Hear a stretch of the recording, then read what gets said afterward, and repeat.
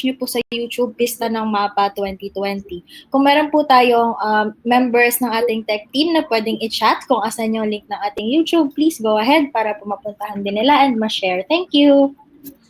Okay, ayan, we still have shoutouts daw from LiDAR 1 and 2. Baka may 3 and 4 pa dyan para kumpleto na yung numbers natin. Shoutout to Hot PH Mapping Team Love. Shoutout to GeoLadies, American Concrete Institute Philippines, Federation of Student Leaders. Yan. So we're on live na. On live ba? In live ba? Or whatever. And yung kaninang mga shoutouts, hindi siya na live. So eto, Gina to. So post lang kayo ng chat dyan and we'll be reading it while before we will start our Pista ng Mapa 2020. UPRI Youth Mappers, hello there! Ayan, hello! Kung meron po kayong gustong ipa-shoutout, ayan, kasi yung mga shoutout natin kanina hindi na live. Kung meron po kayong gustong ipa-shoutout na organizations ninyo, i-comment nyo lang din po sa chat. Ayan, thank you so much. And kung meron kayong gustong i-interact, meron kayong gustong i-plug na organizations nyo, social media nyo, go ahead po, ilagay nyo po sa ating chat. Thank you! Yes. Yes. So, Palaban. Yun. Yun na nga. So, dead air tayo. No to dead air, guys. So, kailangan may content lagi. Kailangan. Sige, magkakamustahan tayo ulit. Sige, yung mga bagong pasok po pala na hindi pa nakakapagpakilala, please send a message sa ating chat po. And ano pa ba? Sige, Miko, ikaw naman ang kakamustahin natin. Ayan. Ay, teka, ito pala. Nag-shoutout muna si Faye sa Ministry of Mapping. O, diba? Yes, ayan. Love. Yan. So, Maraming, just a reminder. Yes, go girl. Go. Sige, go na. Just a reminder, guys, girls, folks, our program will be in the link that you'll be seeing on the screen. And I hope you could visit our social media pages. So, Pista ng Mapa 2020 will run through every Friday of the remaining week of November. And hopefully, you could join us for the whole 3 weeks na we will be having this Pista ng Mapa. So, go. So, register lang kayo dyan. And yes. May mga surprises na tayo mamaya, Jika? Meron tayong surprises. Syempre, meron tayong sponsors, di ba? I-announce na muna natin yung ating sponsors today. We would like to thank our sponsors, of course. We have Facebook, Mapillery, Mapbox, Cart, Grab, of course, na merong may mga pa-raffle mamaya. Foundation for Economic Freedom, Ben-Hur, BNHR, and Mapa More. So, yun. Yan ang ating sponsors right now. Thank you very much, sponsors. And thank you everyone for joining us for Pista ng Mapa 2020. See you next week. Charot lang. Char lang. So if ever meron kayong mga gustong erase, because we are going to implement a code of conduct for our Pista ng Mapa, we would like to ensure our participants and viewers that this is a safe space. So if there are any concerns, you can always email us about any or chat us. We would like to introduce Faye, and she will be the moderator of our COC. So if may reclamations, reklamo kayo. Reclamations on it. Violent reactions. Ayan. Violent reactions and like memas. You could always reach out to us and Faye so that we could give action to that. There. Faye there is in the chat room. That's what she said. Yes. Hello po. Faye here. So you could always send a message to her for our COCs. Anything else, Jika, from your end? Ayan. Meron na rin po tayong mga tao sa YouTube. So, ayan, gusto lang po namin i-remind. Kung meron pong nagtatry na pumasok sa ating room, tapos hindi na po sila ma-admit, you can check our YouTube sa ito pong link na sinend ni Faye. Wala po tayong channel URL sa ating YouTube right now. So, pwede na customized for Pista ng Mapa. So, what you can do is to search. Makikita nyo rin naman po sa ating chat kung ano yung full URL. You can search Pista ng Mapa on YouTube. Lalabas po yung channel doon and makikita nyo po yung ating live stream. So, we are trying to check that now kasi meron din daw po tayong reports na meron na nagsasend sa atin ng messages in there. So, ayun, bubuksan ko po muna. Mangungumusta po muna tayo sa iba. Ayan, 48 na pala tayo dito. Nako, So, yung mga hindi na po makakapasok, again, punta na lang din po kayo sa YouTube. We will try our best to read the comments in there din po. Yes, ayun da. May mapa-shoutout pa tayo. So, habang ano. Shoutout ka muna, Ben. Yes. So, hello from Rose, Caraga State University, and shout out to mental health awareness, mapping the available mental health services na din. Yay! Yes, heart to mental health awareness. Yeah. We also have Geology Students Society from Norsu. Yan. Yay! Ang dami. Yes. Sige. So, yan, we have on YouTube din po. Ang first na nag-comment sa ating YouTube na live chat is si Romnick Coros. Sabi niya, hello everyone. So, Romnick, naririnig ka namin. We would like to say hello and welcome po. Ayan. So, ayan, lalagpas na po tayo ng 50 sa ating lobby, sa ating room. So, again, we would like to redirect everyone who is trying to enter the stream. Check nyo rin po sa YouTube. Pwede po kayong mag-send ng messages doon. Ayan, para mo-moderate din po natin yung comments, yung mga isa-shoutout natin today. Yes, ayan. Hello, Sir Dazzle. Yan, looking forward. Congrats in advance. Yes. So, napaka-interesting ng mga topics natin for today, no, Jika. So, totoo. Sige, gusto mo bang i-run through ang ating mga presenters today? Ikaw na muna, nawawala yung listahan ko. Sige. Hindi ko makita. Sige, go, girl. Go. Sige, ito. Open muna natin. Ayan. Ay, bago po tayo mag-run through ng ating presenters, we would also, again, repeat, dahil nasa live stream na tayo, we would like to thank our sponsors. So again, we have Facebook, Mapillary, Mapbox, Cart, Grab, Foundation for Economic Freedom, Ben-Hur, that is spelled as BNHR, and Mapa more. So thank you so much to our sponsors. Thank you for making Pista ng Mapa 2020 possible. Yan. So for our topics today, so very interesting, no, Jika? We have Jeff McKenna for Phosphor G Ribbon, the passion for sharing and for people. We also have Ben-Hur. So with what we mean when we say open data in the Philippines. So ito very interesting yan. We have using street level imagery and computer vision to map the Philippines from Eduardo Nierhot from Facebook and Mapillary. Meron akong presentation. Yes, ayan. Unmapped PH, mapping the most unmapped. Ang daming map towns on OSM in the Philippines by yours truly. We have Marvin Lopez, Mapping Your Home, a short talk on hometown mapping. Ay, kaklasiko to. Yes. Ay, talaga? And been there, dump that, sorting out the garbage crisis one bite at a time with Miggy Laperal and Leo Bolaran. Diwata 2 Tracker by Sarah Jane Sanchez. Stamina for Space. Divide and Map Now, Jerry Vlasak. Tama ba basa ko? Yes. And Potential for Open Source Land Use Change Simulation in Local Planning by Alyosha Ezra Malyari. Kabugdawan yung name mo, Kuya A. Alyosha. Yes. How Open Mapping Can Make a Big Impact to the Sustainable Development Goals by Lawrence Lloyd Lumagbas. State of Nations Climate Action, Elaine Lopez, Institute for Climate and Sustainable Cities. Resli Church Amador for Common Alerting Protocol in the Philippines. Rice Govis, Assessing and Visualizing Evacuation Suitability. Eunice Chua and Brian Paul V. Sampson.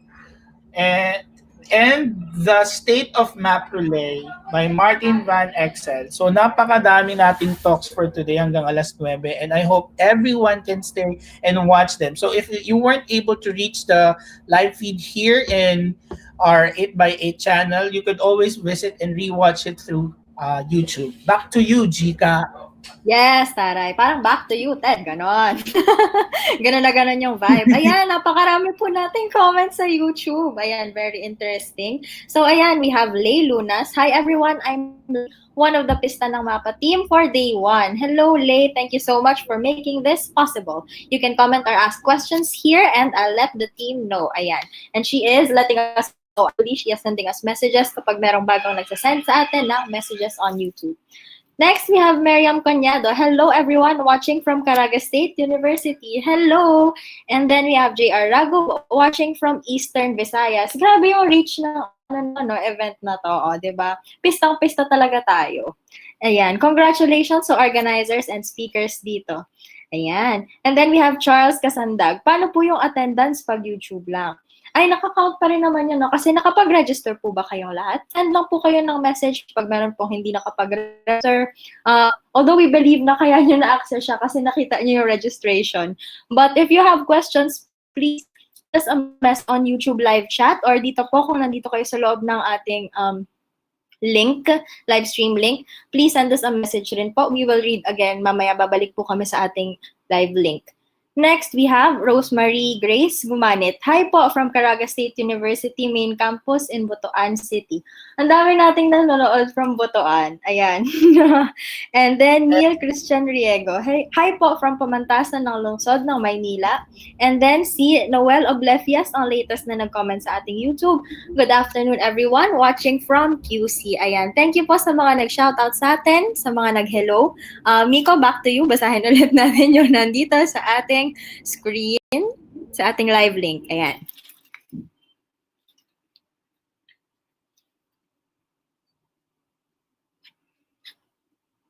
Ay, teka, nawawala yata. Hello? There. Ayan, marami po tayong bagong shoutout. Dazzle Labapis. Hello, Miko and sa organizers. Looking forward to day 1 and congrats in advance. Ay, nabasa na natin to kanina. Charot. Pero shoutout doble kay Dazzle Labapis na very active and supportive sa lahat ng OSM efforts. And then kay Jeff McKenna na isa sa ating presenters today. Love the shoutouts here. I love the shoutouts here. I hear the passion in the voices. Thank you so much for supporting this one for today. We are very happy to have you here and we are excited to know more about what you are going to present later. Ayan, Miss Arnalie Vicario is here. Hello from the US and San Jose del Monte, Bulacan. Ayan. Okay na po ba kayo, Miss Arnalie? Nakabalik na po ba ang inyong kuryente? Sana po safe po kayong lahat. Pati po sa mga bagong pumapasok ng ating live stream. Sana po okay lang po kayong lahat. Next, we have Jacob. Hello from Daet Camarines Norte with our noisy generator. Walang kuryente. Ayan, sinasabi na nga ba. Pero thank you so much for making the time para sa ating lahat. And then, ayan, sino pa? Benji Giao, Stamina for Space. Gandang hapon po. Magandang hapon rin sa'yo. And then we have, again, Miss Arnalie. Yes po. Ayan, nakaligo na po. Ayan. Saktong-sakto for pista. Ayan. Grabe, no? Kahit marami tayong pinagdaanan, ready makipista yung mga tao dito ngayon. Ayan. Thank you so much for supporting this. Napakaraming tao sa ating live link. Ayan. Meron pa po bang bago nagko-comment sa atin sa YouTube? Ayan, marami pang bago. Naku, grabe. Nagko-comment na rin po ang ating pista ng Mapa Mods, ang ating tech team. Tinutulungan po nilang maiparating sa atin ang inyong messages. So, thank you so much and ayan. Magsa-start na po tayo in a few minutes. If meron pa pong gustong magpa-shoutout, please leave your messages lang po. Thank you. Yan. Thank you, Jika. So we'll be opening the floor, I think around 2:05. And I hope you guys could like, subscribe, and follow our YouTube, our Facebook page, and Pista ng Mapa. You could always look it for sa Facebook. Yan. Visit our SOCMED pages. So folks, please stand by for in the few minutes and we'll be starting officially our Pista ng Mapa 2020. You could also visit our website, Pista ng Mapa, as shared on the screen later on. As you could see the schedule there, the COC, and all the important details that you'll be needing for this national conference. Ayan. Dead air, Jika, dead air. Ay, sorry, nakamute din ako. Ayan. Sorry po. Mute? Diba, no? Parang may lag time, parang marilay. Ay, wait lang, nakamute pala ako. Sorry po, ayan. Thank you so much po once again sa mga nandito. Ayan, magbabasa po ulit tayo. Lay Lunas, let's go. Isa sa ating tech volunteers today, work, mommy. Yes, let's go, work. Si Miss Arnaline na nag-reply, both of these wonderful women are from Geo Ladies. So, hi, Lay. Ayan. From our YouTube comments naman po, from Nestor Fabellar. Watching from Los Baños, Laguna. Sam Erlgo, hello po sa lahat from Caraga State University, Butuan City. Hello everyone from Kim Lumanas watching from Leyte. And then Brenda Gahelan Samson watching from Eastern Samar. And then si Miss Lay Lunas na nag-comment ulit na watching from Finland. Miss Lay, paano to i-pronounce? Charot. I-google ko muna. Ayan. Alright, let's start na. So before we push through with this, I guess it's important that we introduce what Pista ng Mapa is first. So Pista ng Mapa celebrates open data or geodata maps and free software, fostering the growth of inclusive communities across the Philippines. So this is a national conference of mapping for open data maps and free software. So it is also a free of charge outreach activity to generate public interest, advocate the use of open data, promote free and open source software for geospatial applications, gather and grow enthusiasts, users in the public and private sector, and local communities in the Philippines, outside of the capital region, Metro Manila. So binasa ko lang siya. Anyway, the main goal of Pista ng Mapa is to really bring to those outside of Metro Manila the open data and open software, and mas ma-share yung love and passion for mapping. Ayan. So this event is organized by volunteer advocates from the local OpenStreetMap, OSGeo, Phos4G, and other mapping communities all throughout the Philippines. Ayun nga. Go, Jika! Ayan. So again, before we start, we would like to thank our sponsors. We have Facebook, Mapillary, Mapbox, Cart, Grab, Foundation for Economic Freedom, Ben-Hur, which is BNHR, and Mapa More. And then we would also like to remind everyone the code of conduct for today. So ayan, I will read it out loud.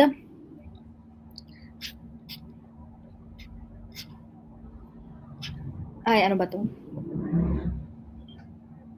Ayan. So, ayan. Should I share my screen ba, Jika? Or ikaw na? Yeah, sige, go. Please share it na. Ayan, sige. So, ika nga ng linya ng mga Zoom meters dito is, can you see my screen? Can you see my screen? Ayan. Kita mo na, Jix? Totoo. Pakigalawang baso. Ayan. Ayan. Ayan, nakikita ka na. So, day 1. Sorry. Ayan. Thank you so much. Ayan, Miko. Ayan. So, mabuhay, everyone. Yes. Narito na tayo. We are beginning Pista ng Mapa 2020, day 1. Ayan. So, sige. Ayan. Ay, sorry. Ayan. Can you see my screen? Charot. Naghahang po tayo ngayon. Naghahang po tayo ngayon. We are sorry for the technical difficulties. Ayan. So, we have some public notices for now. Sige, go, Miko. Ikaw muna. So, our code of conduct, ideas, and information are exchanged most effectively in an atmosphere free of abuse or harassment and characterized by courtesy and respect. To that end, the Pista ng Mapa organizers expect all session participants to conduct themselves in a manner that establishes an atmosphere free from discriminatory practices. So you may read the full text in this link. Yan. And please take note that this session is recorded and live streamed to YouTube. If you enable your camera or screen sharing, take the necessary precautions to safeguard your private and personal information. These are just a few reminders. So by attending this interactive session, you agree to abide by our code of conduct and allow us to reproduce, adapt, publish, display, distribute, and create derivative works of any of your public interactions, audio, chats, screen shares, and etc. By choosing to remain in this session, you agree to abide by these house rules. Otherwise, view the live stream anonymously at this link. All information and content are provided as is without warranties of any kind. All views, thoughts, ideas, and opinions expressed by participants are personal and not necessarily shared, supported, or endorsed by the organizations and initiatives associated with them or mentioned herein. Very the buzz naman to. The views Totoo. So, You may privately report COC breaches or security concerns to Pista ng Mapa plus coc@gmail.com and or Payandal or to other session staff. Yan. So go ahead, Jika, for the program. All right. So, again, I just realized now we are starting na. Pero ang last introduction natin is kanina pa when we started letting in our participants and our audience. So again, we would like to introduce ourselves. My name is Jika. I work with Hot Philippines right now. And Nico. Yes. I'm from MapDex. Yes. Ayan. Nico is the lead advocate of MapDex. So ayan, we will now start our program. Ayan. Yes. Before we start our ultimate program, may we call on Eugene Villar for an opening session. Hello, everyone. So this is Eugene. Thanks, Miko and Jika, for doing a lot of the introduction. And now I'll do a bit more background or overview of what Pista ng Mapa is. So I'll now share my screen.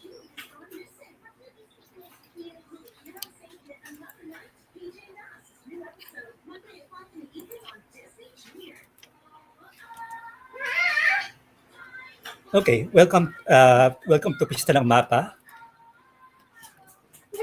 where we're celebrating open geodata, maps, and free software. Okay, sorry, can you see my screen? Okay. Sir Eugene, ang nakikita po sa screen is yung sponsors page. Yan. Okay, Ayan. Okay, so basically, as mentioned by Chika, Pista ng Mapa will not be possible without the help of our sponsors. So here's our sponsors.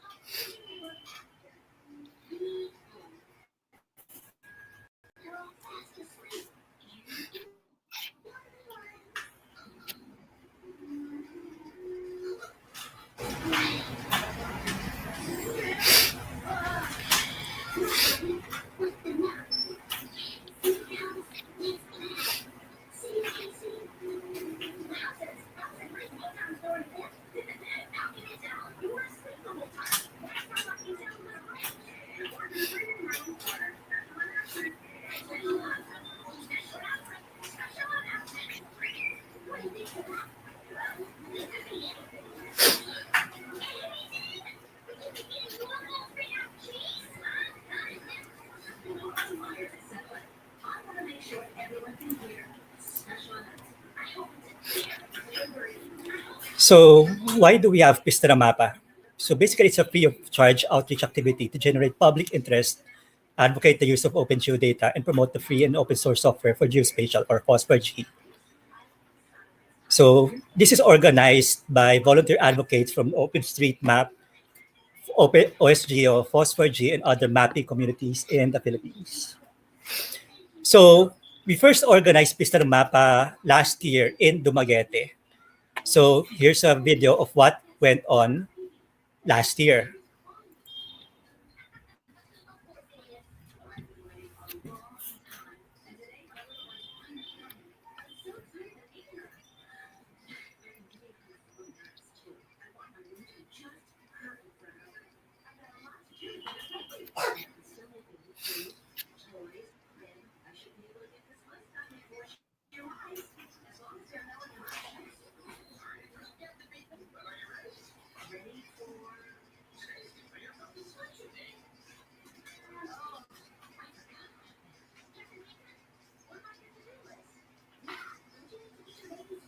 We can see some comments. Adlib lang po ako saglit. You can also view this on our YouTube channel. So just search Pista ng Mapa on YouTube. You can see the highlights from last year's Pista ng Mapa in Dumaguete. Okay, sorry about that. So just like last year, we wanted to hold Pista ng Mapa again in person this year, and we selected Cebu as our host city. Unfortunately, as you know, the coronavirus pandemic happened, and we were forced to cancel the in-person conference that was supposed to happen at the end of the month of May. So we decided to hold it this month, November, during Geography Month, and especially during Geography Awareness Week and OSM Awareness Week. So welcome. So as a program overview, we have 3 days packed with full of sessions to a total of 42 talks and workshops. And for the first day, we have sponsored talks from Mapillary, Mapbox, and Mapbox. Um, as you know, Typhoon Vamco or Ulysses passed through the Philippines a couple of days ago. And it's very, very timely because we have a lot of climate and weather related talks for today. For example, we have State of the Nation's Climate Action from ICSC. And then we have a talk from Pag-asa about the Common Alerting Protocol. And Riesgovis presentation from DLSU about mapping evacuation centers in Marikina, which was badly affected by flooding due to Typhoon Ulysses. So before we proceed, I'd like to give a shout out to all of the members of the organizing team for this year's Pista ng Mapa. You know who you are, so thank you for all of your effort uh,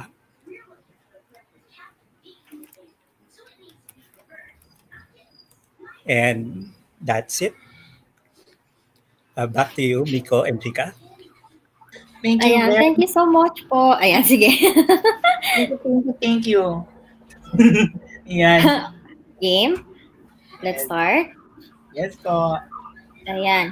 So today, once again, is a very special day. It is the first day of Pista ng Mapa 2020. And we would like to thank everyone who is here, who made time para makinig sa ating talks and sessions today. So without further ado, let us introduce our first speaker for today.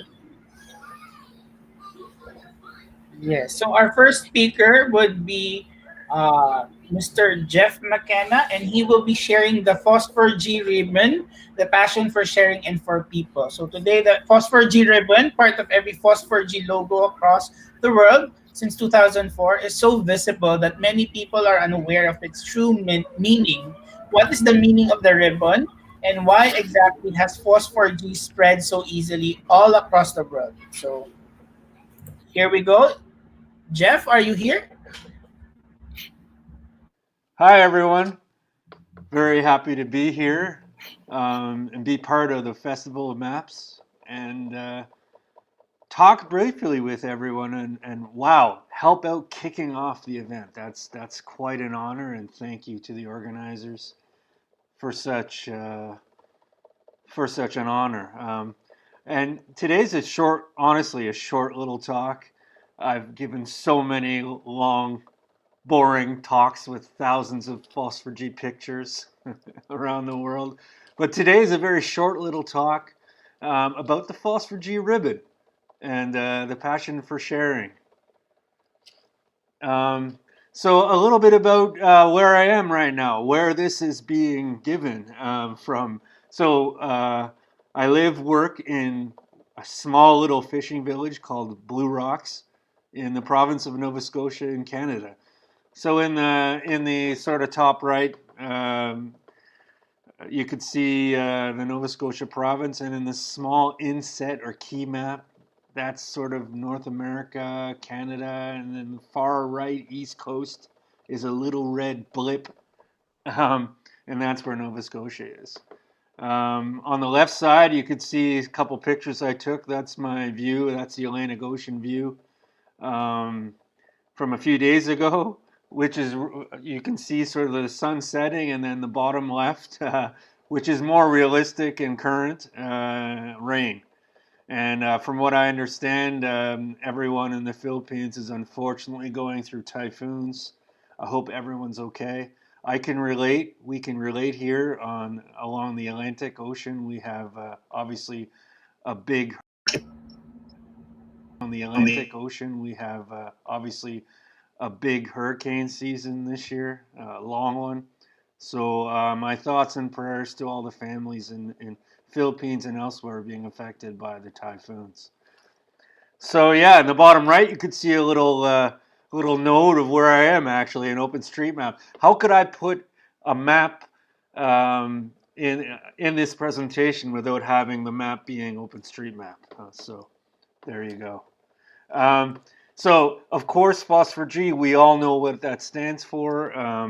I often call this event Festival of Maps Phosphor G Philippines. I don't know what I'm sure there's many names for it, but I often refer to it as Phosphor G Philippines. So yeah, so here we are, free and open source software for geospatial. I don't need to even look at my slides for that. But yeah, that's the term that we sort of use to share the passion for software sharing, data sharing, etc. For now. Wow, a long time. It feels like 20 years. um, so in the early days of Phosphor G, I helped create and push the use of what is essentially a ribbon in every Phosphor G logo. And there's just one example. So that was an event a few years ago, Phosphor G Brazil. And they incorporated the Phosphor G ribbon into their logo. And you can see there, it's a symbol of the flow of ideas, innovation, and sharing within the community. That's how I've always said it in my head, and if anyone ever asks me, that's what the symbol is. That's what the ribbon means. So it's a flow and sharing throughout the community. And Phosphor G community, whatever community.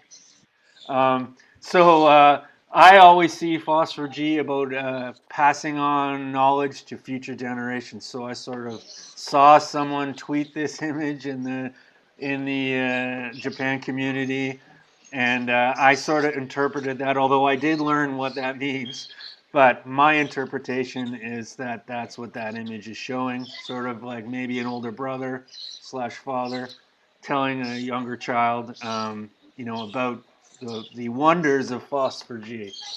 So that's a big part of Phosphor G, and that's relates to the ribbon, the flow of ideas and sharing.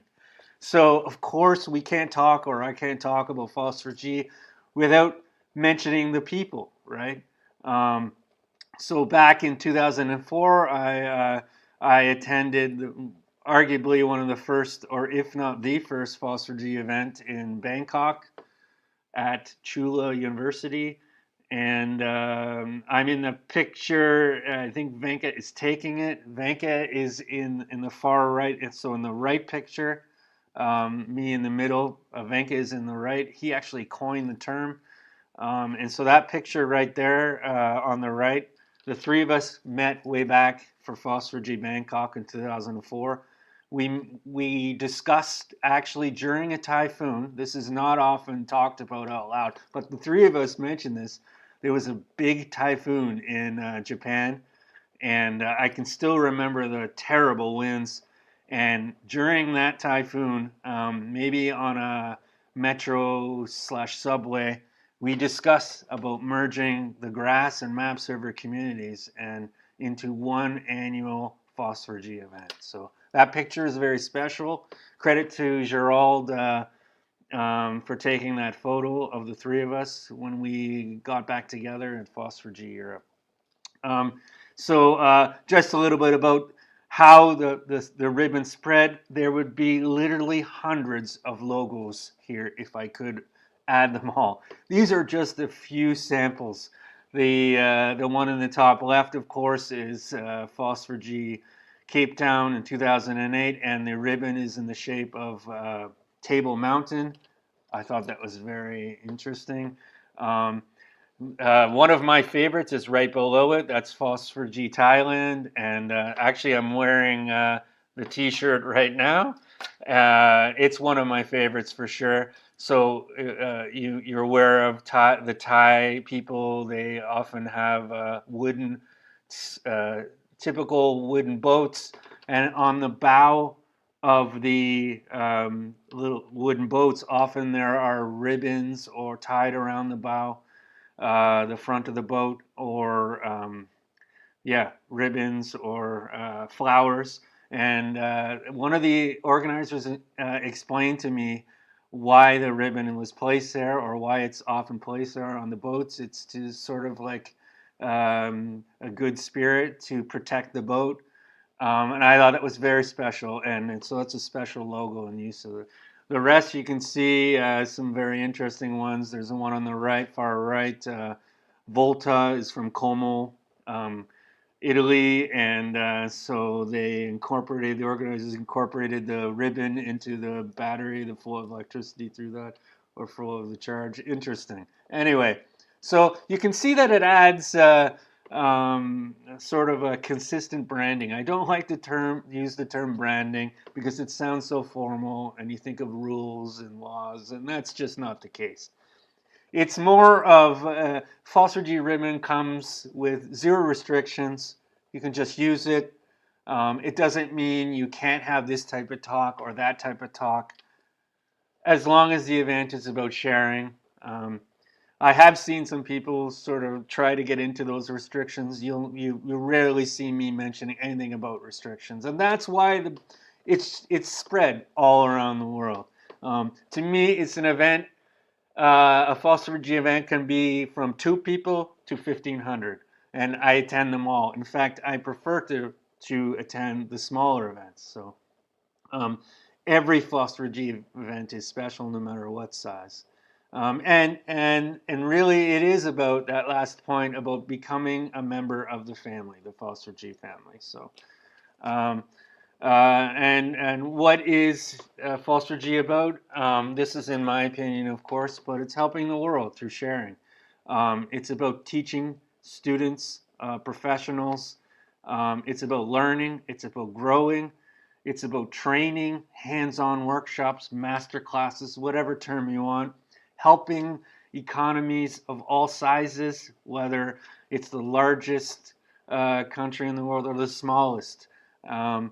So that's really what Foster G is about. And the last thing, repeat. It means hold a workshop 1 year, hold it the next year, and always have the event so people can learn from it and grow. Of course, we've been in recently in some challenging times in the world with pandemics, elections. And that did affect the Foster G community for a little bit. But as you can see recently, in the past few months, you can see things picking up. And we as a Foster G community and family realize that, hey, we don't necessarily need to be at the bar together to enjoy each other and to learn from each other and still get experiences about sharing software, data, and standards. So Foster G is strong, and the passion is there. And credit to Venka's at the time 5-year-old oldest daughter, Mayuri. That's the image on that slide, and she drew that when she was 5. So that's it. Thank you, everyone. I really appreciate to the Festival of Maps. I'll try to pronounce the event Pista and Mapa, but thank you all so much. Credit to the organizers for 3 wonderful Fridays in a row of sharing about mapping, OpenStreetMap, Foster G, Osteo. Thank you very much, everyone. Hopefully, I give you some strength and passion for your own community, for your own workplace, for your own home. And if you take some of this passion and you share it with others. Thank you very much, and see you soon.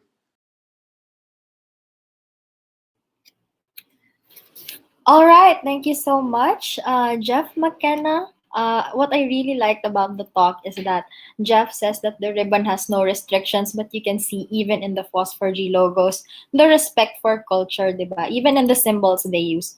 And we are now going to open the question and answer. I believe Jeff is here. So please, if you have questions about the talk, please send us in the chat. We will also read through some of the questions that we have collected.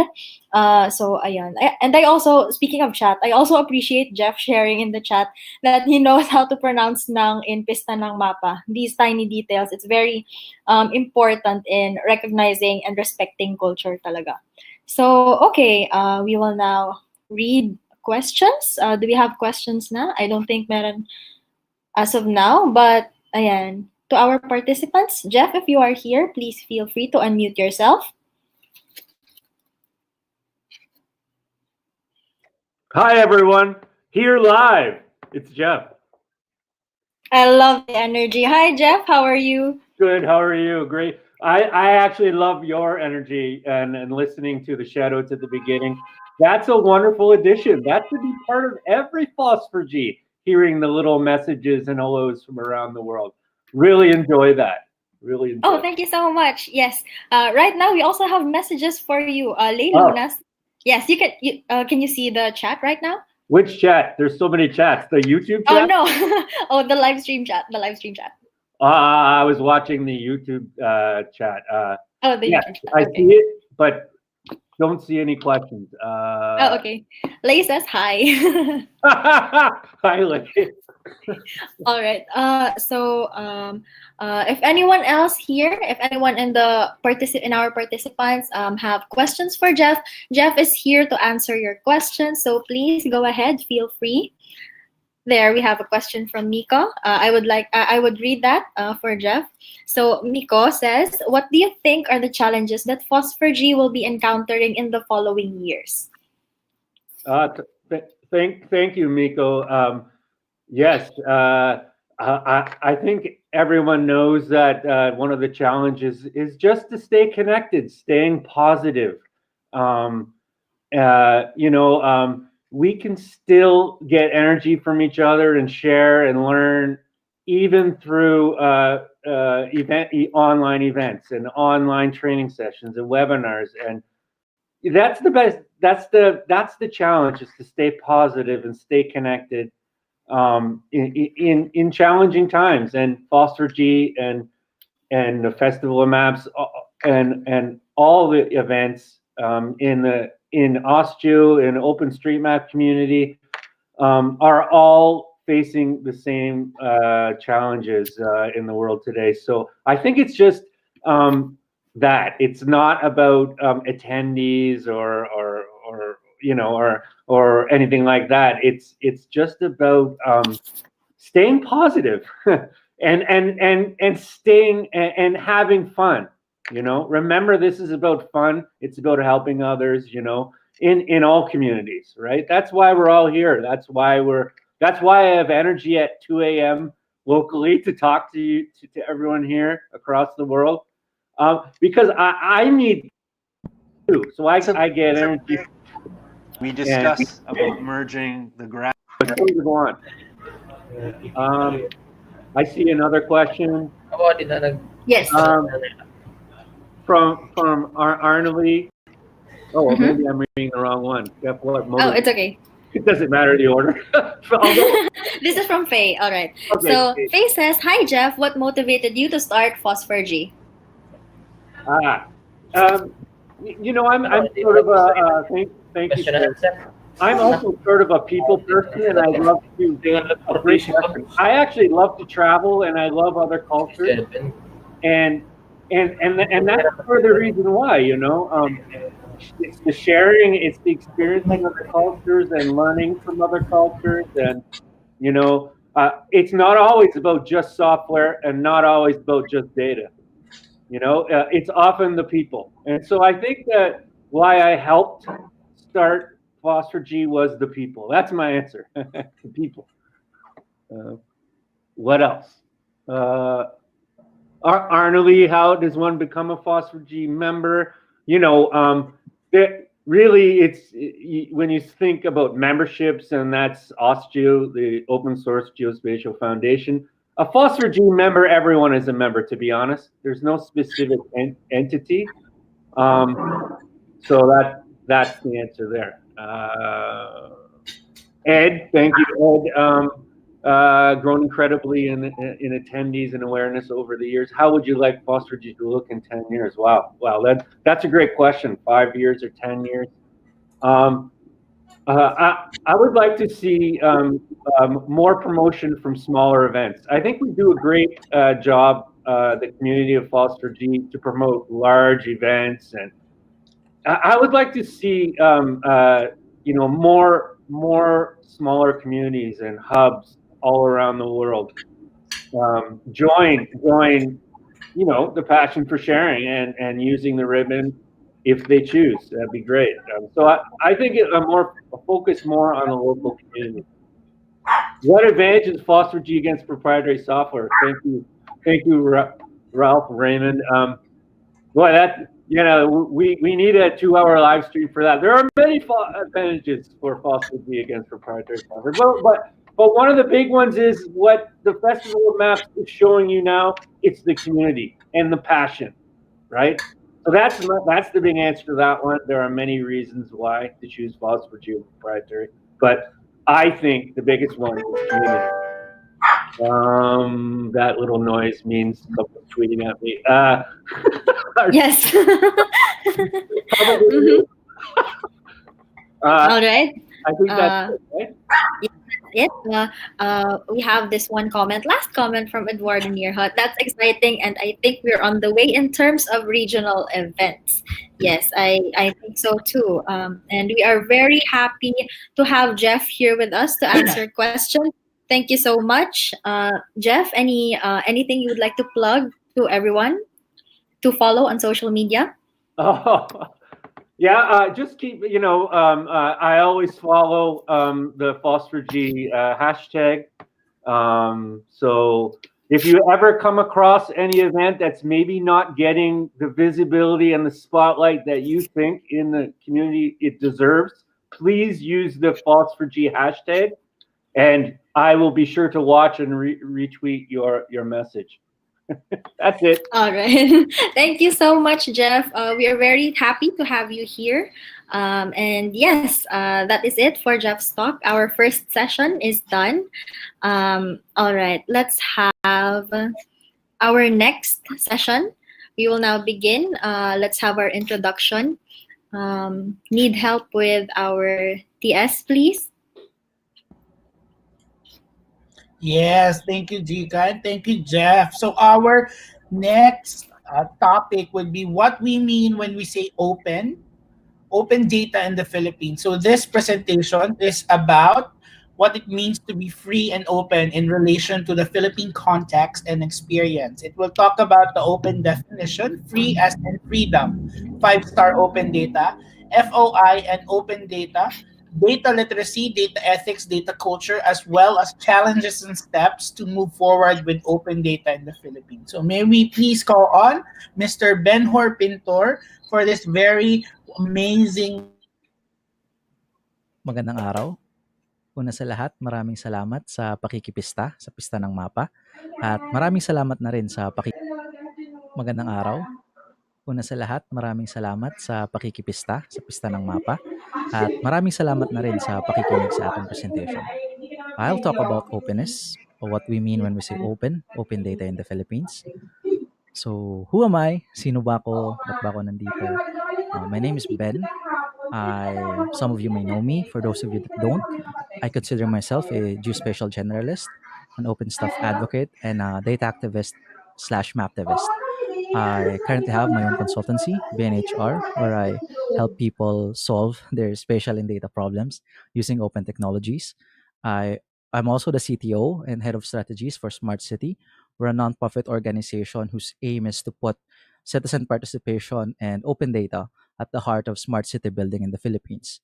I also serve as a consultant for organizations such as the Open Knowledge Foundation and Phoebe.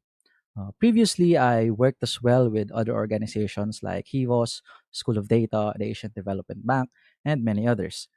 if you want to learn more about myself, you can check out my website, bnhr.xyz. You can find me on social media at Facebook, bnhr.xyz, at Twitter, bnhr.xyz. So if you're interested with that, go ahead and check me out online. But what I think is more important than who am I, is why we're here. So we're here to talk about data, because if probably you haven't noticed, or if you haven't heard, data is everywhere. There's data in the food we eat. There's data in the in the food we order from Grab, one of our sponsors for Pista ng Mapa. There's data in the things we bought during the 11/11 sale in Lazada and Shopee. So there's a lot of data out there.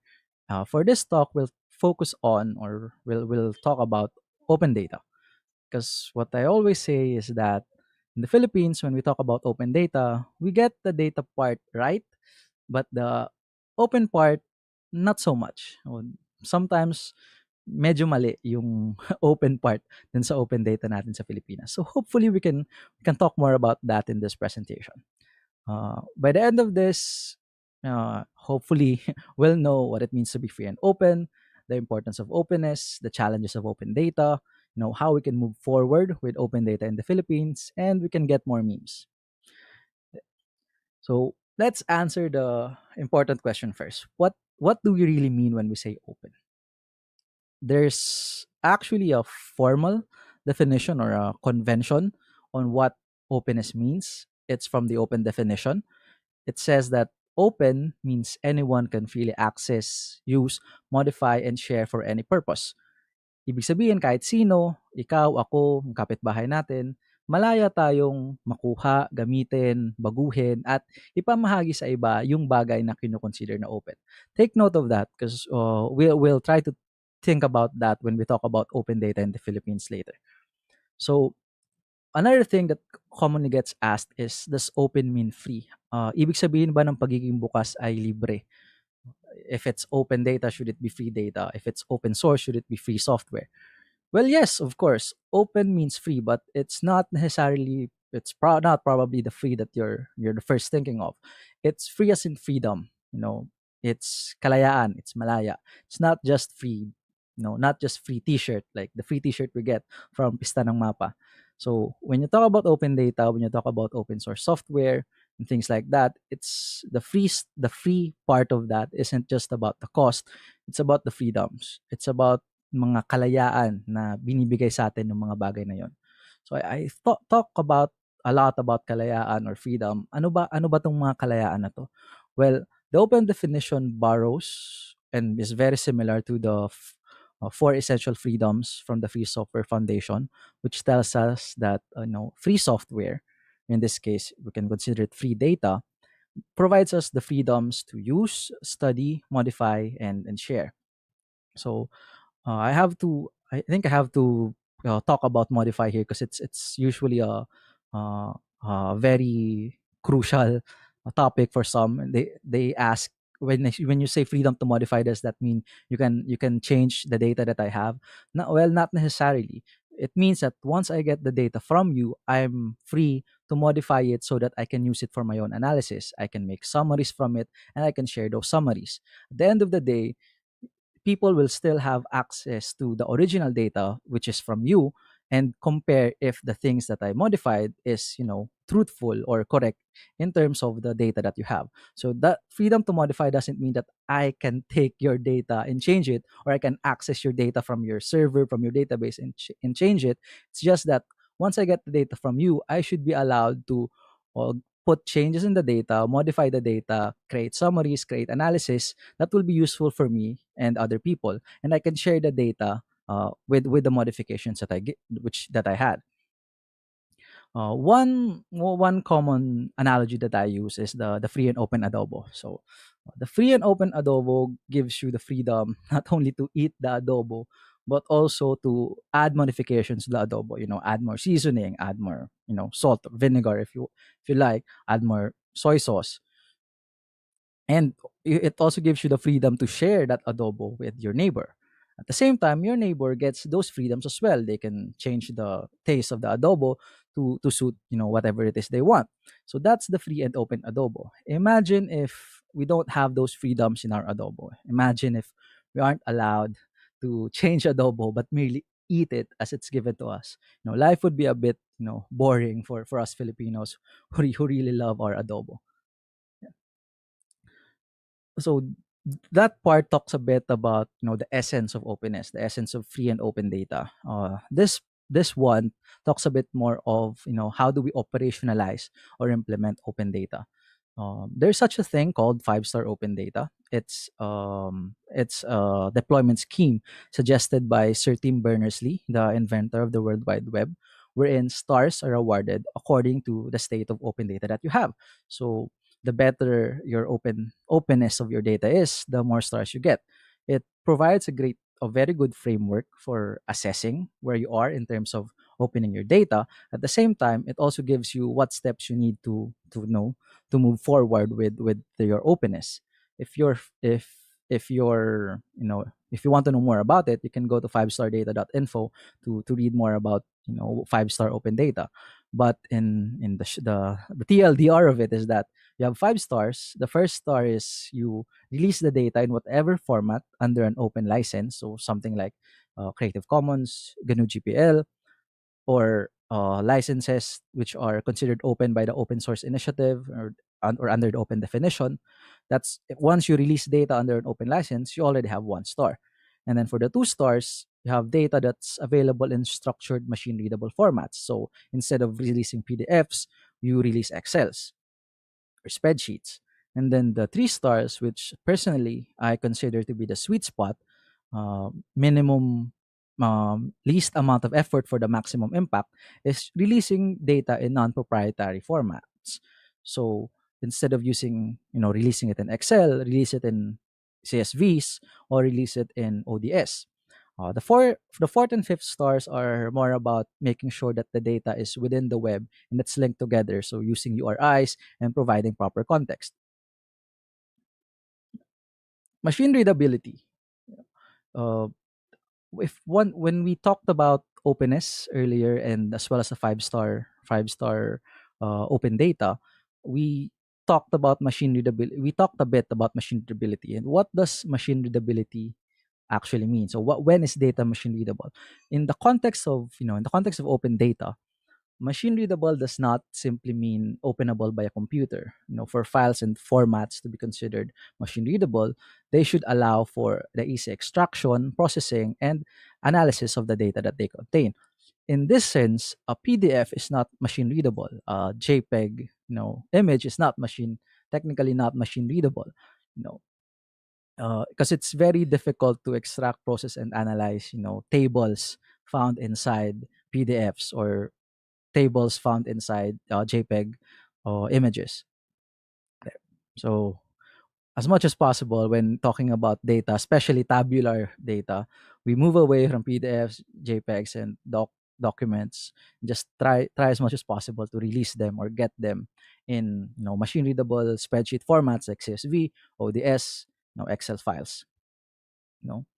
Or I think we've all been there. We've been Bernie, and someone gives us data as a PDF, but what we really need are data in CSV or spreadsheet format. It's very hard. There are ways to extract, like using tabula or other stuff like that, but it adds another layer. Instead of just directly directly analyzing the data, you have to extract it first. So machine readability is very important. It's an important aspect of openness. What other things are why is openness important? I think that's one thing we should answer as well. There's a few things. This isn't an exhaustive list, but some of the things that makes openness important is transparency and accountability. If you don't have data, how would you know if something actually happened, or how will we be able to hold people accountable to their decisions, to how they spent public money, for example, COVID funds, PhilHealth funds, things like that. Without the you already skipped that step.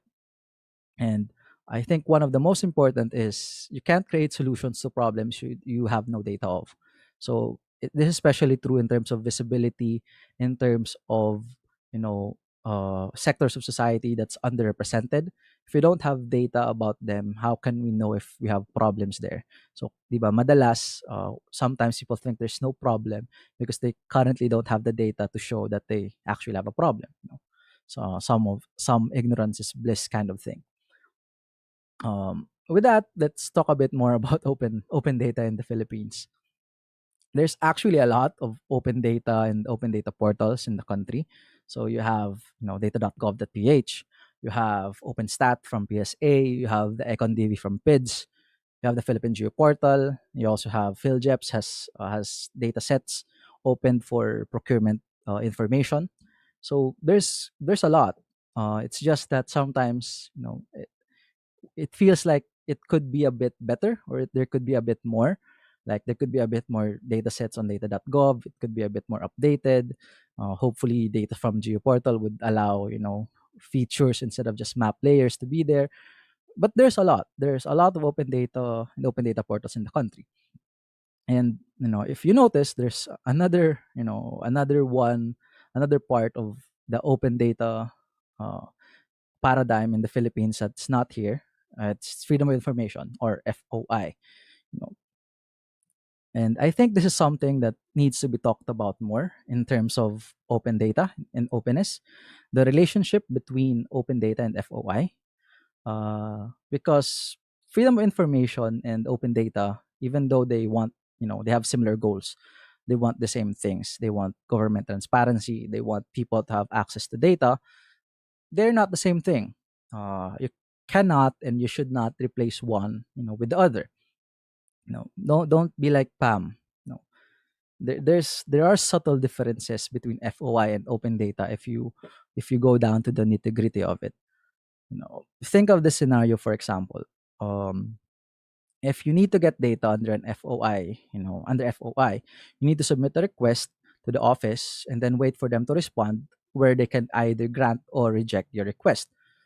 This is not the case under an open data policy. Under an open data policy, so long as the data, does not fall under protected data, it's not personally identifiable under the Data Privacy Act, it's not constitutionally, prohibited or protected information, then you should be able to get the data without needing to request it, which is very important, especially in times of of times of pandemic, in times of disasters, wherein you need timely data and you can't afford to wait for your request to be approved. Imagine there's a disaster going on, you want to know who would be at risk, who should be prioritized first, but you can't get that data because you need to course it through an FOI request. Or for example, a pandemic wherein walang masyadong tao sa mga FOI offices, then mahirap i-course through FOI yung ating mga request. So this is where an open data policy supports an FOI, an FOI policy. FOI is reactive and demand driven, as you might have noticed. Data is only released when someone requests for it, and that when that request is subsequently granted. But this is not the case for open data. Open data is proactive and supply driven. So long as it becomes available and that it's not protected, you can release it. And data users need not request, or be granted request to access the data. You have to think about it as well in the open definition that we talked about earlier, and as well as the definitions of freedom in data. Nowhere there do you hear the word request. Now, open data is not request is not synonymous to open data. Yeah. Challenges moving forward with open data in the Philippines. Yeah. Again, first one is when you require people to submit data requests for their data, usually that's not a good thing for openness. It's not really open. Uh, you know, you'll be like sad Pablo here. You're waiting for your data request to get approved. And as I've mentioned, one of the scenarios where this really won't work is in times of disaster, in times where you need timely critical data. isipin mo, you need the data right now, but you can only get it 2 weeks from now. Then tapos na yung disaster, and no, hindi mo na kailangan yung data by the time you get it. No, you'll be like, you'll be like this skeleton here when your data request finally gets approved. So that's one thing we have to transcend, or we have to talk more about in terms of open data in the Philippines. We like requests a lot. Another one is, a lot of us release data in non-machine readable formats, so PDFs instead of CSVs. It's not open data. Scanned PDF, you shouldn't consider it open data. We can do better. We can release it in better, machine readable formats. So don't be like that. If you're a data provider, try as much as possible to release your data under, an open license, and at the same time in machine readable formats, open machine readable formats. Yeah. And then the wombo combo, people who talk about practicing open data, but first of all, it's not online, it's not readily accessible. You have to request before you get the data first, and then when you do get the data, it's on PDFs. So don't be like that. We have to meet these challenges for us to start talking about open data in the Philippines. And one of the things to do this is by going open by default. Right now, mostly from experience, what we do is we restrict the data first, and then we find exceptions if we can open it. That's why we like to give requests. But what's better is we go open by default. We start with the assumption that government data or data funded by public funds should be open, and then just find exceptions to this assumption, and restrict those that need to be restricted, protected by the Constitution and statutes and ethical consideration of data. It shouldn't be the other way around. And one thing that I think is important as well is we should understand that open data is a spectrum. When we talk about open data, we don't mean everything should be open, because open data respects the rights and privacy of its data actors. In relation to this, that's why we have this concept of data ethics, wherein we evaluate the data practices that have potential, adverse effects to people and society from data collection, sharing, and use. When we talk about data ethics, it's not just about personal data. The choices that we do for making public data accessible only online, when some people don't have access to it, is a data ethics problem. We should be able to make data accessible to everyone so that we don't increase existing inequalities. Data ethics also isn't just about compliance with the law, because there are quite a few data activities that are technically lawful but not ethical. Cambridge Analytica, the emotional contagion research by Facebook.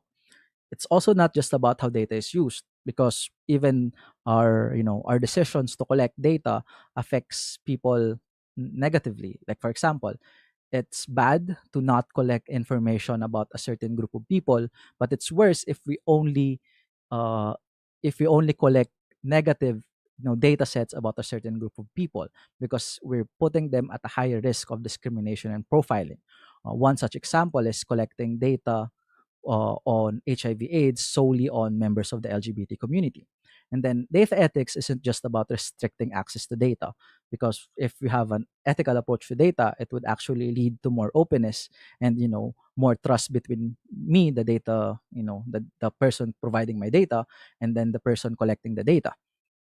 Yeah. And then we talk about data literacy, not just data science. Data literacy involves understanding what data means, how to read graphs, how to draw correct conclusions, and how to recognize when data is being used in a misleading or inappropriate way. It doesn't just include skills, but it also includes attitudes and social structures for everyone to use data. Data literacy is not just data skills. A lot of people who are part of the data, the data community, you won't need any analytical interaction with the data. And we should always think about data as being inclusive. No single person, department, or organization should have a monopoly on data or how it is used. So by focusing on data literacy, we're providing people not only with skills, but also the confidence to work and a safe environment to hone their skills and share their work about data. And then we should go beyond data release. No, releasing open data is not enough. The end goal of any open data project isn't just to simply release data, because if you do that, you're creating data dumps. Open data portals that people don't use. Your open data and co-development comes in as well. So co-creation isn't just about putting different people in a room, gathering or consolidating their ideas, or finding the middle ground. It's more about confronting inherent power relations, making sure that people are heard, and making sure that those who have more are willing to give up more than those with the most to lose in a certain scenario. All of that goes through building what we call an open data culture, wherein data becomes integral and central to our day-to-day operations and not just an afterthought, wherein everyone can participate in a data conversation and use data for their civic duties. There are no shortcuts here. Building data, a culture of openness and data is a long and arduous process. There will be a lot of stumbling blocks along the way, but both the journey and the destination are sure worth it. And with that, I leave you with this small, quote, that the field of data is far too important to be left to data scientists. That's why we don't need more data scientists. I have friends who are data scientists, but we need more data literate people to actually utilize, open data and all whole bunch of data that we have here. And with that, thank you very much. Maraming salamat sa pakikinig, and see you in the next Pista next year. Thank you. Ayan, thank you so much to Ben-Hur for that wonderful talk. And we can see marami pong nagtanong sa ating chat. And I see na medyo tumatak po sa atin yung adobo na analogy for open data. So medyo nakakagutom nga rin naman po yung nilagay ni Sir Ben-Hur na picture at yung kanyang memes. So let us, before we proceed with our Q&A, we would just like to remind everyone na hindi na po kami nagpapapasok. We are trying to minimize yung number of people entering the Jitsi room. So please, again, we would like to redirect everyone to the Pista ng Mapa YouTube. You can find the link in our chat po, or you can search Pista ng Mapa on YouTube. Tapos you can post your questions there. We have our volunteers today who are gathering questions, and babasahin po namin yung questions ninyo. So again, kapag hindi po makapasok dito, we are recommending you please visit the YouTube page, and meron pong live chat doon. Please send your questions there.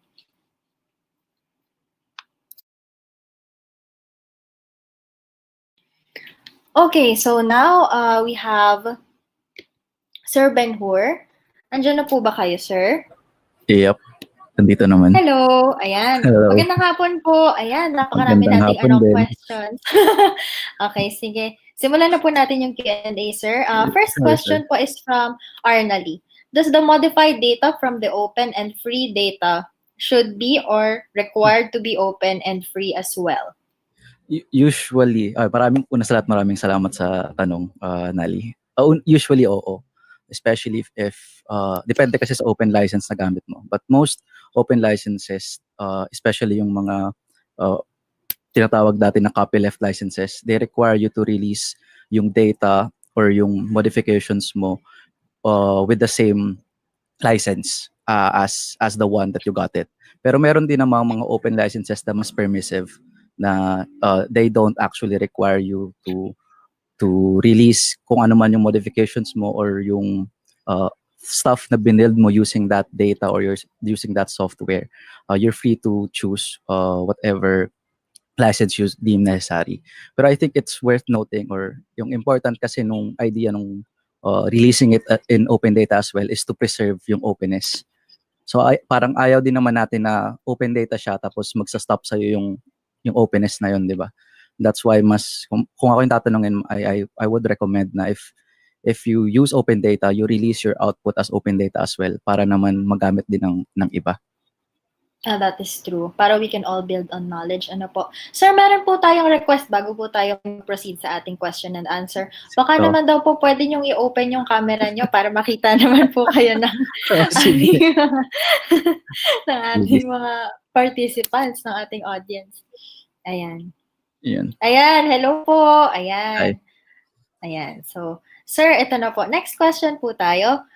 From Paul. You might need to tell the difference about the open data restrictions. Although I believe na sama naman po dun sa sa 5-star na Yeah, rating sa slides niyo, sir, kanina.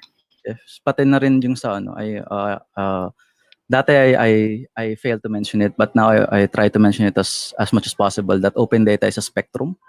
When we, of course, we want everything to be open, but we also appreciate and respect the fact that not everything should be open. Especially ngayon na maraming ethical considerations, not just legal but ethical considerations on data, especially when it comes to, for example, IP communities and other things like that. So yun siguro, open data isn't, it's not a monoblock na dapat lahat open. Hindi naman ganun yung gusto natin. We respect people's privacy, we respect people's rights. It's really a spectrum. There are things that should be open and there's things na alam natin that should be protected as well. Yes, true. Questions or follow-up from me naman po. Dun sa mga private. Paano naman po yung mga nag-share? Kasi po ngayon, i-connect ko lang po dun sa Bagyo. Paano po yung mga nag-share ngayon? Ano pong opinion ninyo dun sa mga nag-share ng email address ng mga, tsaka ng actual physical address and contact numbers for Rescue PH, sir? Yun. Medyo mahirap kasi to eh. On one part, kailangan natin yun para matulungan sila. On the other, that's personally identifiable information na at the hands of the wrong people, or kung may masasamang elemento dyan, maaring gamitin na alam naman natin, pwede tayo ma-scam, pwede tayo ma-fish, mga ganung bagay. So, but I'm not putting the burden on the people eh. Kasi they need to do that to ensure their survival eh. Hopefully mas maayos natin to in the future para hindi na kailangan maging we don't have to resort to something like that, to putting out our personal information online for everyone to see, just to make sure na maligtas tayo o kaya mabigyan tayo ng tulong. Totoo naman. Sir, nakikita niyo po ba yung mga messages natin ngayon? Nakita niyo po ba yung message ni Nali, di ba? Ben and Ben, yes. Ayan, siya ba yung isang Ben? Okay, sige. Proceed po ako sa question, sir. From George sa Manila, yung request namin sa isang agency noong August hindi pa rin daw po approved. Government agency to government agency request pa ito. Sir, ano po yung palagay niyo sa mga gantong nangyayari? I mean, I was expecting a bit na isa yun sa mga pinaka tatatak or tatama sa talk na yun, because I've also experienced that. I think we've all experienced that, na magre-request tayo tapos at tagal ng ng responses. Siguro there's also people who ask na bakit daw ganun? Is it kumbaga ginagawa ba talaga nila to knowingly, or are they just not aware? I don't think they're aware. I'm not an expert on this. Hindi naman ako member ng government or anything.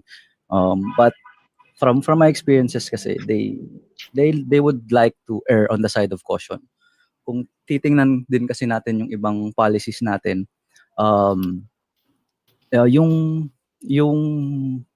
penalties sa, for example, cybercrime, sa ng Data Privacy Act, Data Privacy Law, ay mataas versus yung sa hindi ka nagbigay ng data. Parang wala naman atang penalty for that. I mean, it's less than kung magkamali ka as a data provider, magkamali ka, nagbigay ka ng data tapos nagamit siya for masama or nakasuhan ka, you would err on the side of caution. So I don't think naman hopefully they're not doing this dahil gusto nilang pahirapan tayo. Pero I think we also need to understand then the situation that they're in, na the policies in place right now, which is why Ako personally, I think, aside from an FOI law, we need an open data policy na that really talks about this, yung what is open data in the Philippines.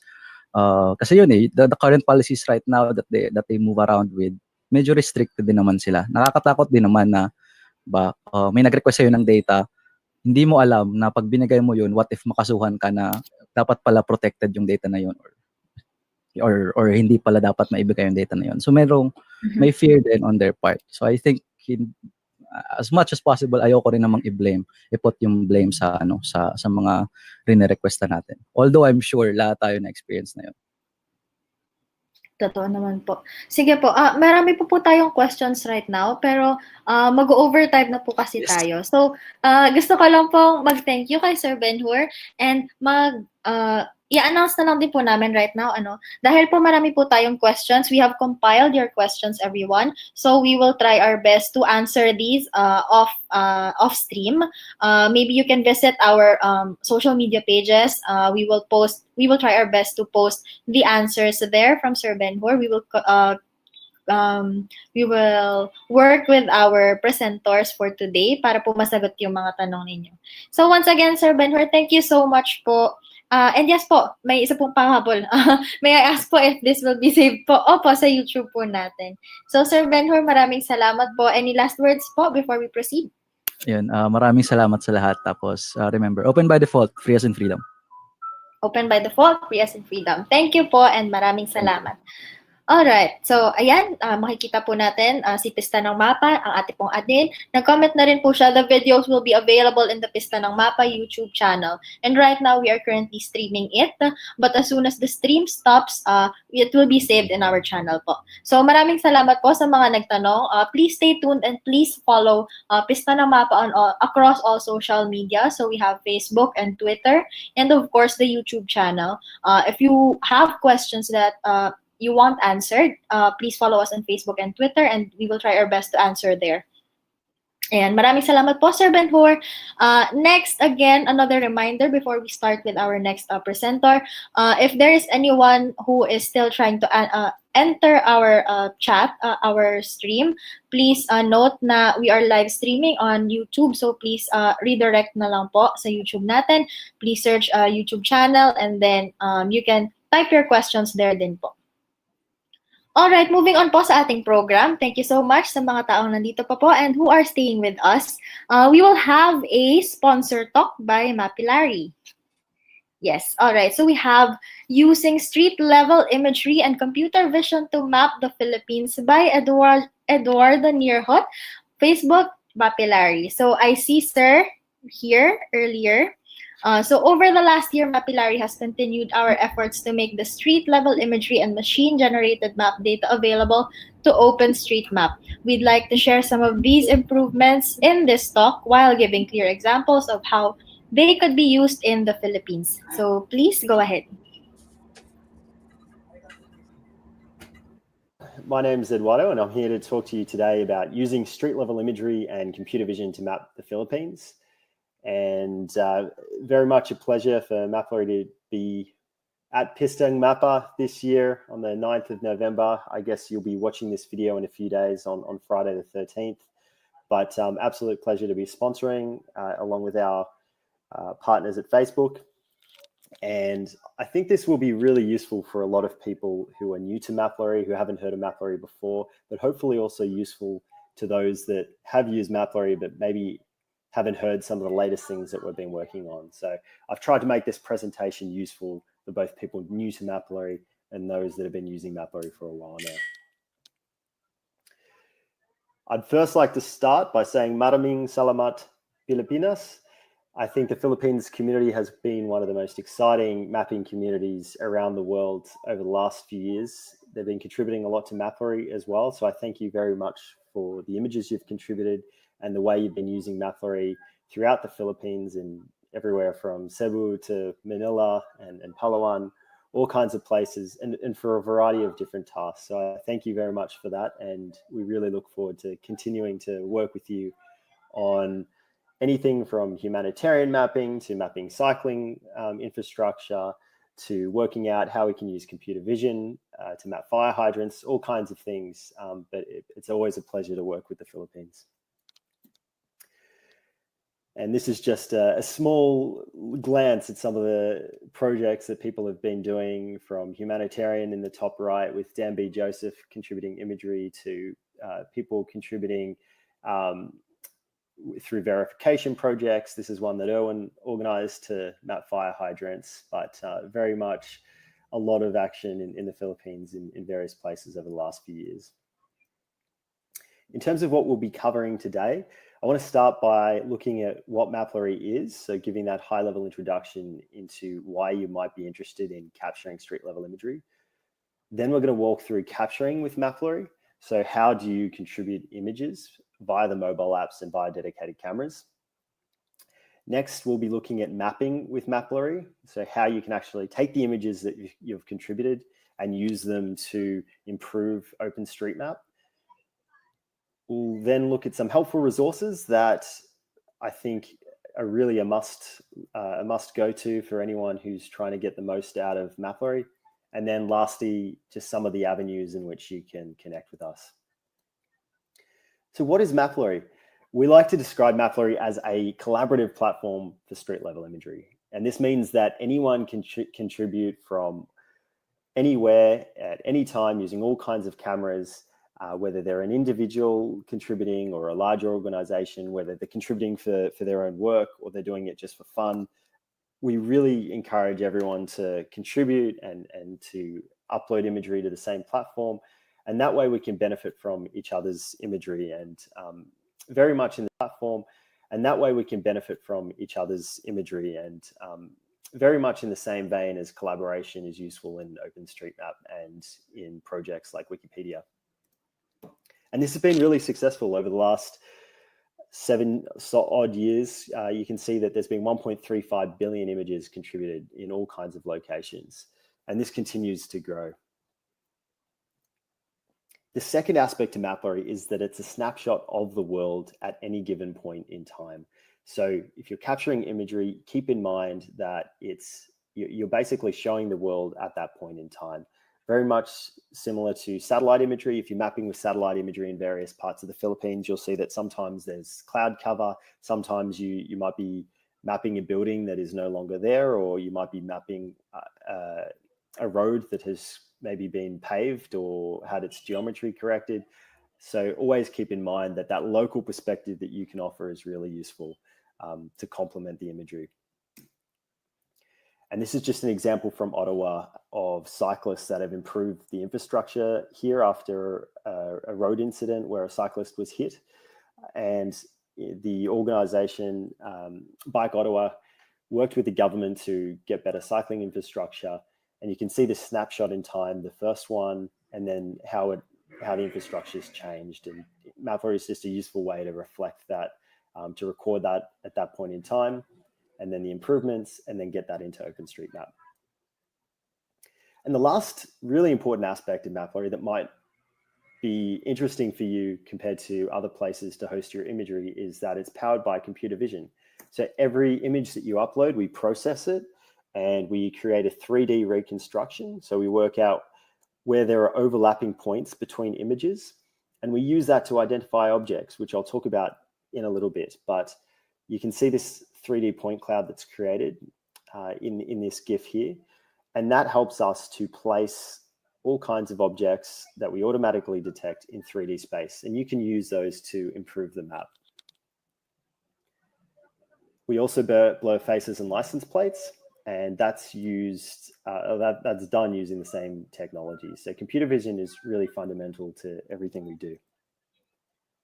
So how can you contribute to MapRoulette? Well, we really encourage using any camera.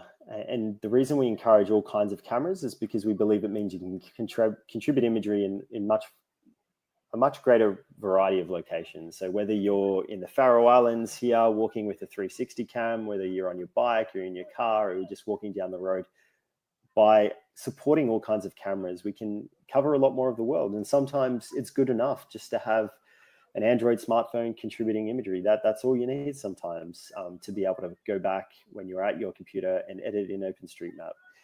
So that's very much what we're encouraging and what we're all about supporting.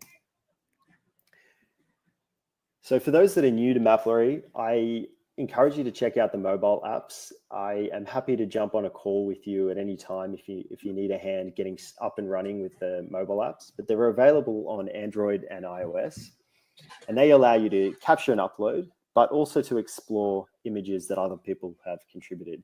So you can download the apps on your phone, and some of the advantages of the mobile apps are that they're always available. So I'm sure, like myself, most of you would always have your mobile phone on you. So by carrying around the MapRoulette app on your phone, if you see something that's interesting that you want to map, whether it's a new cycling lane or a new fire hydrant, a new road that's being constructed, maybe there's a new shopping district with a bunch of new stores that you think need to be added to the map, you can use the MapRoulette mobile app to record that so you don't forget when you get back to your computer. You can also upload directly from your phone. That's a big advantage. It makes it a lot easier to upload. And some high quality phones, or some of the top tier flagship phones, have amazing image quality. Like the cameras have improved dramatically since MapRoulette started, and they're always improving. I'm always blown away by the kind of photos you can now take on your phone. And so if you have one of those higher end devices, that's just another reason why you might be incentivized to use your phone to capture with the MapRoulette mobile app.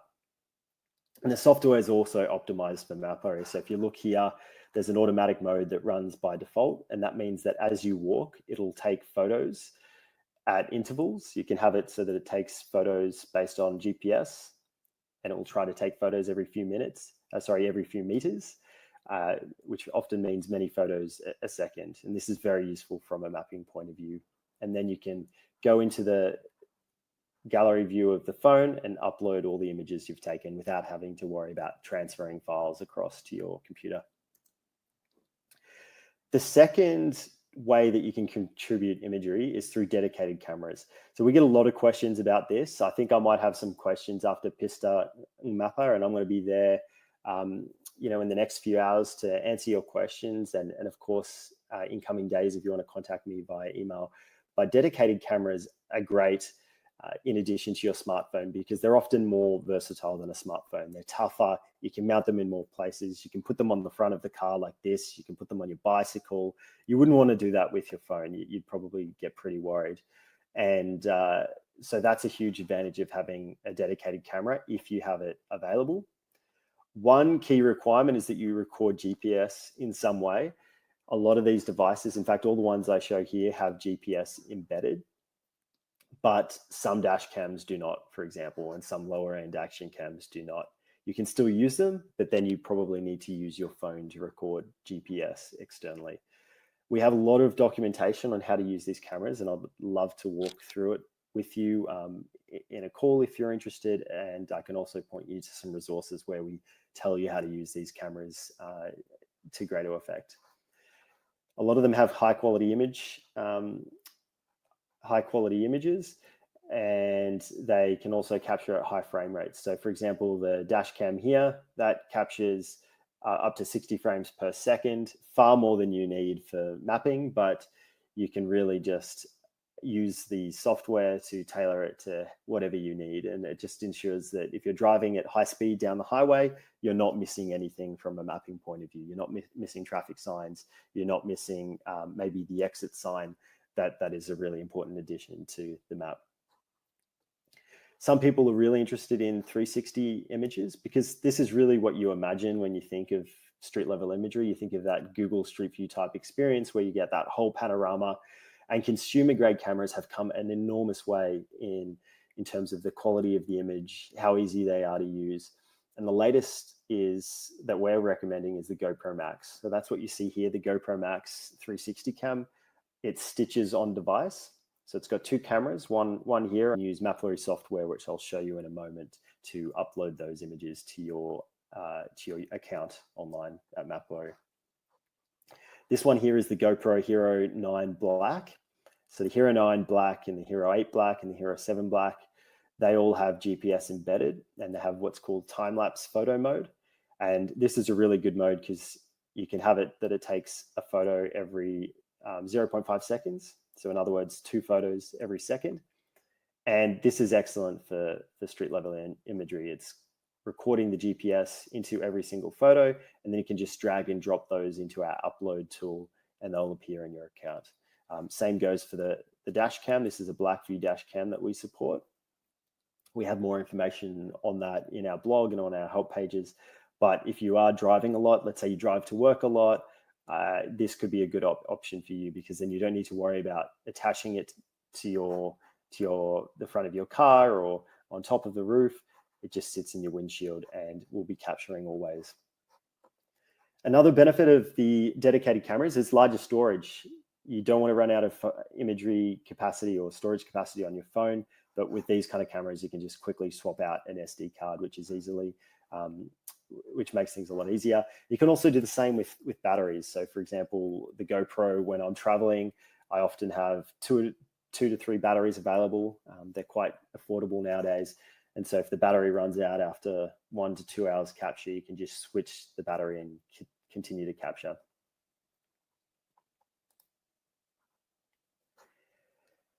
Now, very important is capturing good quality imagery. We see all kinds of imagery on MapRoulette, but for people who are new to MapRoulette, we encourage to consider what makes a great image from a mapping point of view.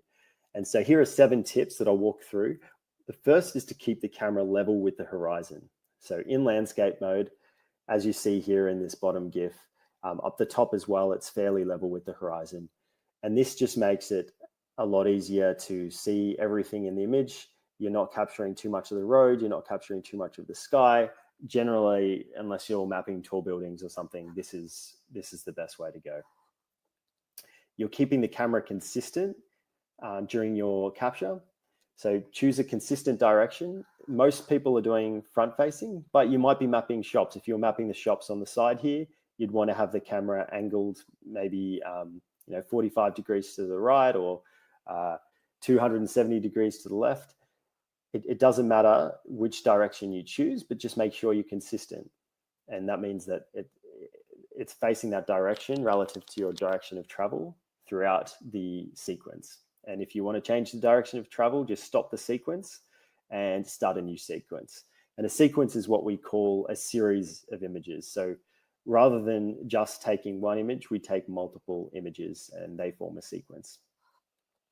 So keeping it consistent, tip number 2. 3, removing obstructions where possible. This is taken from a vehicle. You can see there's nothing blocking the image. There's no windshield glare. There's no mount obscuring the image. There's no dashboard obscuring the image. So the whole image is utilized and the computer vision algorithms can pick up more objects in the scene. This is really helpful. Sometimes it's very hard to avoid obstructions, but try your best when you're setting up your camera to remove anything blocking the image.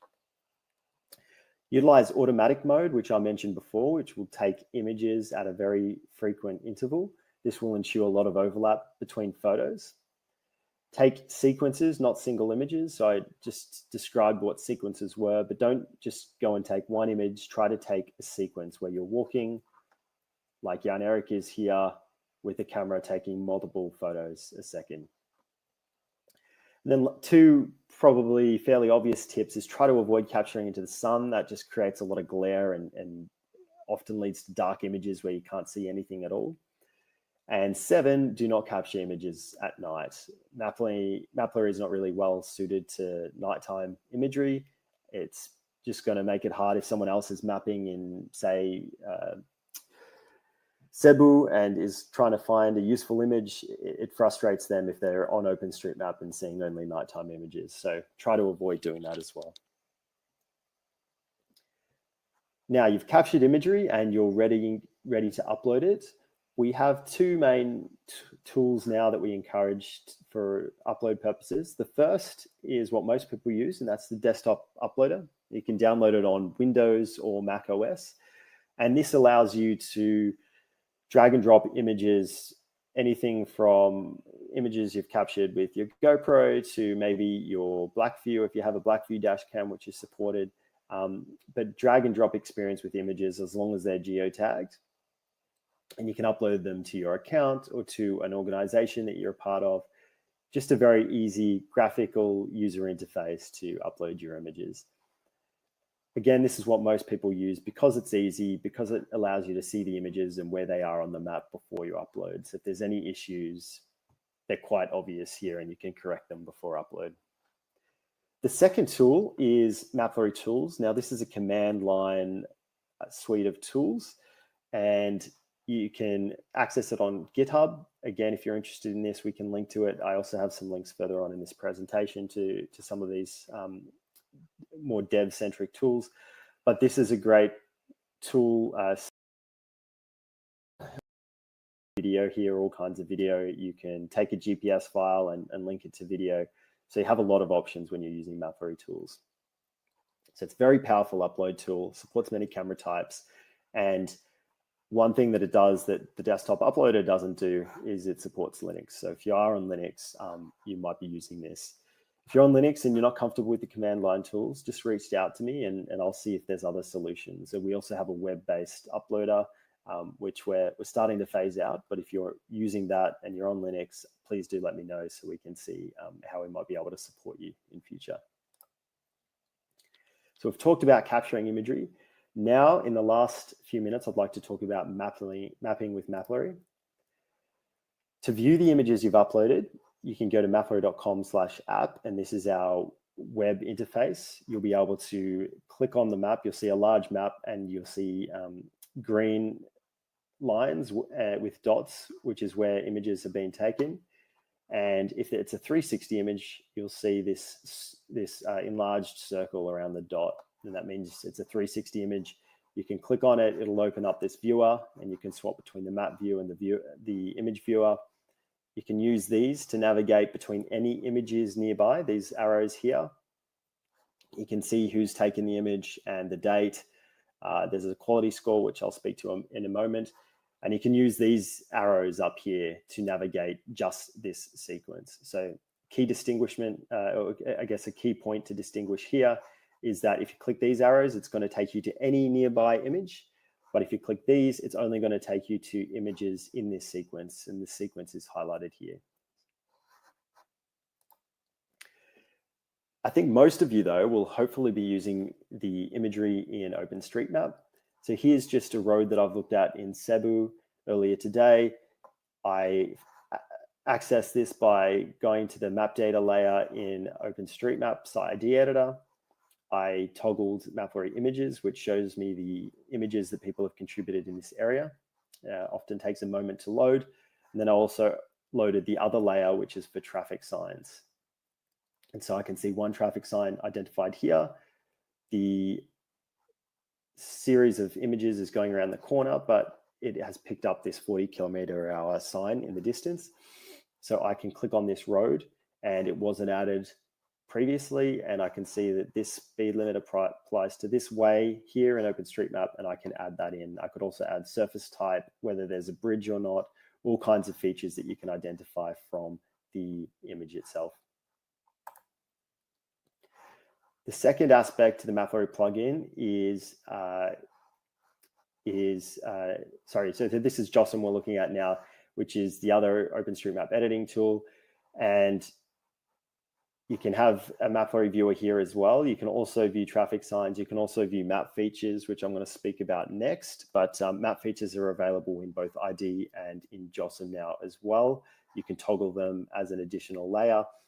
And they allow you to see things like crosswalks, fire hydrants, bicycle racks, other types of features that you might want to add to the map. So if you want to access JOSM's MapRoulette plugin, you can click up here. That'll take you to the preferences and the settings, and then you can search plugins, MapRoulette, download this. It'll restart JOSM for you, and then you'll be able to download imagery whenever you're looking at a particular area in JOSM. The computer vision aspect I talked about earlier is very important from the mapping point of view. So I mentioned that every image you upload is scanned by MapRoulette. We process it and we identify different things that might be interesting from a mapping point of view. The first is object detections. So this is where we've identified 65 different types of objects. It allows you to find images in which those objects were detected. So you can see here what that looks like in practice. You can see when a sign has been detected, a motorbike, a sidewalk, and it pulls up the image where those features have been detected. This is different to map features, which is where we can extract 42 types of objects, but actually give you a location in 3D space of where they're located. And so if you're looking at MapRoulette directly on the web app, or you're looking at MapRoulette through ID Editor or JOSM, you will see points like streetlights, utility poles, fire hydrants, and you actually see where we think they're located on the map based on that 3D reconstruction. So that's something that could be very useful for you. I know Erwin Alario was using it to map fire hydrants. So this is a useful feature to get some of those additional types of points that you might want to add to the map. Two new things that might be of interest to people are scene classes. So now we're trying to start to understand areas, not just points, but areas. Things like where is a gas station, where is a toll station, parking lots. So you can play around with that in MapRoulette web app. It's not available in the editing tools yet, but you can view them here and then click. We have a link that will open up ID Editor in that area. So opportunity to add gas stations and parking lots, those kind of things. And then we also have a quality score. So now if you are noticing that there's a lot of bad imagery in a location, you can just go up here to filters, filter by image quality score, and you can choose between numbers 1 to 5. 1 will be all imagery, or you can have just the best imagery at 5. And that will hopefully mean that you're getting rid of some of the blurrier imagery, some of the nighttime imagery, some of the imagery where there's rain on the windshield, and just really make your mapping process a bit easier. And eventually we'll look to put this into some of our external tools like the API and some of the map editing tools. So the last aspect of computer vision I'd like to mention is just verification projects. You might see some of the map features that I mentioned earlier could vary in quality, particularly if it's something like a fire hydrant, which looks different in different countries. And this is where you can create what's known as a verification project, where you can, similar to those captures that you've seen, confirm for the computer whether or not that detection is correct. So here on the left was one that came up. We think this is a fire hydrant. It clearly isn't. So you can play a game where you reject that detection. And if it's a correct one, you can confirm it. Unfortunately, I think fire hydrants in the Philippines seems to be performing quite badly. So we need a lot of community input to improve this. And what happens is you play this game, we will improve our algorithms once we have a chance to reprocess all the images in this area and make sure that we're better at identifying fire hydrants. It also allows you to remove false detections. So if there are fire hydrants appearing and you've removed it by playing this game, we can then give you the corrected downloads so that you can play around with these fire hydrant locations in a GeoJSON or shapefile. So as we wrap it up, I'd just like to point you to some useful information. We have our help pages, which is all kinds of different topics related to MapRoulette. Great place to start. You can search for a topic. There's also some popular topics just below here if you go to help.maproulette.com. We have our blog where we update on all the new features we're working on. We have a forum as well. We will make this presentation available with all these links. The forum is a great place to learn from the community. The community has come up with so many good ways to utilize cameras, recommendations about how to mount to different kinds of situations, how to get the most out of the Python scripts, all kinds of topics, interesting places that they've been. So really recommend the forum and Facebook group as well, which is a great place to share what you're working on and maybe ask people for questions. We also have MapRoulette.com/developer. If you are a developer or you're looking at using MapRoulette in an external site, you can access our API. You can download map features through the API. You can download information like the scoreboard of who's contributed in a certain location. We also have an image viewer, which is called the JS viewer. So if you've captured imagery and you want to show it on a website that you're developing, you can use our viewer to do that. You can use our map tiles to show where imagery has been contributed and show that on your own web map. And then we also have an iOS and Android SDK if you want to, maybe you're making another application with a very specific purpose, but you want to capture imagery and upload it to MapRoulette. That's where these SDKs are useful. And I'm very happy to talk about all of this with you on a one-on-one call. I'm very interested to hear, what are you mapping? Where are you mapping? Why are you mapping? And how can we help you? We've worked a lot with the Philippines, and I'd love to continue working with the Philippines. So please do connect with us and let us know what it is that you're looking forward to in 2021 and how we can support your mapping efforts. So MapRoulette, at MapRoulette is usually where you'll find us on Twitter, on LinkedIn, Facebook, GitHub, and YouTube. Also email support@maproullette.com for if you've got questions that are more about something that's not working, or you just have a general question. If you have a project that you're doing and you'd like support for that project, you're welcome to connect with me directly. I'm on Twitter and LinkedIn, as well as GitHub, and you can find my personal email here as well. So I hope to visit you all soon. It's a shame I can't be at Pista and Mapa in person. The last time I was in the Philippines, we were trying this LG 360 cam. 360 cams have come a long way since then, but it's always a pleasure to work. To still post them in the chat. And again, we would like to remind everyone that if you have questions that were left unanswered, please check out Pista ng Mapa social media on Twitter and Facebook. We will post the answers there. And again, we would like to thank Sir Ed for posting his replies to all the questions in the chat. Thank you for being proactive, sir. My pleasure. Thanks for the great questions. Sir, is there anything else you would like to add, or is there a question that you would like to quickly address before we proceed with the program?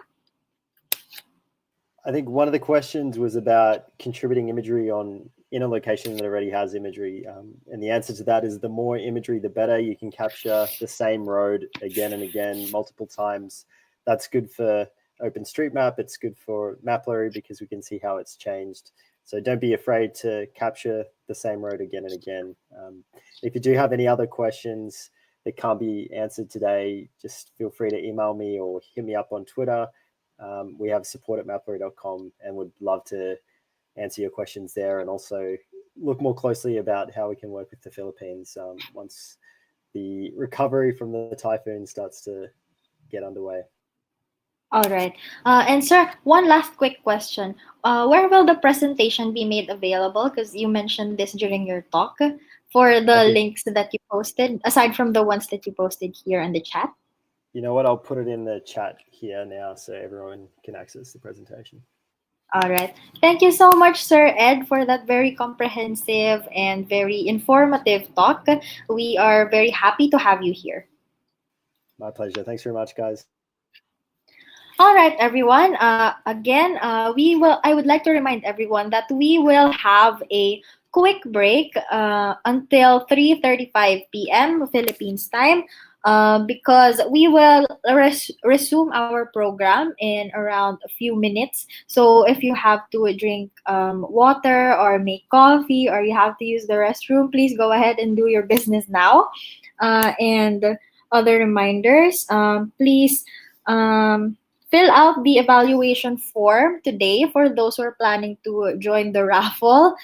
Please fill out the evaluation form by 10 p.m. today. Our tech team, please post the links in the chat. Yes, sorry. Question from Dominic Fragas. Can we leave the room during the quick break? TS, will we be allowing Miss Faye?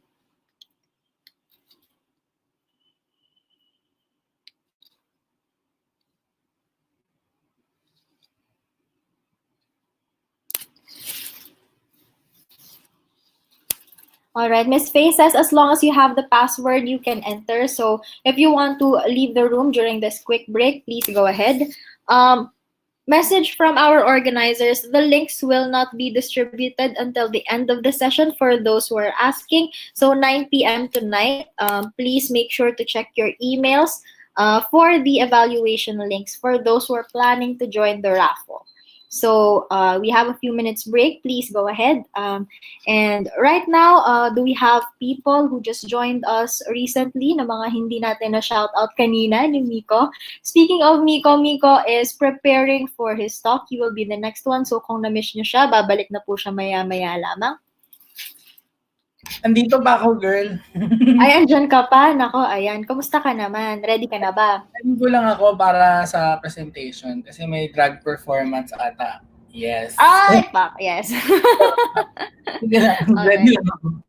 Okay, sige, sige. So, ayan. Miko will be presenting at 3:45 p.m. So, we still have a few minutes. So, right now, okay, sige, let us try and shout out muna our sponsors while we are on break. So I'm guessing some of you are not in your seats right now. But again, we would like to thank our sponsors for today. We have Facebook, Mapillary, Cart, we have Mapbox, Grab, Foundation for Economic Freedom, Benhur, and Mapa more. So thank you once again to our sponsors for making this session possible. So again, this is our first day. If you have for Pista ng Mapa, if you have friends who are interested, please send this link, send the event page on Facebook to them, and help us in getting more people to join in the next 2 days of our Pista ng Mapa sessions.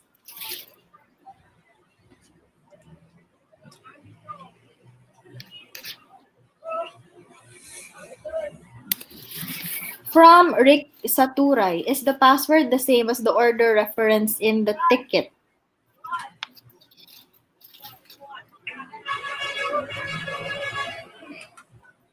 Sorry, we would like to remind everyone to please keep your microphones on mute right now.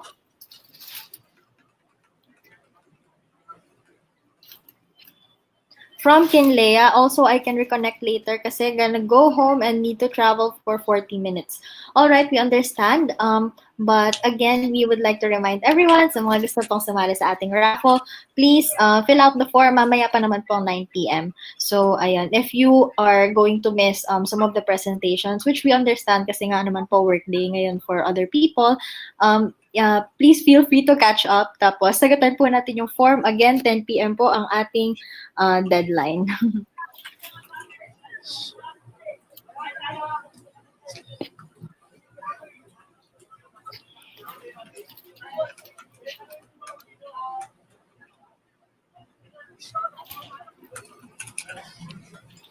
Clarification in the chat box. People who are planning to leave and planning to enter again, you can leave but the organizers will be the ones to approve. Yung may mga passcode lang po ay yung ating organizers and presenters.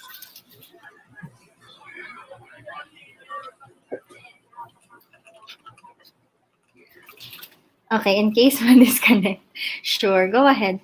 Again, yung mga gusto pong pumasok na hindi na po nakakapasok right now, guys, please go to our YouTube channel and watch the stream there. We have very generous tech people, tech volunteers who are assigned right now monitoring the chat and making sure that your questions get listed down and answered. So please watch the stream on YouTube. Ayan. Thank you for sharing the link. All right, it is now 3:45 p.m. So let us proceed with the program. Ready ka na ba, Miko? Nandyan ka pa ba? Sige. Ready. So, ito na. Sige, i-introhan na kita. Alright. Our next speaker for today is Miko, and he will be talking about Unmapped PH, mapping the most unmapped towns on OSM in the Philippines. So, Miko is the lead advocate of MapTex and as part of MapTex advocacy to represent the marginalized and underrepresented communities, the group will be mapping out buildings and roads in all 24 towns in the country through the support of several LGBTQIA+ associations, PLHIV groups, student organizations, and other emerging mapping communities. So, everyone, yes, please welcome MapTex.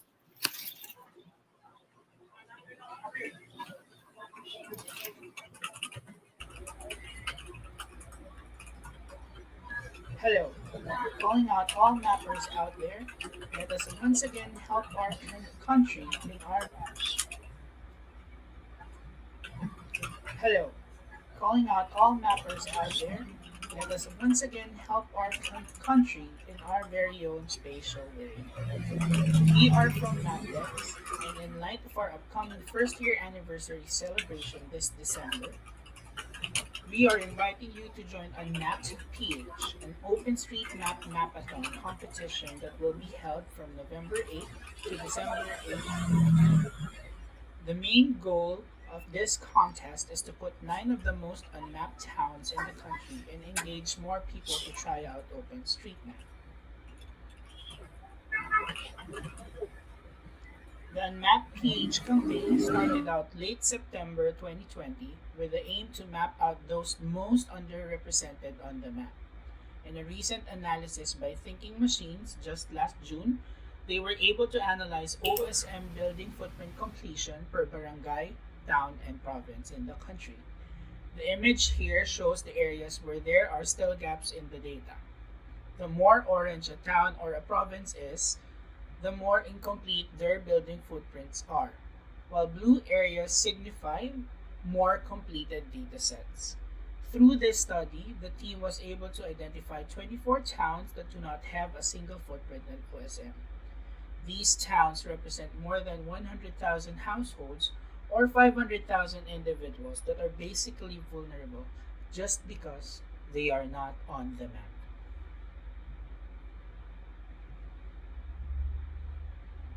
Through the support of the humanitarian OpenStreetMap team, Community Impact Microgrants, and the Jesse Robredo Foundation Be Like Jesse Microgrant, we were able to jumpstart the project to target 6 of the 24 towns. We initially targeted 2 municipalities in Romblon and 4 in Maguindanao, since we were able to get contact with these LGUs. A part of the project wanted to put the LGBT representation in the forefront of the international mapping community. 3 trainings were conducted with various LGBT organizations, individuals, and allies just last October. We were able to tap more than 20 LGBT and ally organizations from Luzon, Visayas, and Mindanao. And aside from that, we were also supported by other corporate mapping teams like Accenture and TELUS. We also linked the Unmapped PH project to our Bikes for Bex campaign, where we were able to raise enough money to donate 4 bicycles for HIV and AIDS Support House. The bicycles will then be provided to 4 LGBT frontliners to help them amidst the transport restrictions during the pandemic. These efforts will support the PLHIV and LGBT community for community-based HIV screening and consultation, antiretroviral medicine delivery, and psychosocial support for those who are in need. We were able to collect 15,000 pesos worth of in-kind donations, and through the Bikes for Bex campaign hashtag, MapBex donated 10,000 pesos more for all buildings created through the Unmapped PH tasks.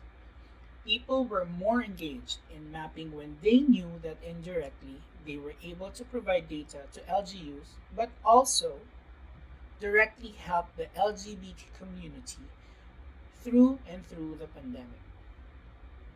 Currently, we are down to our last 4,000 pesos to purchase the last bicycle for Hash. As good as the project is going, we will be expanding this campaign to other sectors of the community. From the previously targeted 6, we have completely validated 2 towns for building footprints, Ferrol and Paglat, and later for roads. 4 more have been completely mapped, while 5 others are within completion within this year. With outstanding support, help, and momentum from our partner organizations, we decided to open more tasks and recently launched 9 towns for the competition. Aside from the data provision to the LGU, we will also provide printed and digital hazard maps for their communities that they may use for reference. With the unwavering pandemic still in our midst, we believe that we can do our part to help these communities, especially in the vicinity of our homes. through mapping building footprints, we are actually helping disaster response organizations identify the location of households whenever a crisis happens. Additionally, the map data can also be used for developmental planning. Just remember to add these hashtags in change sets you've created in our Unmapped PH tasks. Hopefully, when all of this dies down, we hope we can visit our Unmapped PH towns and conduct additional trainings such as GPS tagging and engaging the LGU to get to know more about OpenStreetMap. The competition has already started last November 8th, and 47 mappers will battle it out to claim the bragging rights and win a cash prize of 2,500 pesos weekly. As of the first day, we were already able to observe activity from 15 registered participants, which contributed to more than 5,000 buildings and completed 200 tasks. Do not worry if you were not able to register. You may still be part of the initiative and help through mapping. Just visit our website, mapdex.org, and view our blog posts to see the active Unmapped PH tasks. You may also join our mapathons and get load support just by mapping or even win our amazing raffle prizes. Just like our Facebook page, Twitter page, and Instagram page, and get updated with the latest events. In behalf of MapBex, maraming salamat po. All right, thank you so much, Miko, for that very short and concise talk. Meron po tayong questions ngayon. Miko, nandyan ka ba?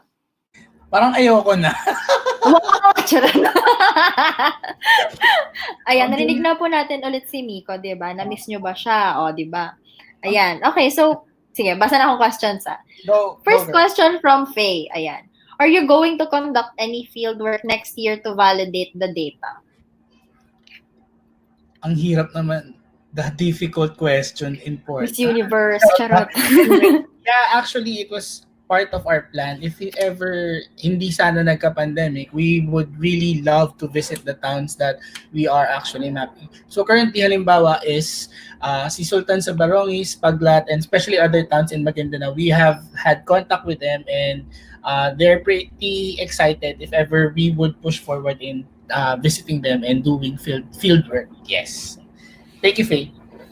Ayan. We have our next question from Nali. So, not sure if you mentioned medyo mahina raw yung audio, but what's the current status of the Unmapped PH initiative?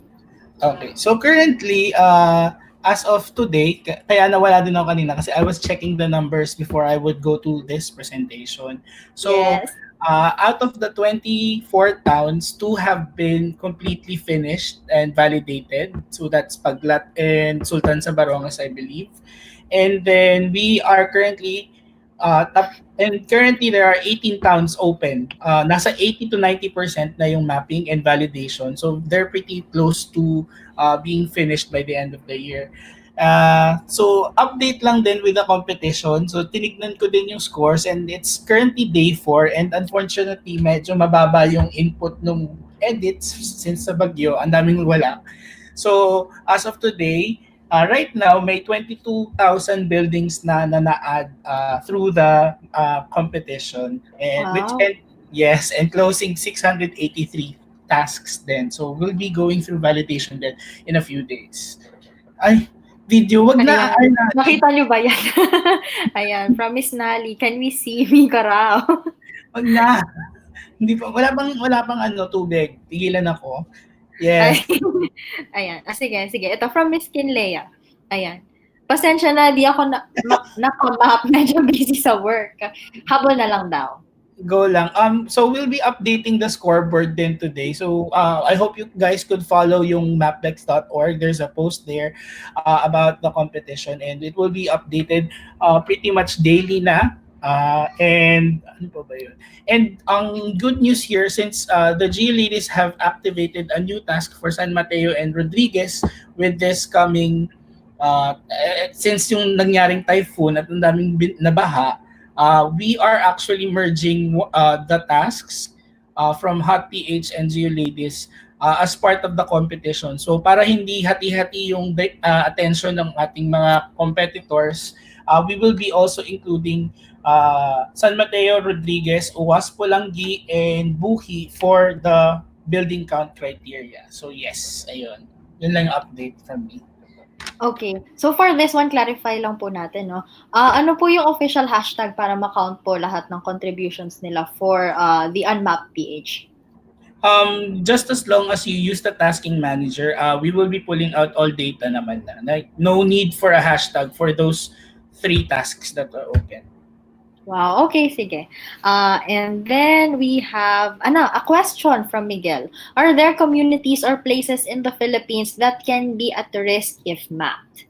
I do think, Miguel, that there can be a level of risk when you put these communities. That is why consent is very important for you to put these communities on the map. So similarly naman, if you do the mapping at the level of putting in the buildings, it's also I think the same when you have the satellite imagery. So makikita mo rin naman yung bahay or yung buildings dun sa area na yun. Similar if madrawing mo siya. So ayun. So ayun na nga, basta kami sa MapBex or I think with other mapping communities, we always ask consent then, or at least we reach out to the LGU if it's okay, or inform them at the very least about the efforts being conducted in their town. Yes. Yes, that is true. Very important. And very connected dun sa sa talk ni Ben-Hur kanina. Yes. About open data. True. Okay, sige, what else? Are there... Ay, sorry. Nabasa na pala to. Ayun na. Wala na Okay. to, no? Ako may question ako. Controversial. Charot, joke lang. Sige. Hindi. Sino yung current leading sa Unmapped PH competition? Currently leading, gusto ko nga sana i-share, kaso naabutan ng presentation, nakakatapos ko lang. So current leading, top 5, si Grab PH Emil at first place. Pakipunta na lang po sa website para ma-check kung yung score talaga. Second is Honey from Buena. Third is Jai Abelia. Fourth is Grace Vicente. And fifth, si Pam G10. So, may 6 to 10 pa naman yan, pero makikita naman na siya sa website. Pero thank you very much for those who have currently been editing. So, this event will go through the whole of November. So, every week siya na merong restart button and pwedeng tuloy-tuloy magmapa. If hindi okay ngayong week, pwedeng next week, and may 3rd and 4th week pa naman. Yes. Okay, sige. Ang galing naman, nakakatuwa. Kasi yung ibang na-mention doon, mga familiar names. Tama ba, Faye? Ayan. Mga mappers na kilala na natin. Oo, laging nagko-contribute. Ayun pala, may nagtanong si Arnali, how do I monitor the leading mapper? Siyempre, una, hindi ka matutulog para bantayan yung balota. So guys, please remember na sa 2020, ay mali, ibang election pala. Sa 2020, dapat binabantayan yung kay Trump at kay Biden, ganyan, charot. So,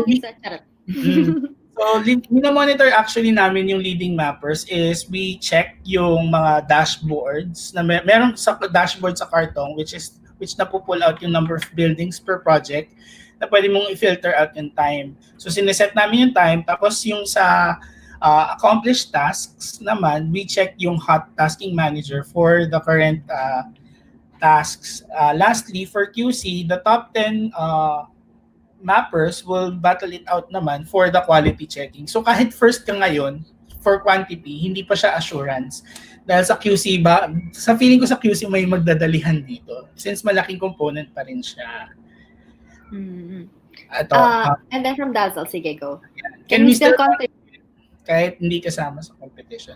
Yes, of course, you could still contribute. You guys, please do help us map out these areas as a part of the project actually contributes to actual charity work. So, proceeds from those mappers na hindi po nakaka-join sa competition, a percentage of it goes to the donation drive for Bikes for Beck. So, we're still building up the pool of money for the last bicycle for HIV and AIDS facility. So, basically, parang isang building, we donate 0.40 cents dun sa bike drive. So, kunyari, naka 10,000 tayong building. So, meron 4K or 4,000 pesos na idodonate si MapBex for the HIV and AIDS Support House. So yes, I hope. So wag niyo isipin na porket data lang siya ay nakakatamad mag-contribute. So directly din may mga taong matutulungan tayo on communities through mapping, through these projects. Yes. Okay, sige, ayan. We are running out of time, so we would once again like to thank Miko for sharing, for answering the questions, and of course for this talk. Yes, thank you, thank you. Ingat kayo lagi, guys. Babalik na ako as host, Miko the host. Yes. Ayan. Okay. So, ayan. Thank you so much, everyone. Now we will proceed to the next part of our program. It is now 4 p.m. and we will begin with our lightning talks. So for the first lightning talk, we have Mapping Your Home, a short talk on hometown mapping. And this is by Joseph Marvin Lopez. So for the abstract, in this talk, I shall discuss the ideas and inspirations behind my desire to make hometown maps, as well as the process of making them. This talk aims to inspire fellow geographers and cartography enthusiasts to show their love for their hometowns through making maps. From this, we intend to promote the art and science of map making across our communities. So, Joseph, if you're ready, please go ahead.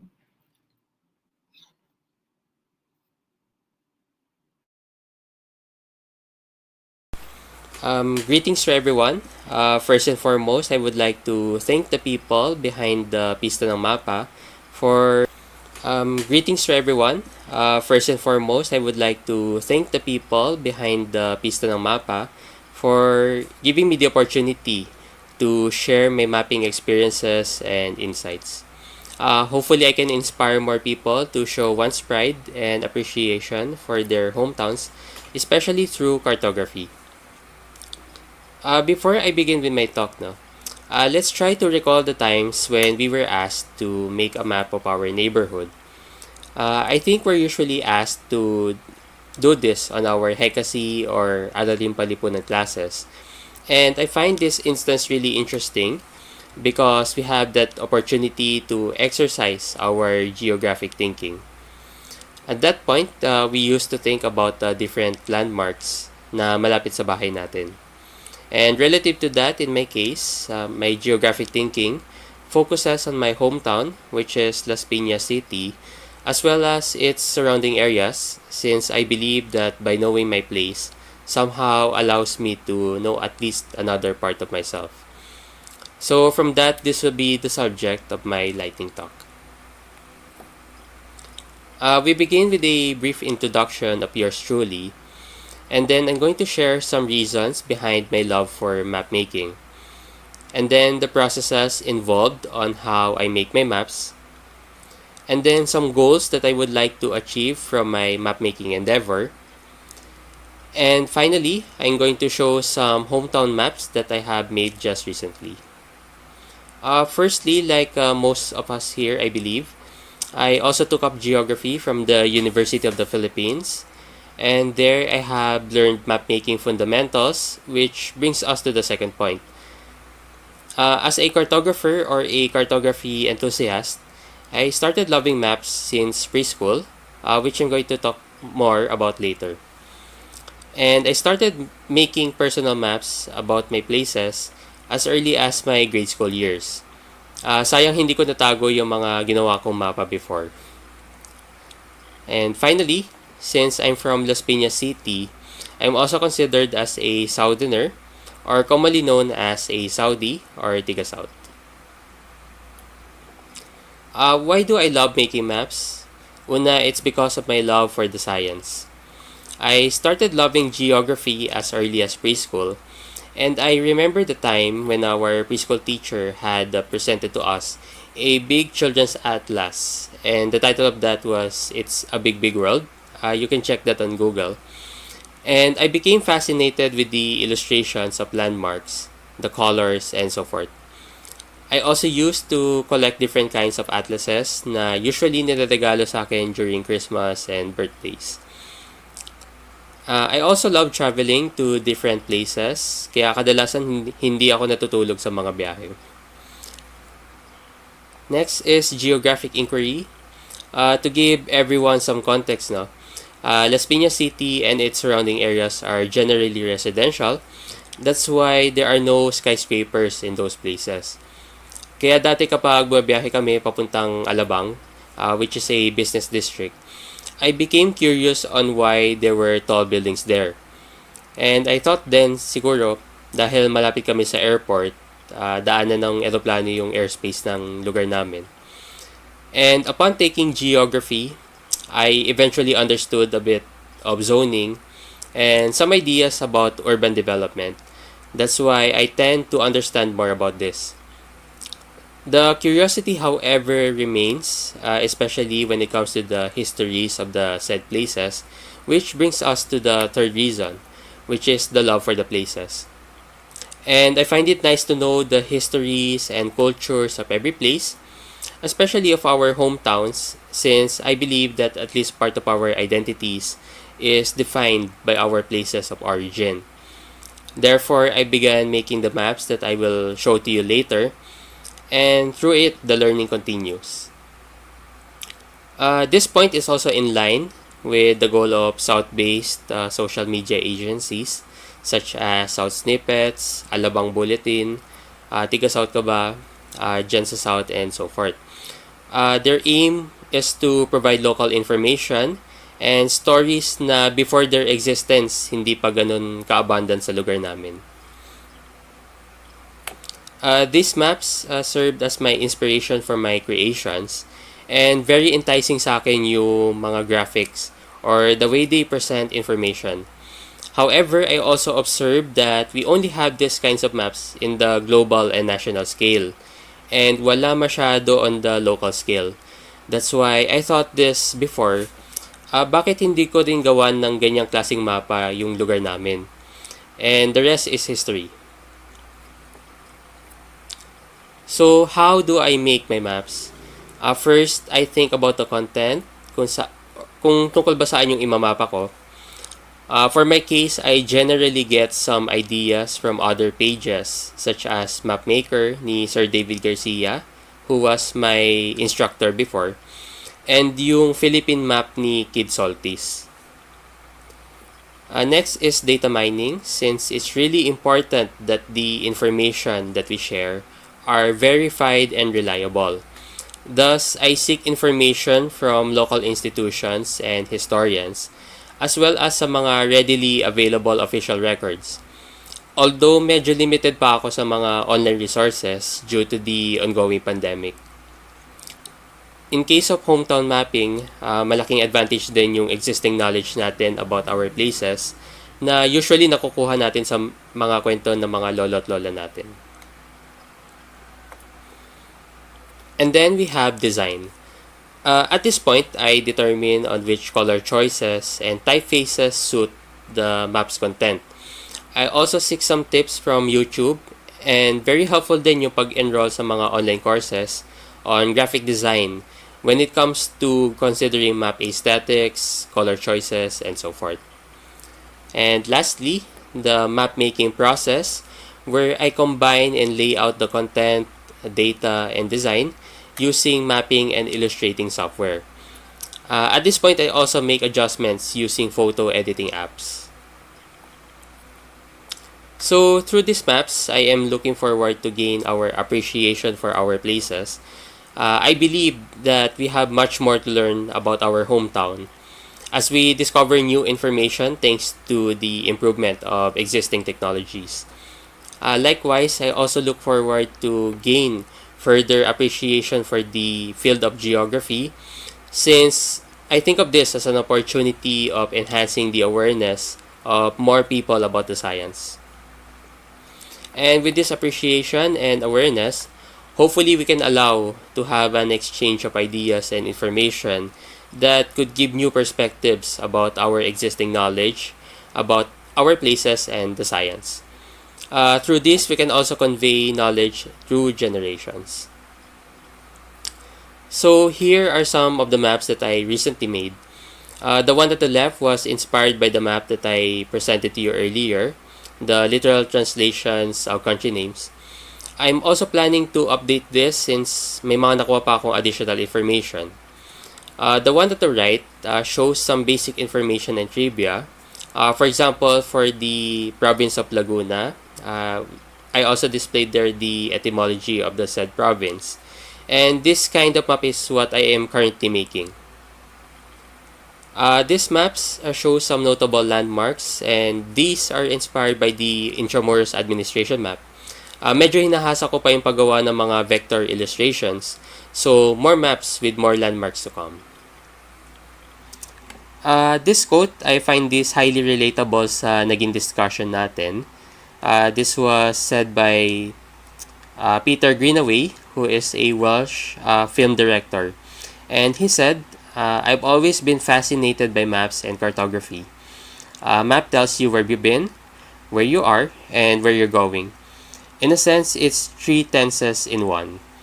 So, based dun sa naging discussion natin, no, maps have the ability to tell stories about our place na hopefully na pwede natin may pasa sa next generations. So, for more of my maps, you can like Maps of the South on Facebook or follow at Maps of the South on Instagram. Hopefully, we can inspire more people to show their love for their places through mapping. Again, thank you very much and have a great day ahead.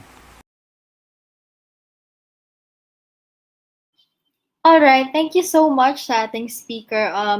Gusto lang po namin i-announce that Marvin is not gonna be here because of Ulysses, if I am correct. Ayan. So, let us proceed with our next lightning talk. If we have questions para po dun sa ating mga speakers para sa lightning talks, please input your questions dun po sa ating Q&A pad or send us a message sa chat. So, ayun.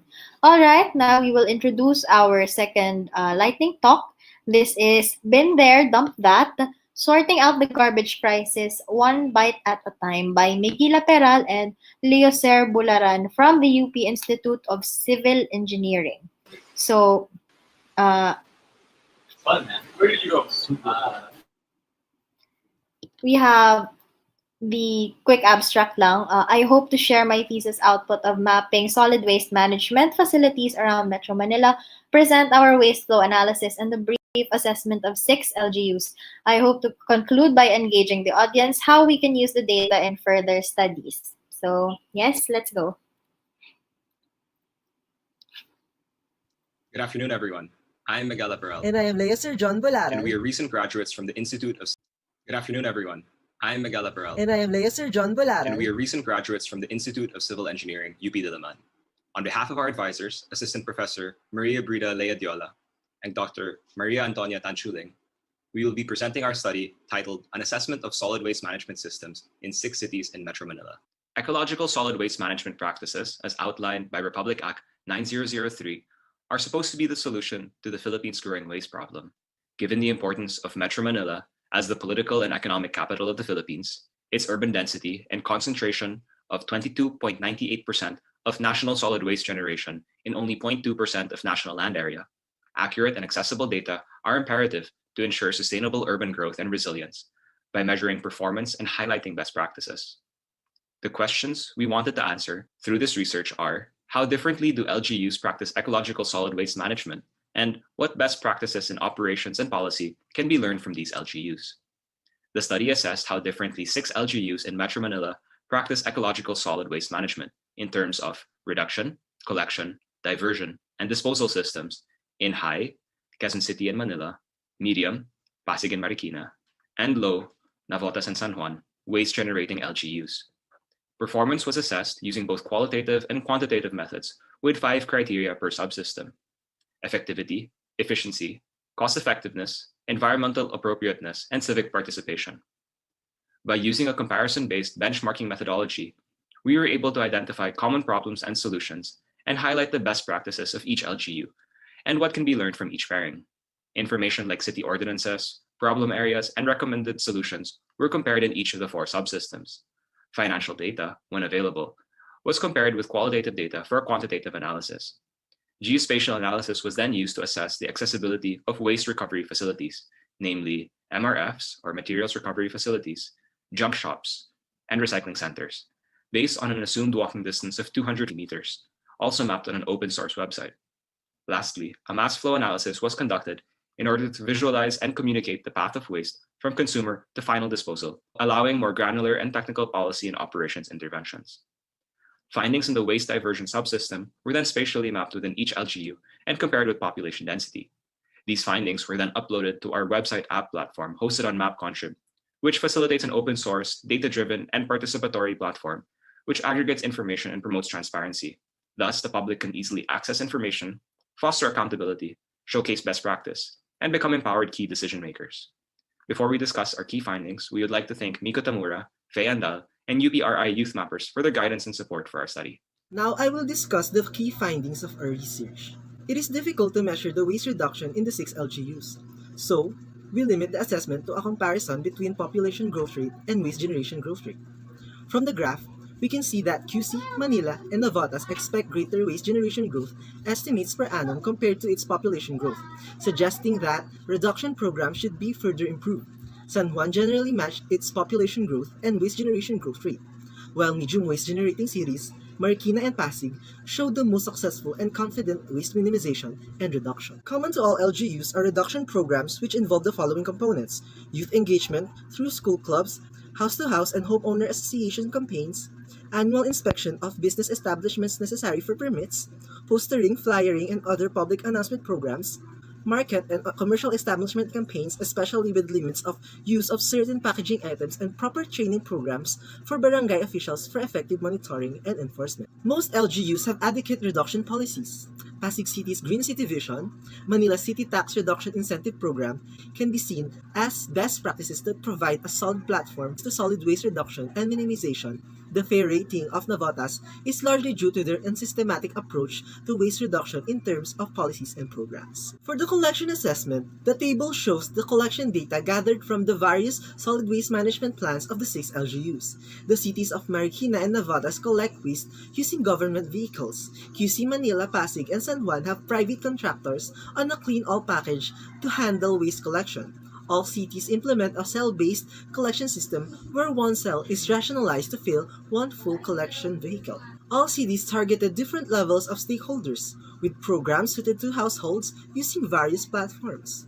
Pasig City's collection programs are exemplary compared to other LGUs, and their inclusion of solid waste management programs for informal settlers and ambulant vendors. Manila was only given a fair assessment. This is largely due to a lack of discussion on SWM services serving its large urban poor settlements.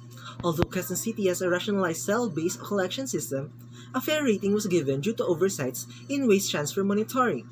Diwata and San Juan were given poor ratings because of unclear route rationalization. Overall, the cities of Marikina and Pasig can be seen as exemplary LGUs because of their effective reach, efficient use of assets, and citizen engagement in all socio-economic levels, leading to cost-effective collections. Common diversion methods practiced in cities included composting and recycling. However, recycling was done in junk shops and MRFs merely as secondary sorting and recollection without any treatment mechanisms. Junk shops and MRFs are limited depending on industry partners that agree to buy particular types of waste. This makes the service unreliable and difficult to monitor as proper recycling is not truly practiced. In the graph, it can be seen that San Juan has the most aggressive diversion projection, while Marikina has the most conservative estimates among the 6 LGUs. Quezon City, Manila, Pasig, and San Juan are particularly optimistic about their capability to divert the entire biodegradable and recyclable waste flow by 2024, which may not be possible given the recyclable potential of some collected materials. Here shows that heat map developed for Quezon City, Manila City, and Marikina City. The yellow dots represent the facilities, and the areas within 200 meters around it are shaded. According to the heat maps, the distribution of the MRFs and junk shops in Quezon City is very uneven. It can also be observed that there are too many highly populated areas that remain unserved by the registered MRFs and junk shops in Manila City compared to Quezon City. For Marikina City, the distribution of the facilities are too concentrated in a small area. The distribution of MRFs, junk shops, and composting facilities in Pasig City can be declared as evenly distributed and efficient since most of the areas with high population density are covered with clusters of SWM facilities.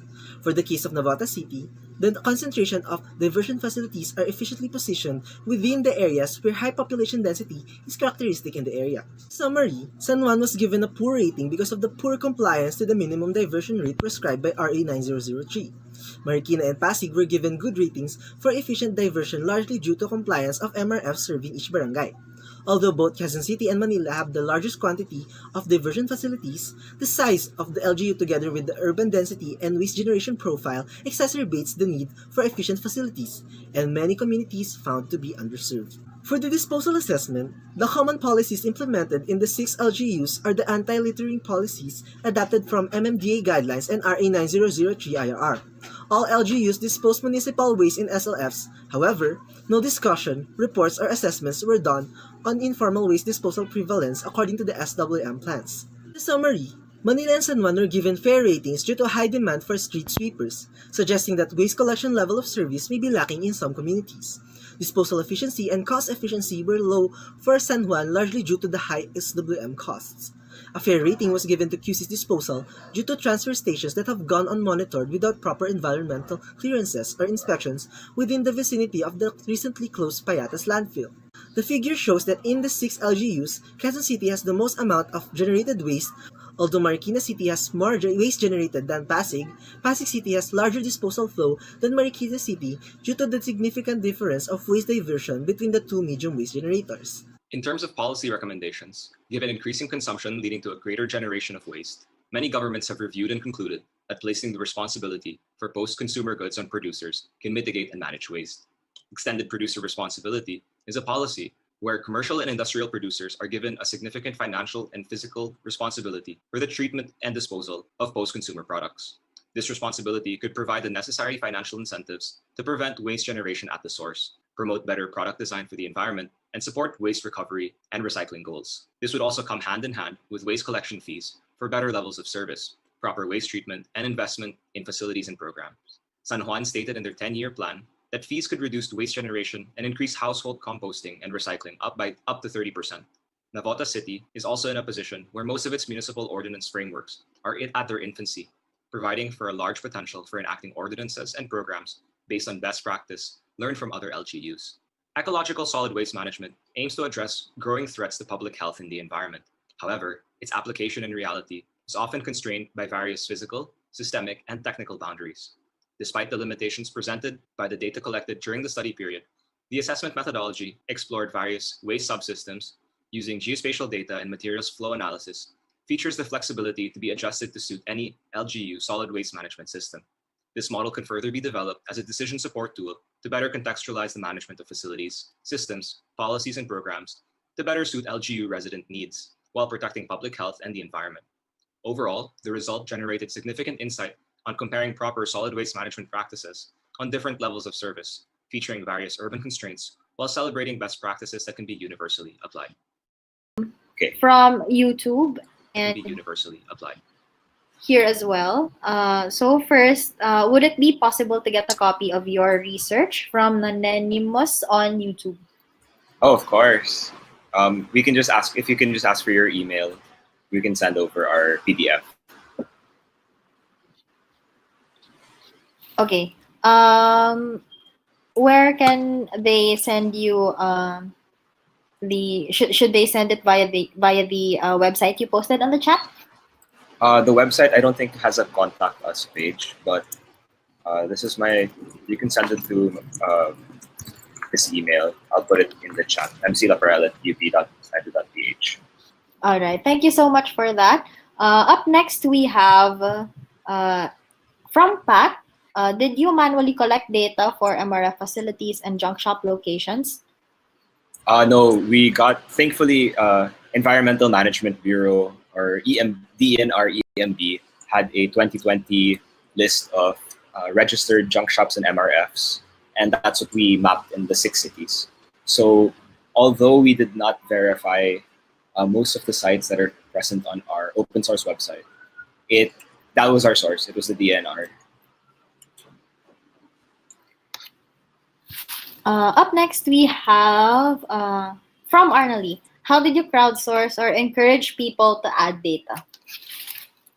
We really tried to share through Facebook, pero medyo ilang points lang yung na-add through crowdsourcing. So yun, most of them were really taken from DNR.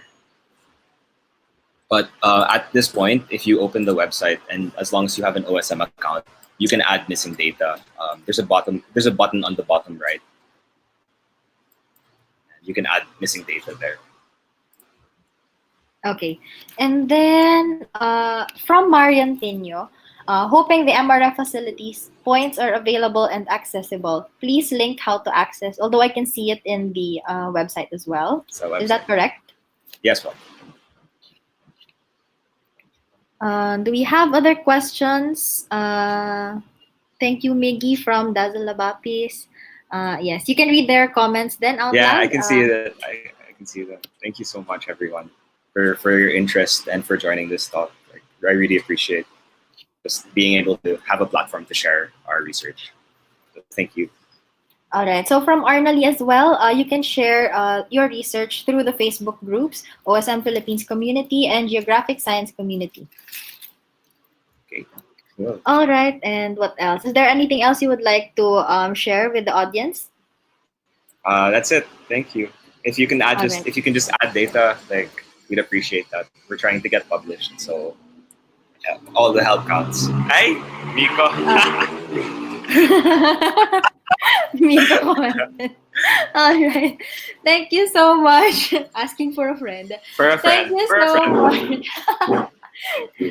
Once again, we would like to thank Miggy and Leoser for sharing their research with us today. It is now 4:30 and let us proceed to our next lightning talk.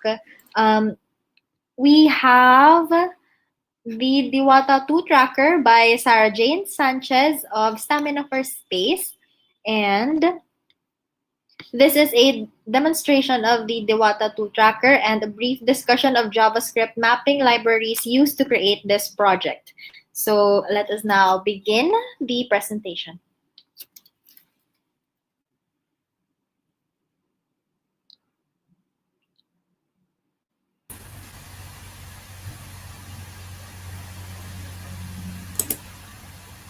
Hi, I'm Yeri and I will introduce Divide and Map now. The idea is to help mappers by dividing some big area into small squares that a human can map. So check out the client. Hi, I'm Yeri and I will introduce Divide and Map now. The idea is to help mappers by dividing some big area into small squares that a human can map. So check out the client. You need to authenticate to OpenStreetMap. Then choose an area you want.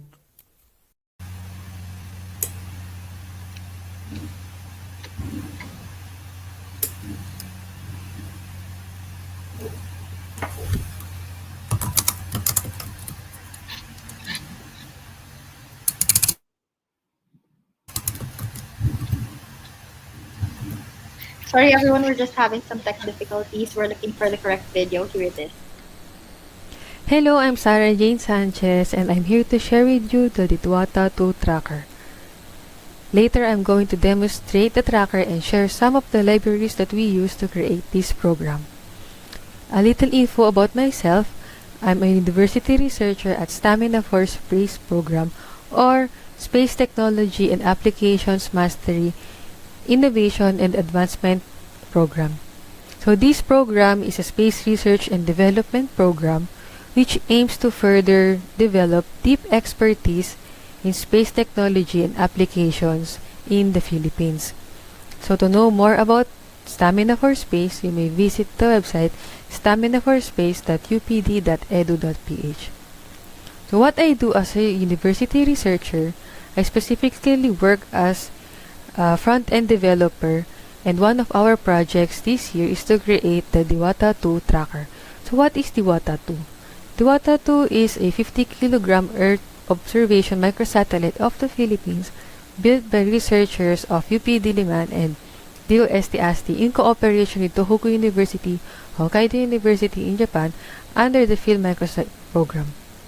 So So it has the enhanced resolution camera or ERC for pan sharpening images captured by the SMI and experimental amateur radio unit or ARU, which can be used as an alternative mode of communication for emergency response. The tracker that we made is a real-time tracker that shows the coordinates of Diwata 2 in space. This is useful for amateur radio users who have been accessing Diwata 2's amateur radio unit or anyone who just wants to know where our microsatellite is currently hovering over. Let us now visit the tracker at tracker.staminaforspace.upd.edu.ph. This is the Diwata 2 tracker. The first thing that you will see is the 3D model of Diwata 2. There. Then, this yellow line represents the path or track of Diwata 2. On the upper right is the description box of Diwata 2 where you can see the time, longitude, latitude, and elevation.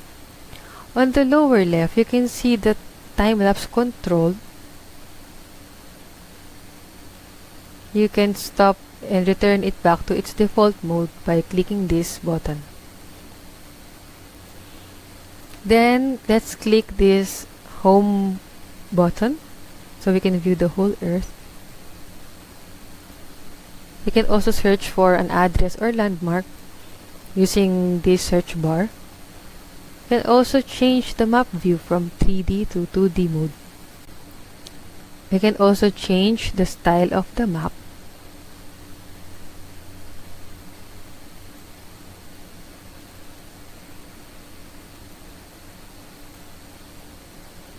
Then here is the navigation instructions.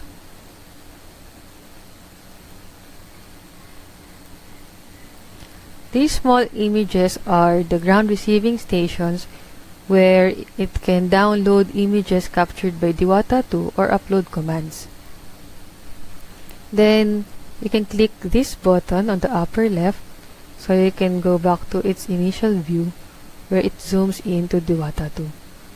Now let's discuss the libraries that we use to create this web app. The first library that we use is React.js. It is an open source front-end JavaScript library for building user interfaces. It can be used as a base in development of single-page or mobile applications. The next library we use is Sesium.js. It is an open source JavaScript library for creating world-class 3D globes and maps with the best possible performance, precision, visual quality, and ease of use. Basically, it is the whole look and feel of this web app. From this toolbar, description box, the interactions, and the time-lapse control are all features of Sesium.js. What I like about Sesium.js is it is easy to customize and it has a library of React components called Resume. You may learn more about Resume at resume.darwineducation.com. Lastly, Satellite.js. Satellite.js is the library that we use to calculate the path or the track of Diwata 2. So it is a library to make satellite propagation via TLE or two-line element set possible in the web. Provides the functions necessary for SGP4, SDP4 calculations as callable JavaScript. It also provides functions for coordinate transform. So to learn more about Satellite.js, you may visit this GitHub repository. As a recap, we use React.js for the base of this web application. Then we use Sesium.js for the whole look and feel, from the interactions, time-lapse control, description box, toolbar, are all features of Sesium.js. And this yellow line, we calculated this using Satellite.js. That's all. Thank you for listening.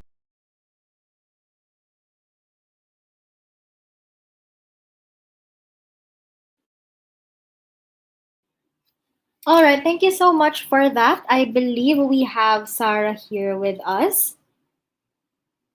Sarah, can you please open your mic and join us?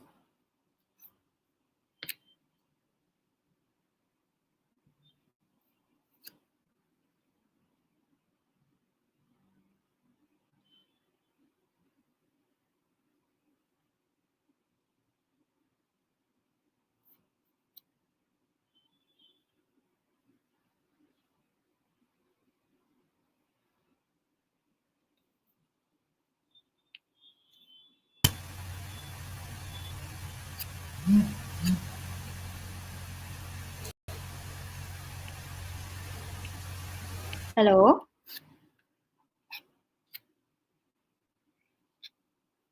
I think we might be having some tech difficulties.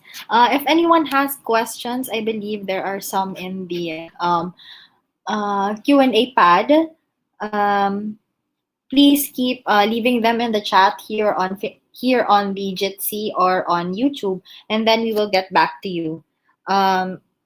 I think Sarah tried to open her mic, but we cannot hear anything. Sarah, can you please try again another time?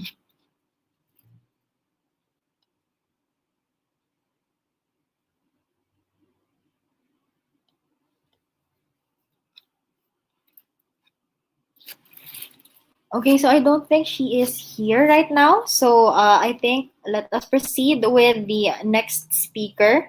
And then if we have time before the next regular speaker, let's have a short game for the raffle.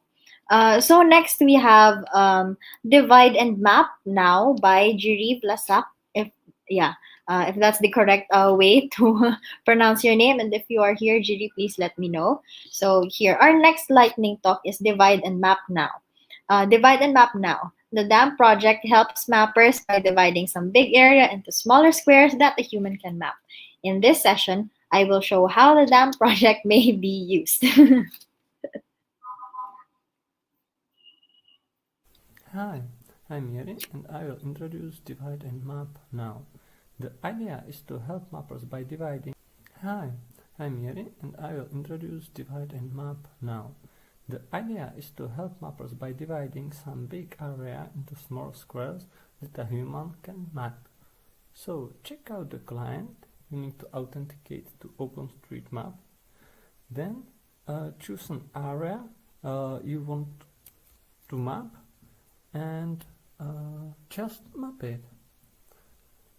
The question is how to add the area. You will need to open the manager and just create new area. You will fill the tags, which is name, the priority and other options. By convention, the priority -1 or less is the archived project. You need to select the area. The best is to select it on geojson.io. The area may be of arbitrary shape because the program will automatically square it to minimum square of 400 meters and maximum of approximately 1000 squares. Also, you may import the results of maps wide. Then just post area. Check out the client, find by tags, and hey, we can map. What is nice, the client has the localization. So I may switch to another language, find interested project, and by the description of the area to map just be translated by some mapper. When we are talking about translations, it's changed to the area. If you find out in the manager again, you can see the history in the bottom and the current state in the top. By clicking on the bottom, you may update the area, then send the updates to the server, and see again in a client that the area is changed. This is a rollback function. There are two ways of messaging in the client. You may start the area scoped chat, which is real-time chat, or by clicking of the area or square changes, you can send messages to users or mappers over OpenStreetMap. There are few other things, like you may map with wrap ID, which is really slow to load, or map currently with ID editor. The performance is first of the three core principles. The whole client is static web page, So you can download it and then download just data from server, which speeds the whole process. The second principle is decentralization. Of course, you can't avoid the database, like central database, which is server. We saw client and manager, and here is daemon plugin for JSON mappers. You just need to authenticate, switch to web browser, approve again to get authenticate to OpenStreetMap, and then just use the window in JSON.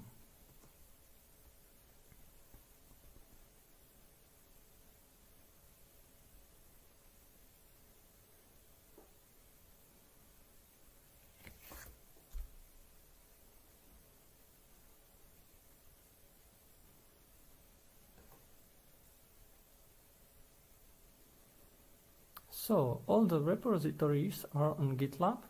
There is Gitter global chat and OpenStreetMap wiki page and daemon hashtag on Mastodon. What is the third principle is keep it simple and well documented. Therefore, there is a separated repository for daemon deploy guide. So that's all. Keep mapping, guys.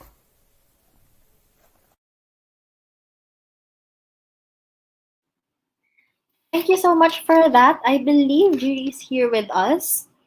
Yeah, I am. Hello, how are you? Hi, I'm fine, thanks.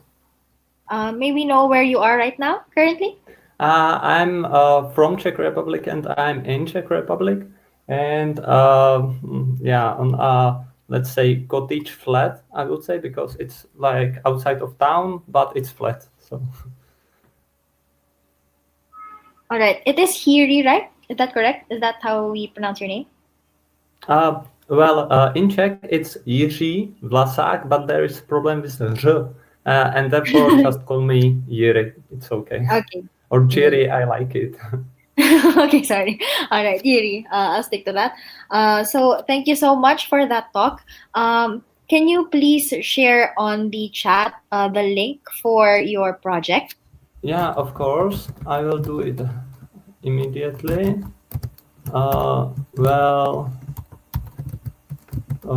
This is the link to some intro page. And this is maybe the most interesting part, the web client, where you may try mapping and things like that. All the links are accessible from OpenStreetMap wiki, where is this list of clients and instances and whatever.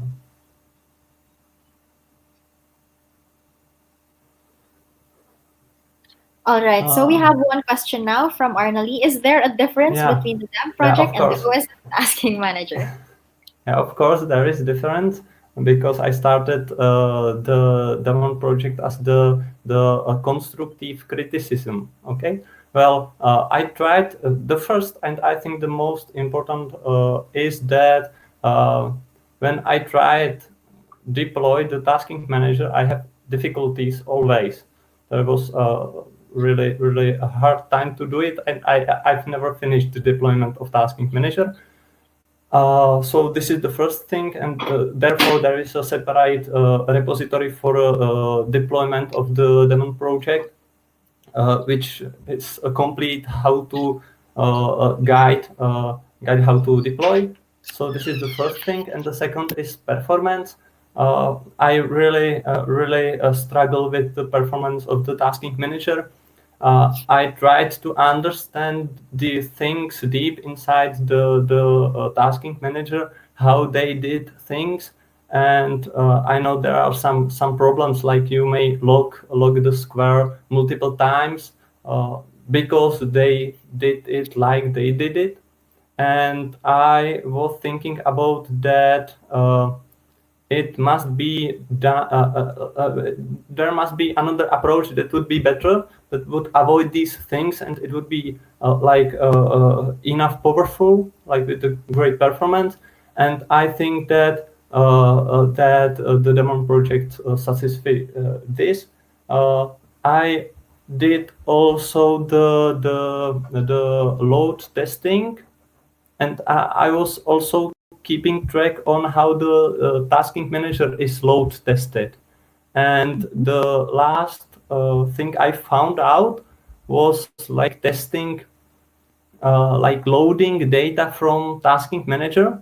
But my approach to load testing is something like small mapathon, where you have 100 people, like virtual people, and they are sending requests for mapping, waiting 3 or 4 seconds, then send the request for like let review this square, or let map again this square. And this is the kind of load testing I would like to see on the tasking manager. And the last, so these are two main differences, I think. Yeah. So it's technically like a lighter version of the tasking manager. Definitely, there is a lack of functionalities. For example, anyone may change the like update areas, or anyone may validate. There is no levels for validators or things like that. So this is the lack of functionality, but there is a complete how to deploy guide, and I believe that the performance is definitely better than the performance of the hot tasking manager. That's interesting. For this one, what is what internet speeds can work with this one? Because like I believe with the tasking manager, you need like a really fast internet for it to be able to load. But for this one, can it load like with like really low internet speeds? Yeah, well, I didn't test the speeds of like internet connection, but if you check out the presentation, there is some things about this downloading the client, because it's static web page. And in fact, if you download the I don't know, I think I tested it on 500 areas, and when you download the data, the first like list of areas for 500 areas, then it was the similar to download the static client, like the web page. To download the web page, including JavaScript, which is 2,000 lines of code, I think, is the same amount of data to download like the 500 areas. Okay, so keeping this in mind, and thinking about that you download the 500 areas only once, and then just pick out the one area and working on one area.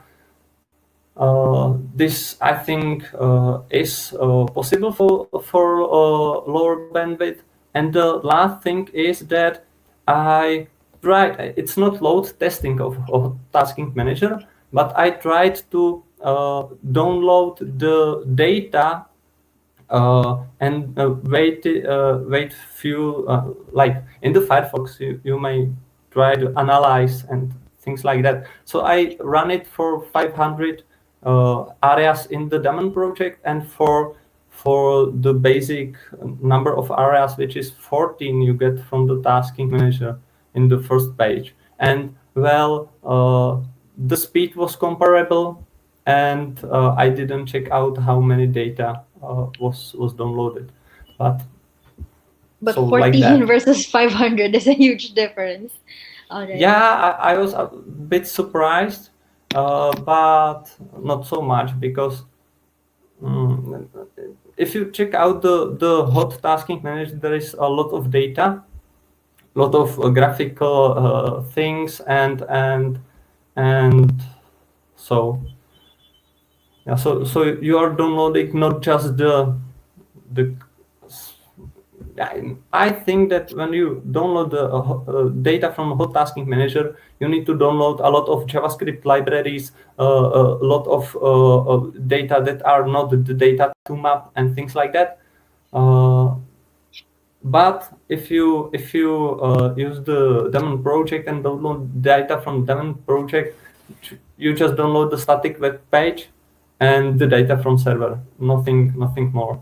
There's no external JavaScript libraries or something like that. All No right. Thank images. you. Oh, okay. Yeah. All right. Thank you so much for that, Erie. Thank you for sharing with us a very an easier and a lighter way to map and contribute. So yes, if there's Thank anything you for else you the would like to opportunity. share, yes, if there's anything else you'd like to share with the audience, please go ahead.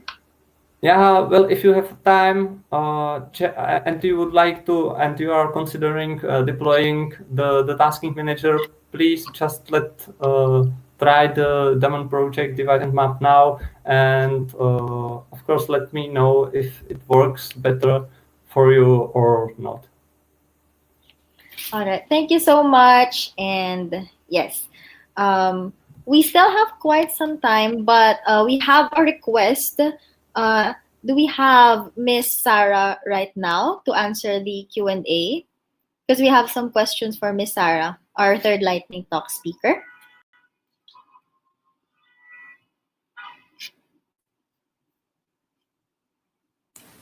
Hello? Hi. Yes, there we go. Hello po. Good afternoon po. Good afternoon po. Sige, Miss Sarah, I'll just read through some questions. Do you have access sa Q&A pad po? Yes po, apo. Sige po. So from Dominic J. Jr. Fargas, is the website open source? And follow up, what stack or framework did you use and also the database?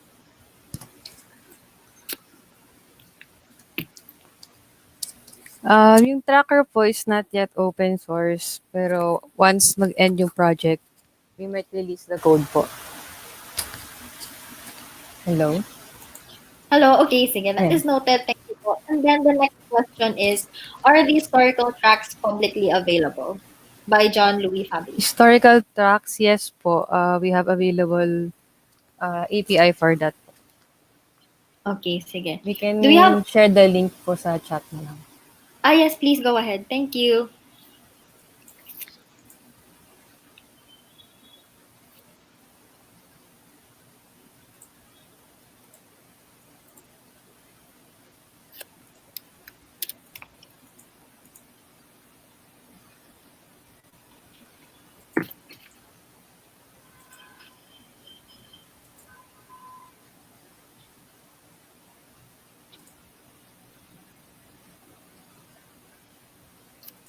Sorry, later ko i-share. Medyo may hinahanap ko lang. Matagal po ba yung screen? Sige po. Okay. Sige, okay lang po. Alright. And what else? We also have some... Share na po ni Sir Ben dyan. Ayan, sige. Thank you po. And then, what else? Alright, so I think these are all the questions for now. Thank you po, Miss Sarah, for your time with us. For our participants, nandyan po ba kayo? If you have any questions, please feel free to add them dun sa Q&A pad or sa ating chat box, and our technical volunteers will compile them for you, and we will coordinate with the presenters for today so the answers can be posted on social media. So please don't forget to follow Pista ng Mapa across all social media, especially on Facebook and Twitter, if you want your questions answered.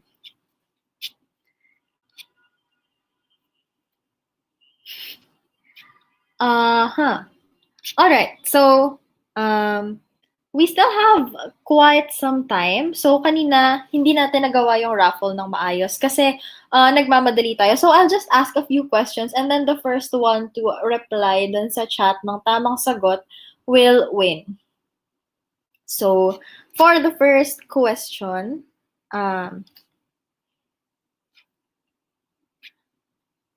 this is regarding the first lightning talk. So what is the name or title of the first atlas that Joseph mentioned in the first lightning talk? Does anyone remember? Please input the answer in the chat box for you to win some prizes from Grab. Meron tayong competitive dito, si Miss Arnalie. Ang kanyang answer ay Mapping My Hometown, but I believe that is not the name of the atlas, the book that Joseph mentioned in the first lightning talk. So, meron pa pong chance to steal.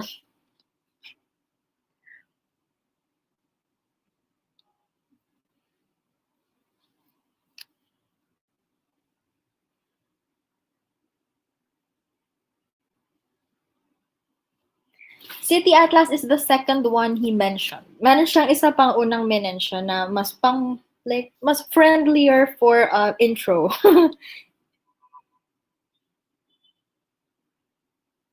Meron pa pong chance to steal.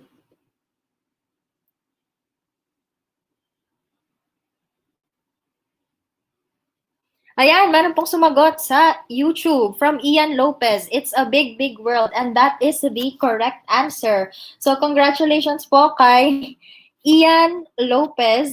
Meron ka pong prize from us. So, our tech staff will get in touch with you para makaklaim ka ng prize. We still have a couple more minutes, so I'll ask another question. From the second lightning talk, name at least 2 LGUs mentioned in the second lightning talk.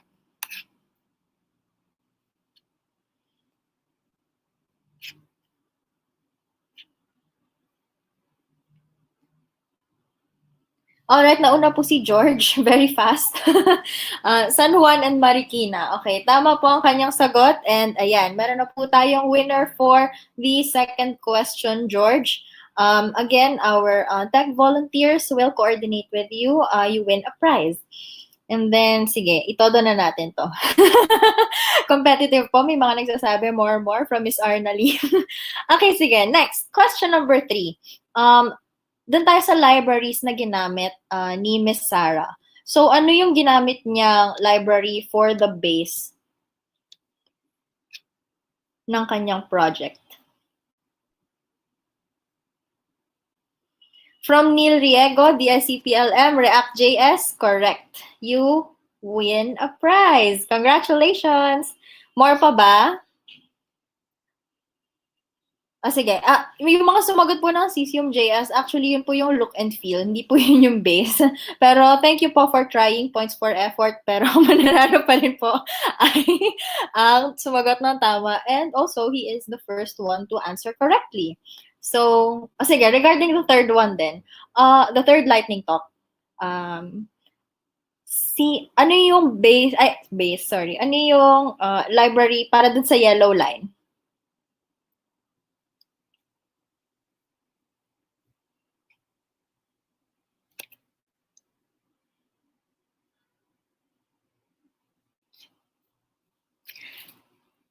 Ay, nako, nanalo po ulit siya. Si Riego po ulit ang nanalo. Ayan. Ay, teka, sorry, joke.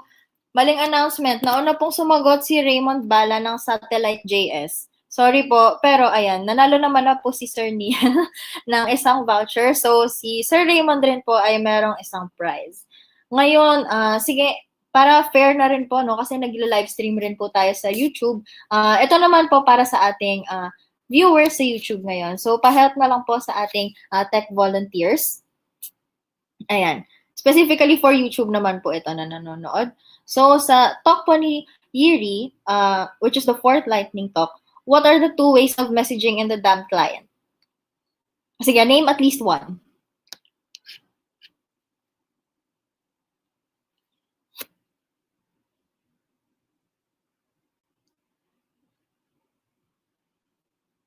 Meron na po ba?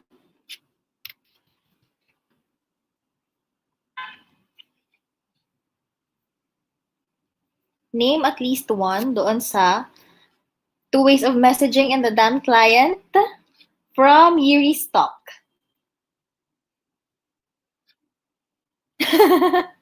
Meron po ba? Hirap ba? Kaya niyan, guys. I-replay niyo yung video. Charot. Segue ko na lang din.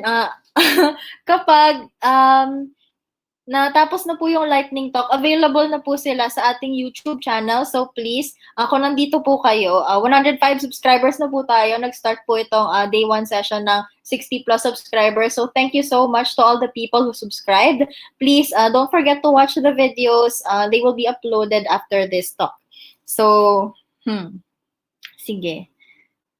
Oh no, they don't recall. Sige. Mamaya ko lang isisiret. Siret. Sige, ito na lang. Easier question. Where is Siri from? For YouTube to YouTube. YouTube participants. Ang dami nang nanalo dun sa kabila eh.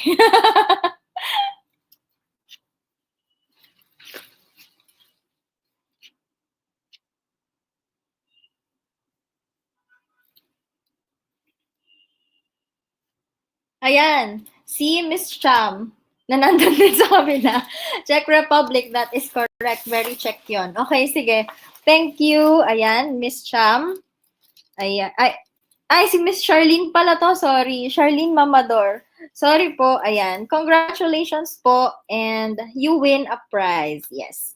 O sige, isisirit ko na yung answers dun sa isisirit ko na po yung answers doon sa kanina question na hindi po nasagot. Yung 2 ways of messaging po sa DAN client are area scope chat and square changes.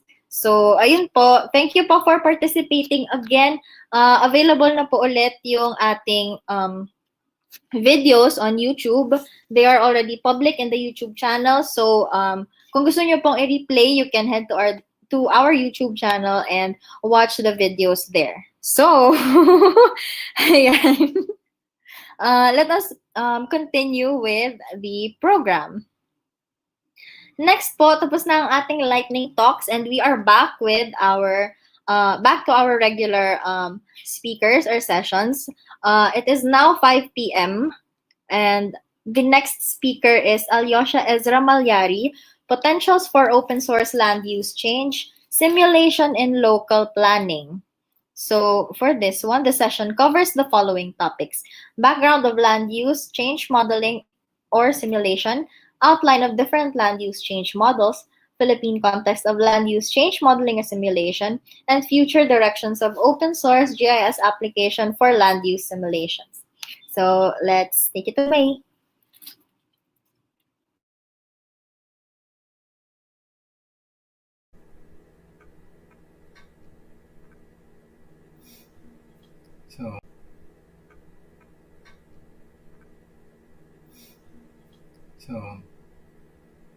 Hello everyone.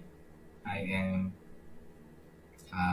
A.E. Malyari and I will be presenting the potentials for open source land use change simulation in local planning.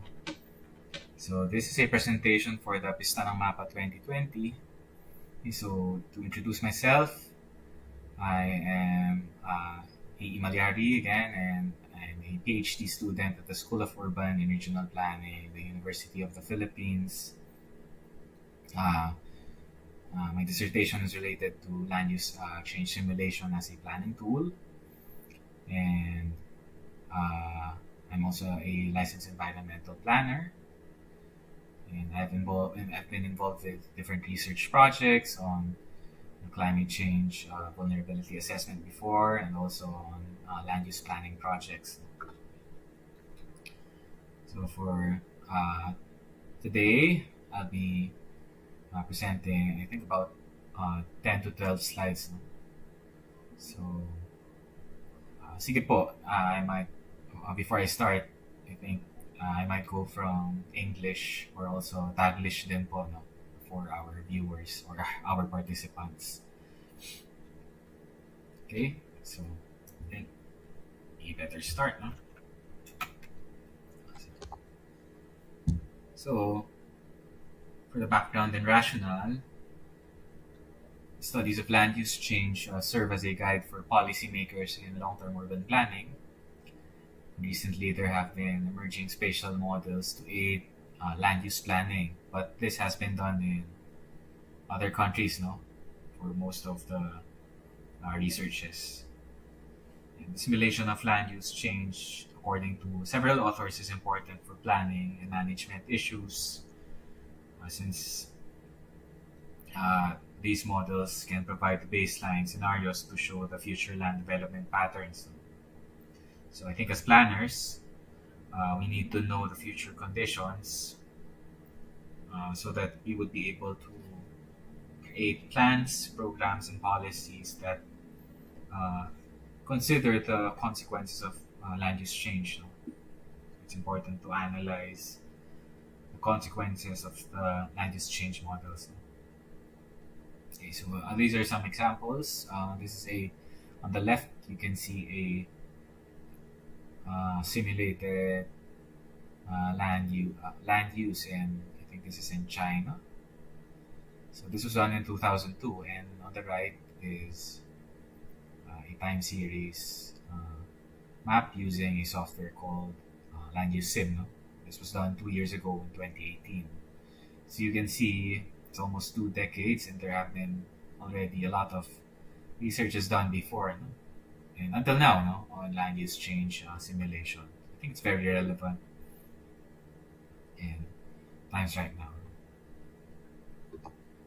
So this is just a list of the models of land use change. So first is I won't go through these models by detail, no, because they're very technical in nature, and some of them I'm also still learning about them. No? But these are some of the models that have been mentioned by authors of land use change simulation, and they include statistical and econometric models, spatial interaction models, optimization models, cellular automata, agent-based models, rule-based models, stochastic models, dynamic models, fluid modeling framework, microsimulation, and hybrid models. As an example, for this presentation, the example that would be studied is spatial in nature, because we're talking about open source mapping software, no? So it's important to have a spatial component. And okay, I think I will show later an example of the land use change simulation tool. No? So here in the Philippines, there have actually been researches done to study the land use change, no? Or land cover change, and simulation of these parameters. No? So to your left, you can see the landscape model in protected areas. This was done in the Sierra Madre region, and to your right is a CLUES model for forest areas in Sibuyan Island. So there have been authors who have done this. No? So my apologies, but the references for these screenshots will be shown in my last slide. No? So there, no? As I mentioned, there have been already studies or research is done for land use change, but the question is, has the planning process adopted these researches, no, into the comprehensive land use plans, which I will discuss later. Okay, so for this presentation, I will tackle an example. This is a land use change simulation example. So this is actually a tool or a plug-in extension for Quantum GIS. So the name of this tool is called Modules for Land Use Change Evaluation, or MOLUSCE.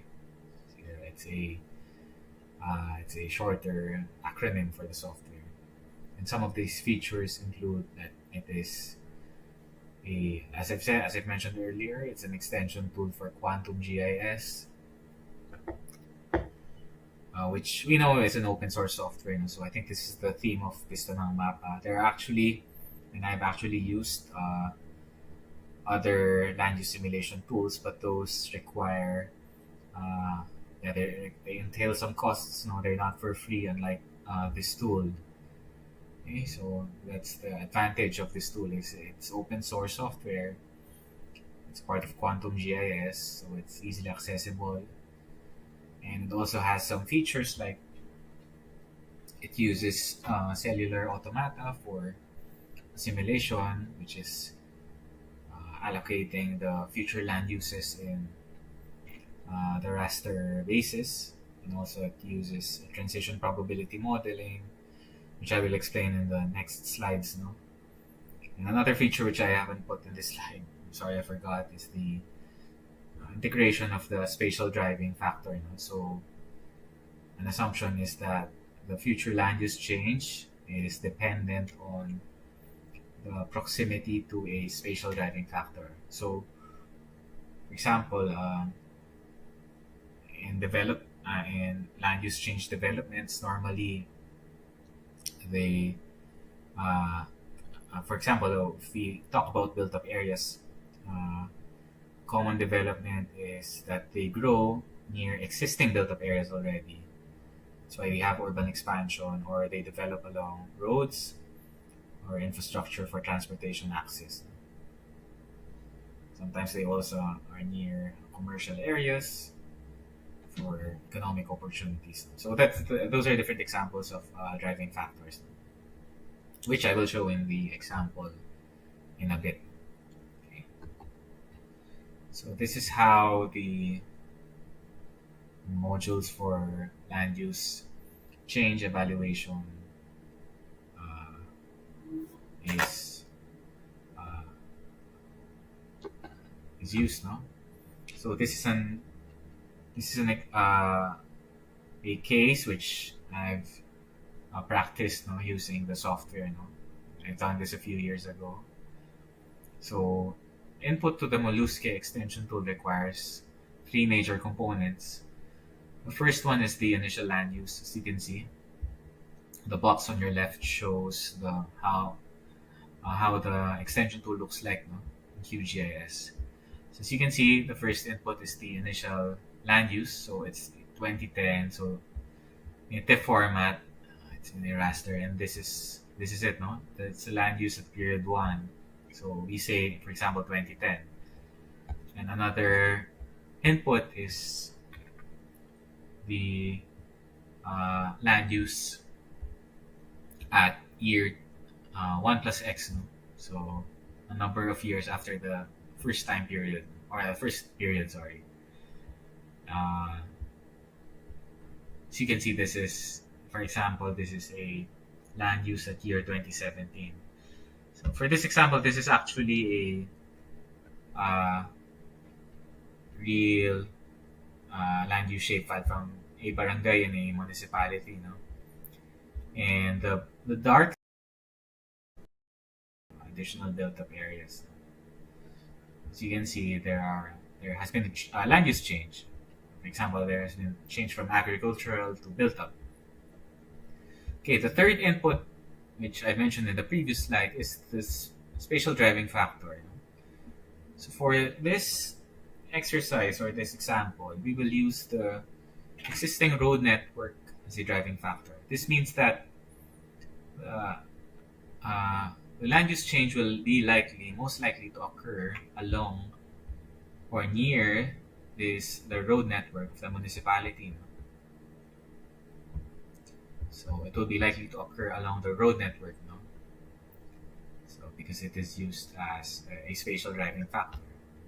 Okay, so here in the next slide, it will show how the land use change model or the extension tool for QGIS, how it works. No? So first, it generates a Markov transition probabilities model. Again, this is quite technical, but basically the Markov matrix shows the probability of how one land use changes from one to another. No? So for example, you can see there are 4 land use classes here, 1, 2, 3, 4, and there are values which are less than 1. So this matrix shows the probabilities of one land use changing to another. So for example, here in row 2 and column 1, there is a 0.013677. So this means that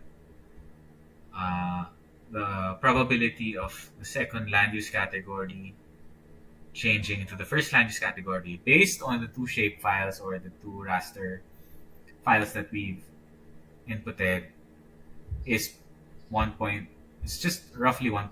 No? So that's the meaning of the probability. No? Okay, so I think, yes, this is quite technical, but as planners, I would leave the software on, or we can have another session for discussing this model, no? Or the technical parts of the model. No? Then to your right, you can see that Mollusque provides 4 options for model options for the land use change. Again, this is technical. No? So there's artificial neural network, or ANN, weights of evidence, multi-criteria evaluation, and logistic regression. No? For this example, I used the artificial neural network as the model for land use change. And then after it, the model runs. So it will take about, depending on the capacity of your laptop or PC, it will take some time to produce a simulated land use at a certain time period. So from there, the model shows, I think it simulates at 1 plus 2x. No? So for example, if the length between the first year of our shapefile and the second shapefile is around 6 years, automatically the software will simulate for another 6 years. No? So basically, this is the result of the simulation. It means for the next 6 years, this is how the land use of the barangay looks like. No? So these are the built-up areas. And you can set constraints now, which is actually also the basis in the Markov transition probabilities. Okay, so it's quite technical. It can be challenging. There might be a lot of questions, but for the purpose of this presentation, I'll just show how the simulation tool works. No? Okay, so next question is, can it be integrated into our current land use planning process? So for those who are not familiar, the local governments here in the Philippines are mandated to update their comprehensive land use plans. No? So basically, results to a zoning ordinance which restricts the types of land uses being used in a certain area in the municipality or city. So to come up with a comprehensive land use plan, you have to actually undergo a certain process, which is the one that you can see on your screen. And this process is available in the CLUP guidebook created by the Housing and Land Use Regulatory Board. So the question is the land use change simulation already integrated in the planning process? So the answer is it is not yet. And that's why we are studying if there is a potential for the land use change simulation to be part of the land use planning process. And my answer is definitely yes. So as you can see in the figure, there are the 12 steps of creating the comprehensive land use plan. And the tool is most likely to be placed in analyzing step 4, which is analyzing the situation or the current land use trends, because that's what we've studied earlier, and step 6, which is establishing development thrusts and spatial strategies, which I've mentioned in my first slide. Authors of land use change models see how the simulation tools are applicable in creating baseline scenarios for spatial strategies. So these are the 2 steps in which the land use change simulation tools are applicable. So yes, this is an example of projecting land use demand and establishing historical land use trends from the guidebook. Actually, there is already basis now for allocating future land use requirements. But I think the improvement brought upon by the simulation tool is that it provides a spatial aspect. For example, we know that, for example, we projected the built-up areas to be 100 hectares based on several parameters such as the future population, the future demand, etc. But for these 100 hectares, where do we allocate them? And this is where the land use change simulation tools come into play, no? So they can provide a picture of where the 100 hectares is distributed, like what I've showed earlier in the barangay. Okay, so even though we see the potential of land use change simulation tools in planning, there are still issues and challenges to be faced. No? And these are some of the issues that I've thought would be relevant. No? The first is the technical capacity of local planners. So as we've seen, I think planners have not yet been really introduced in trying the simulation tools into their local land use plans now. So it's relatively a new practice. It's going to be a new practice here in the Philippines, and there is an amount of training needed since the simulation tool is very technical in nature. So the next issue is actually financial constraints for local government units. So, but this can go both ways now, because the example that I showed, Molluske, it's a open source software. No? So the financial constraints might just focus on the training, but there are some land use change models which entail costs. No? But again, I mean, for this presentation, the purpose was to really explore the potentials for the open source mapping software. No? So yes, and the third issue is the willingness of the planners to adopt new tools and methods. No? So are they willing to adopt the planning, the land use change simulation in incorporation of their local plans? No? Since it's again a new practice, there might be some resistance or some hesitations. Again, these are some issues and challenges that I myself am also still learning the answers to these questions, to these issues. Okay, so that's actually the end of my presentation. This is the list of references that I've used. So again, you can see here the Philippine application. These are the references that I've used. I mean that where I got the pictures from. No? So we can probably screenshot it. And that's all. So I think it's almost time. It's roughly about 2 to 3 minutes left. But yes, I think if you want to have a further discussion on land use change models, or yes, you can send me an email. I'll provide my email to the organizers of this conference. No? And I hope that you learned a bit about the potentials for open source land use change simulation. Salamat po. Thank you very much. Have a good day. Live streaming is on. Ay, may echo. Charot. Ayan, panarinig mo kaya? Ayan, sige. Yeah, Kung wait lang. gusto niyo po ba mag-on ng video? Yeah, naka-on yung video. Ito, kita ba ako? Hindi po, naku. Ayan, ayan. Hello po, sir. Ayan, so meron po tayong questions ngayon. From Arnali, were you able to implement this and partner with an LGU? Tapos may follow-up siya after nun. So, mamaya na yung follow-up.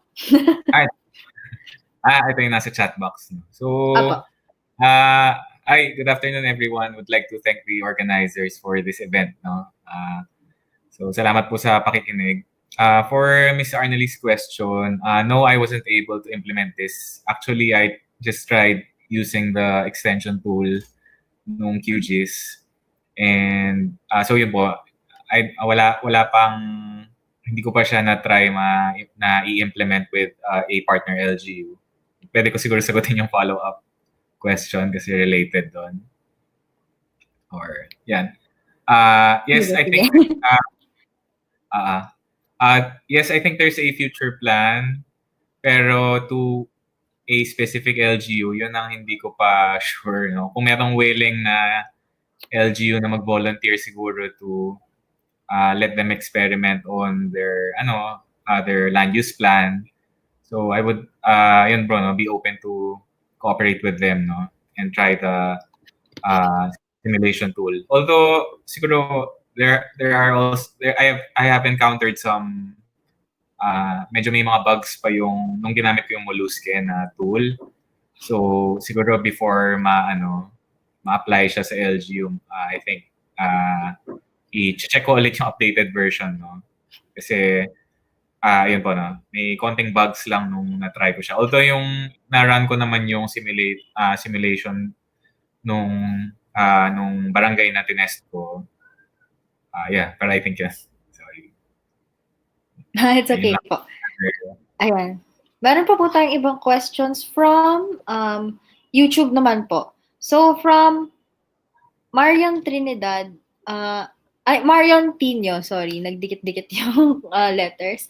From Marian Tino, land use change can also be used in the monitoring step 12.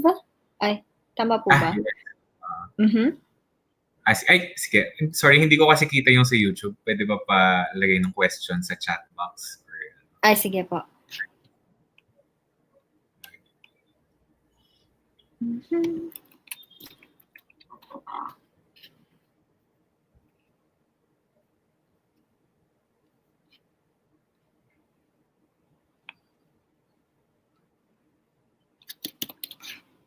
Ito po.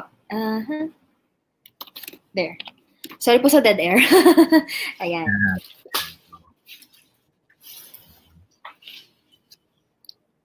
So, medyo mahaba po yung naitanong niya. Sige po. Marion. Yes, no, so tama, actually it can be used nga dun sa monitoring, siguro for validation purposes kasi we know naman kapag na-update na yung land use plan, di ba parang sila like mandated every 9 to 10 years if I recall correctly, no? Basta long-term plan yan. So dun sa monitoring na part, the results of the simulation can be used as a validation for the future land use of the LGU. So yung next question niya is the lost cartographer used Mollusque before, and I had difficulties with it without the right data. Yes, tama po, no? Actually, I also encountered some bugs. Yung initial na input ko kasi was really a detailed land use na shapefile, no? So merong residential, commercial, industrial. But when I tried that, meron parang I also had difficulties, no? So yung example na pinakita ko dun sa presentation was just 4 general land use classes, no, including built up, river, yung road network. So yung question na which of the models did you find more accurate when validating the simulated change with the current land use maps?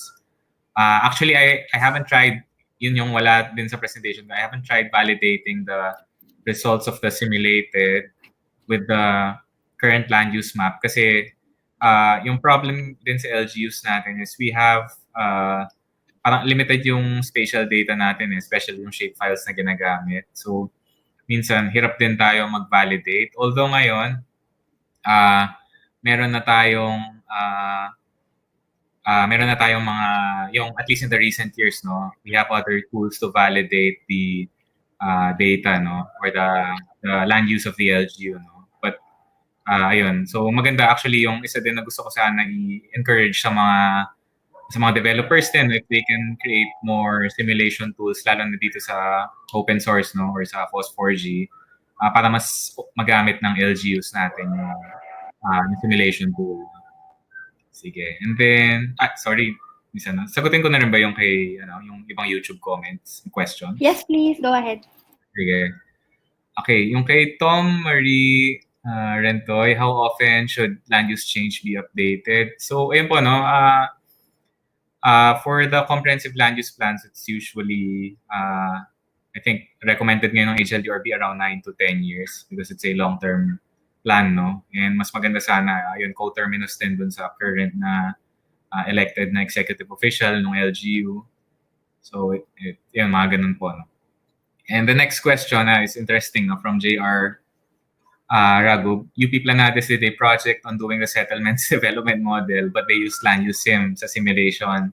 Actually, yes po, ako din po yung involved dun sa UP Planades na project. And yun po, no, if makikita nyo dun sa una kong slide, I showed land use sim as an example for simulating land use change. But the problem is, may bayad po yung land use sim, no? It's not for free and compatible siya sa ArcGIS, no? So, but yun nga po, since since FOSS4G yung natin, tsaka open source, I tried, yun dito sa presentation, yung Mollusca naman yung ginamit ko as an extension tool for the QGIS, no? Yes, no? No po, no, yung the said project was able to use open source. Was hoping that the said project was able to use open source applications. No? So yun po, no? Yung the UP Planades project, for clarification po, no? We did not use an open source doon sa project na yun, no? So that's actually what I'm trying to encourage dito sa community natin, no? If we can create a land use change model or more simulate parang mga user-friendly tools, no, for the LGUs para sa simulation. Okay, the next question from Kevin is, what version of QGIS did you use in trying the Mollusca plugin? What values of the hyperparameters for ANN were used? Okay, for this, no, actually, I do not recall the version of QGIS because the example that I showed you was, I did that mga 3 years ago pa, no? And for the parameters ng ANN, siguro balikan ko po yung screenshot, no? But basically nandun po, and I just selected, or I tried using the ANN because the Mollusca software has 4 options, no, for using the models, as I've shown in my slide earlier. So merong merong ANN, merong I think using the weights, and there are also 2 other options, no. So yun po, no. Okay, so from my idol, Sir Dazzle Labapis, no. Ang gandang suggestion, sana magkaroon din ng subject. Yes, yun po, no. Definitely. So ipupush natin yan. So kahit hindi po sa SERP, no, kahit sa siguro even parang informal, mas ma-spread natin yung use ng QGIS para hindi lang sa ArcGIS. And yun po, tayo din magtulungan din tayo, no, kasi actually yung so kwento ko lang yung output ng settlements development model, nagustuhan talaga ng LGUs yung itsura, kasi ngayon parang nagkakaroon na sila ng scenario kung anong magiging itsura ng future land uses nila if we use the spatial parameters, no. So it can be a really good guide for them. Lalo na sa bansa natin, maraming constraints pa, no. So yun, no. So I hope that after this, ma-encourage yung mga tayo, no, to use QGIS, and hopefully even yung mga nasa UPGE, magkaroon din tayo ng mga studies, no, on land use change models, no. And we can collaborate po. I can put my email dito sa chat box para if you have any questions pa. Yes, that would be great. Okay, sige po. We are currently going a little bit over time, so we will have to cut it short now. Thank you so much po, Sir AE, for your insights. Very solid, and naging solid yung flow ng ating discussion.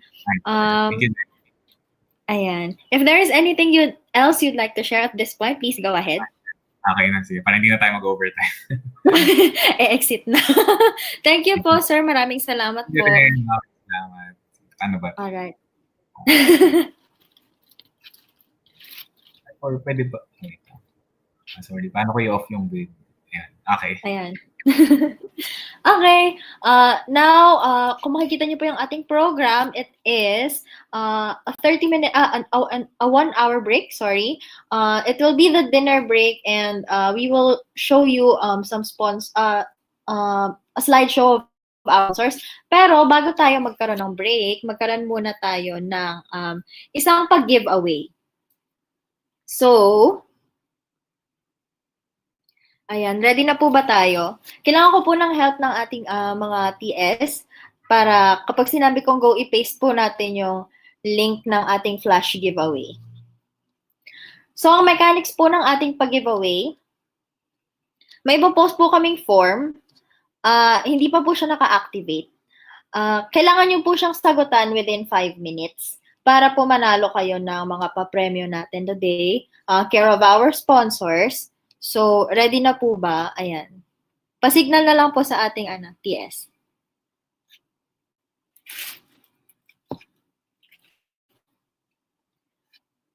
Ayan. So, kailangan nyo lang po sagutan yan. Bibigyan po namin kayo ng 5 minutes. Kailangan lang po namin i-stress itong part na to. Magko-collect po kami ng information. Again, nakita niyo naman po yung aming COC kanina.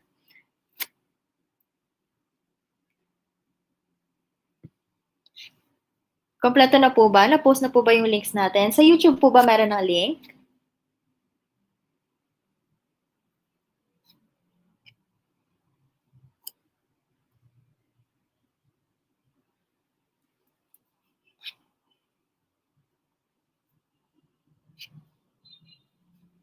Papost po rin ulit ako dito sa may Jitski. Ayan, para ma-focus yung mga tao.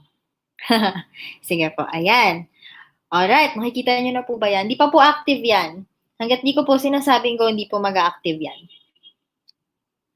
So, pakihanda na po ang inyong keyboards. Paunat-unat na lang po ng mga daliri. Kung kailangan mag-type, mag-fill out po tayo ng mga form. Within 5 minutes po, pag nasagutan niya yan, meron po kayong prize. Kukontak po kayo ng ating team today. Okay, mukhang ready na. Ready na po ba?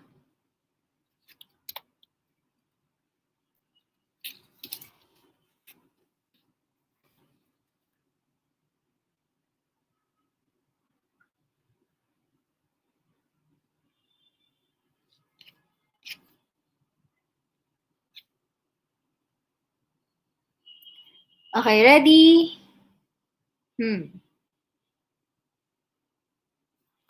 Okay, ready na po both.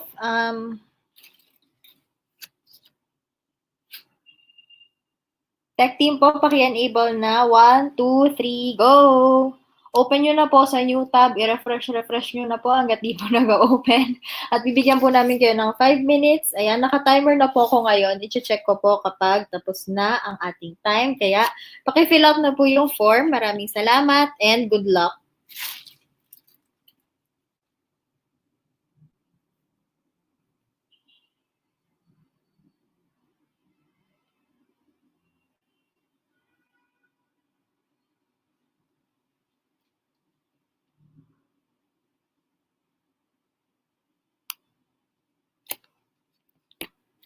Yung kay Eugene po.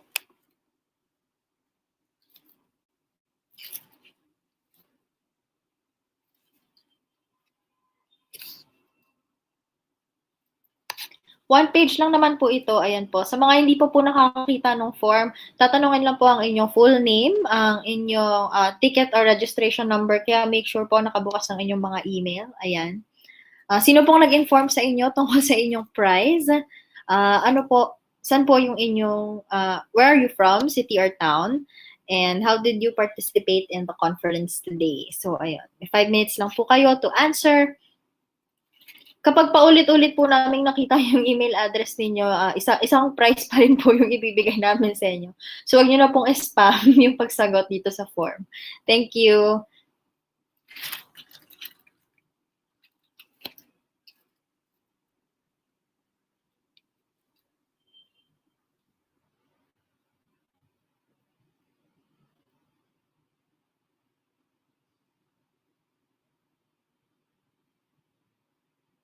Ayan, meron na pong nagme-message, sent na po, ayan. Meron na po bang tapos dito? Pa-send naman po ng chat dyan, sent na po, ganun. Pamahin na lang po, charot.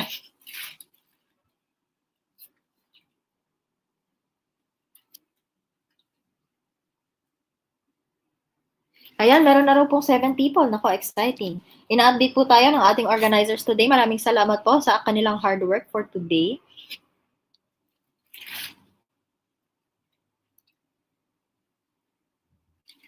Time check, we have 2 minutes and 40 seconds left. Nako, 7 people pa lang. Ilang tao na po kaya ang nakakatapos at nagsisend? Ayan, ang bilis, biglang dumoble. 14 people na po ang nagsisend. 14 people na po ang may prizes. So, ayan, ilaban po natin to.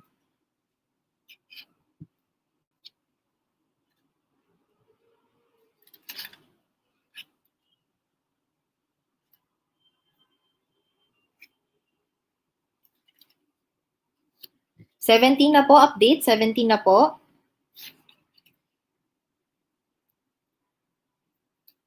Time check, 2 minutes left. 2 minutes left para po sumagot. Ay, sige po, i-others nyo na lang po yung category.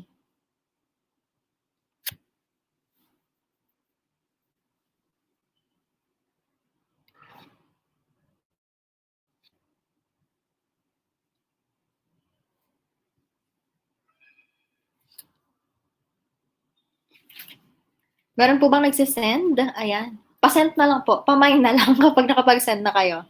Ayan, minamonitor po ng ating team kung ilan na po yung nagsisend ngayon. Thank you so much. Meron na po 24 winners ang ating pamini giveaway right now.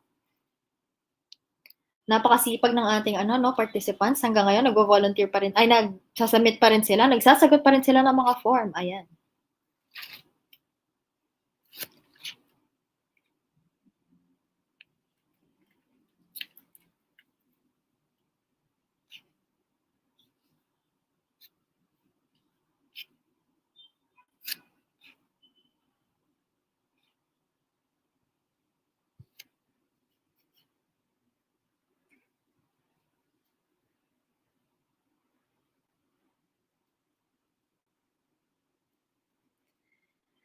Hala, matatapos na. Just letting you know, 40 seconds left.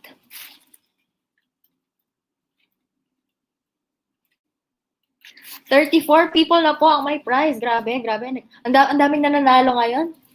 Sana all. Kaya mag-participate ulit kayo guys next week sa ating day 2 ng Pista ng Mapa para manalo rin po kayo ng mga prize. Pero pinapaalala lang po namin ulit, baka naman po merong times 2 nagsasubmit dyan. Hopefully wala naman po. Isang premyo pa rin po yung mapapanalunan kayo kung twice kayong nag-submit within this time period. So, 6, 5, 4, 3, 2, 1, and stop. Okay. Tapos na po. Ayan, tapos na po. Maraming salamat po sa mga nag-participate. We will contact you kapag kayo po ay nag-qualify dun sa ating 5-minute mark. So now, let us proceed sa ating program. Ito na po talaga, dinner break. So, guys, everyone, go na. Ay, final count pala, sorry. Final count, may mga humabol. 42 raw, 42. May mga humabol pa. We have 42 winners today. So, congratulations po and we will get in touch with you kapag kayo po ay kasama dun sa 42 na nanalo today. So, right now, dinner break na po and please feel free. Yung mga magli-leave po or anything, okay lang po. I-admit na lang po siguro kayo ulit. But you don't have to leave the room naman po. Kung pwede kayong mag-dinner, tapos iwan nyo lang po na nandyan, nakamute naman po kayo, okay lang naman po. Thank you so much and see you in a few minutes. Less than an hour.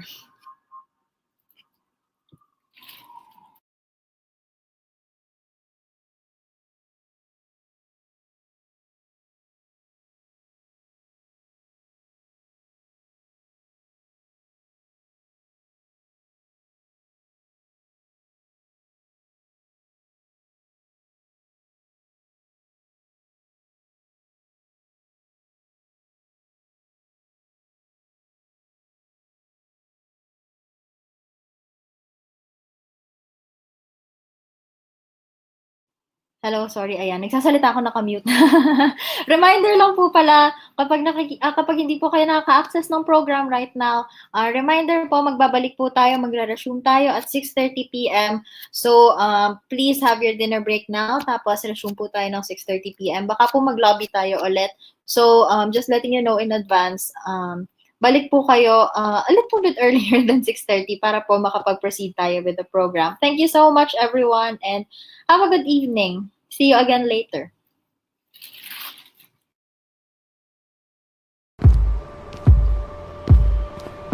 The importance of map data, I'd say, is everyone needs a The importance of map data, I'd say, is everyone needs a way to orient themselves in the world. But if applications end up having inaccurate data, it makes the user feel generally lost, and it can end up ruining the experience. A lot of companies use open source map data. It allows people to get the data they need at the scale that they actually need it. Sometimes the data is incomplete, so the demand for an updated map has increased exponentially. CART's mission is to make awesome data. We're basically a company that provides navigation data for an open source platform called OpenStreetMap. We map virtually everything that exists in the physical world. We have several different teams that are either working remotely or actually collecting the data on the ground. Our ground survey team travels around the world and they collect the street level imagery. The street level editing team, they go through frame by frame of the imagery that was captured. The machine learning team uses aerial imagery. It digitizes roads at a very large scale. The import team works on taking external data and then they digitize it into OpenStreetMap. We've been growing exponentially over the last few years. CART has over 150 trained GIS professionals here in the United States. And we have teams all over the world that are proficient in dozens of different languages and have experience within those different communities. We've been to over 65 countries, and that continues to grow. CART has published more open street-level imagery than any other organization in the world. We're flexible to work with, we're adventurous, we're scrappy, and we get things done. Yeah, we're professional explorers. When users have great location data, they feel happy, they feel confident, they can just enjoy the experience. And ultimately, your customer will be satisfied and happy with that product, and they're gonna love you.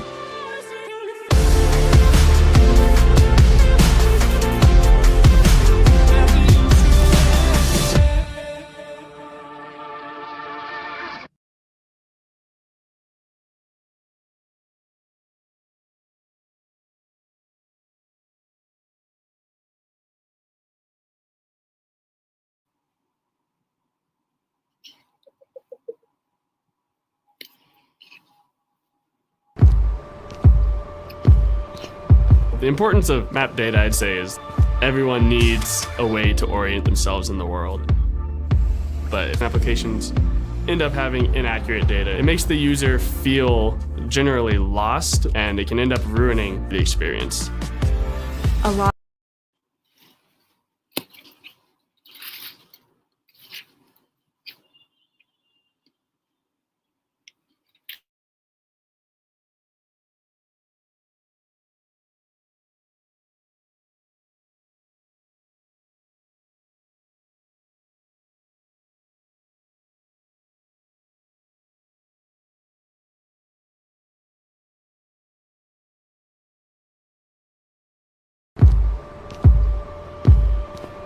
The importance of map data, I'd say, is everyone needs a way to orient.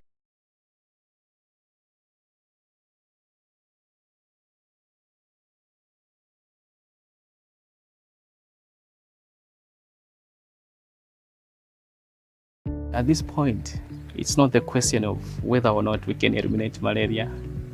We are eliminating malaria.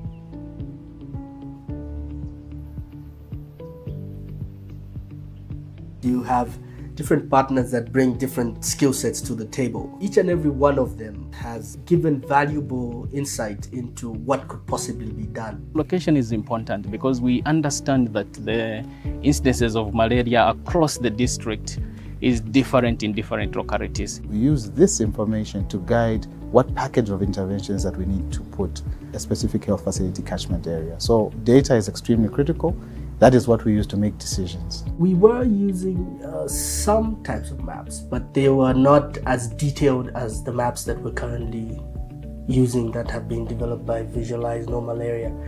And in most cases, we would go with just the data that is given to us in spreadsheets. It was kind of difficult, and it was also leading us to a situation where you keep going to the same areas thinking that you're actually having an impact, when in actual fact you have missed some areas because you can't visualize where those areas are. So the culture has really shifted over the years to having a more stronger appreciation of data. And the spin-off to that is that it actually also improves the quality, because the more people look at the data, the more they raise questions about data, the more they start questioning the quality and trying to see how you can actually improve data quality. The beauty with platforms like Tableau is that seeing a graph or seeing a pie chart can get individuals engaged into having a real concrete discussion about what the situation is and what needs to be done about it. Now you need to move that into visualizing what those numbers and charts translate into.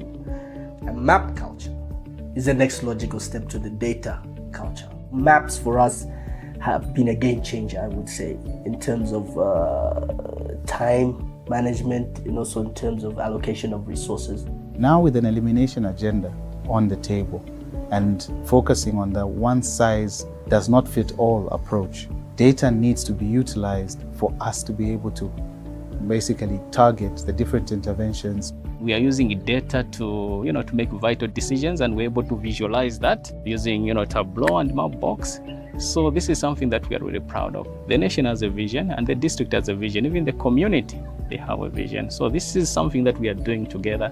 So it's not just about one individual. This is a community cause.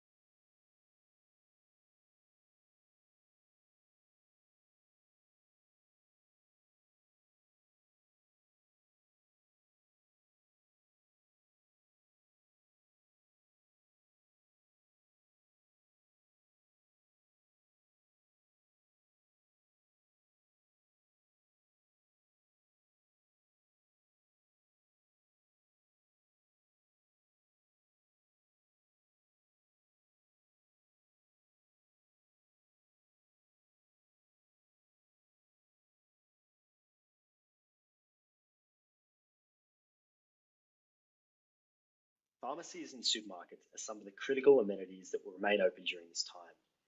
Updating the location and opening hours of these amenities is particularly important. Street level imagery or local knowledge will be needed to confirm these details, as satellite imagery is not sufficient. Focus on an area you're familiar with or an area with enough street level imagery to discern the type and location of shops. In this particular example, we're toggling the MapRoulette image layer alongside Point Lonsdale Road, which is missing points of interest like the local supermarket and pharmacy. First, we're going to add the location of the supermarket, which becomes clearer when looking at the nearest MapRoulette image.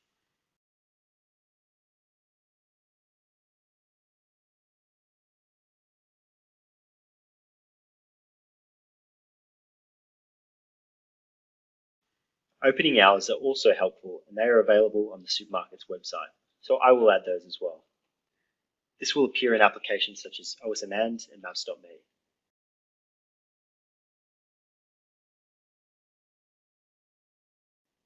Now we're going to add the pharmacy. Again, I'm going to pull up the nearest MapRoulette image to find out the name of the pharmacy and where the pharmacy should be placed.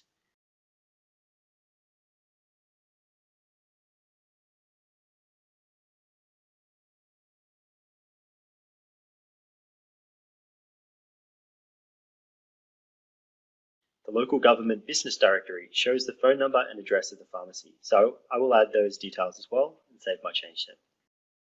I do not know the hours of the pharmacy, but this is something I could check with a field mapping survey, or I could leave a comment so that someone else passing by might note down the hours.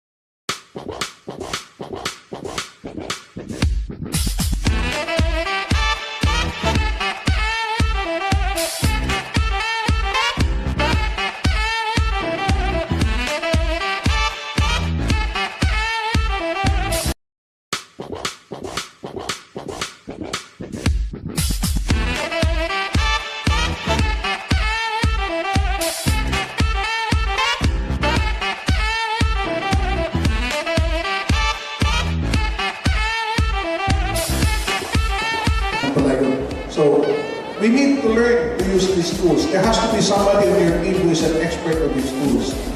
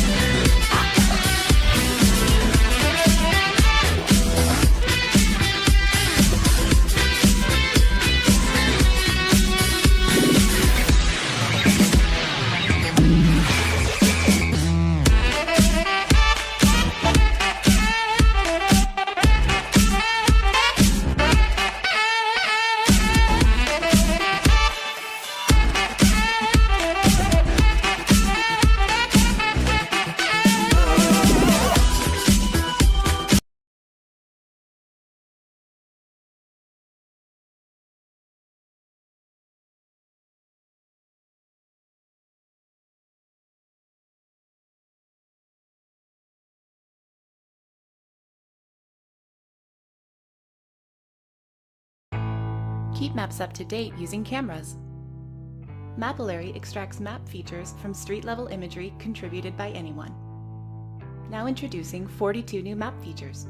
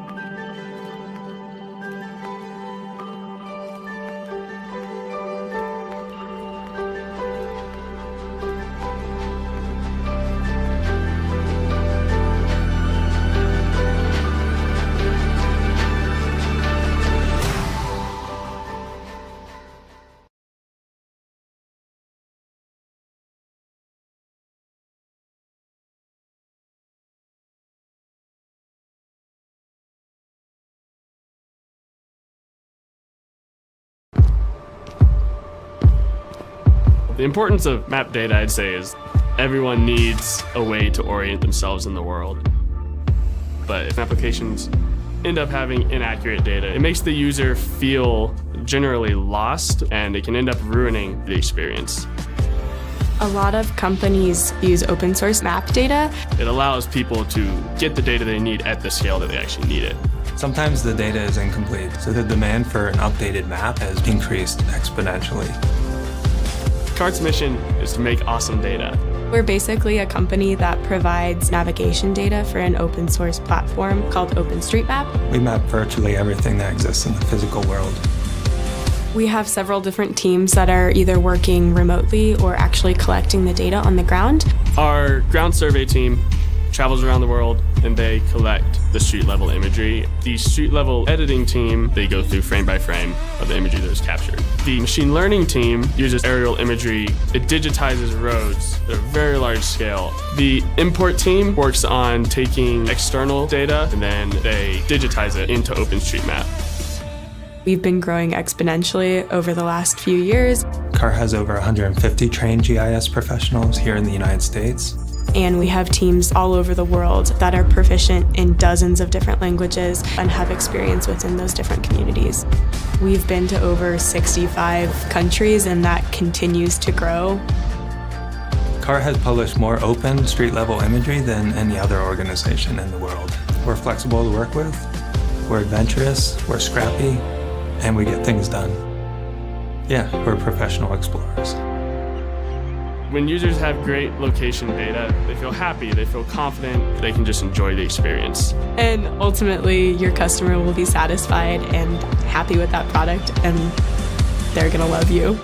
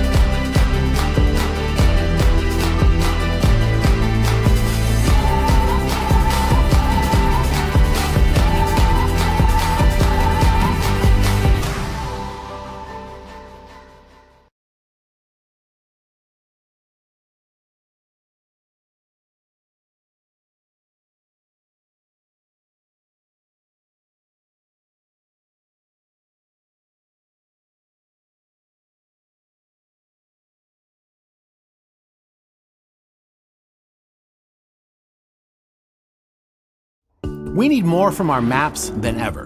From ride services to deliveries, autonomous vehicles, and disaster relief efforts, we depend on knowing what is where at any given moment.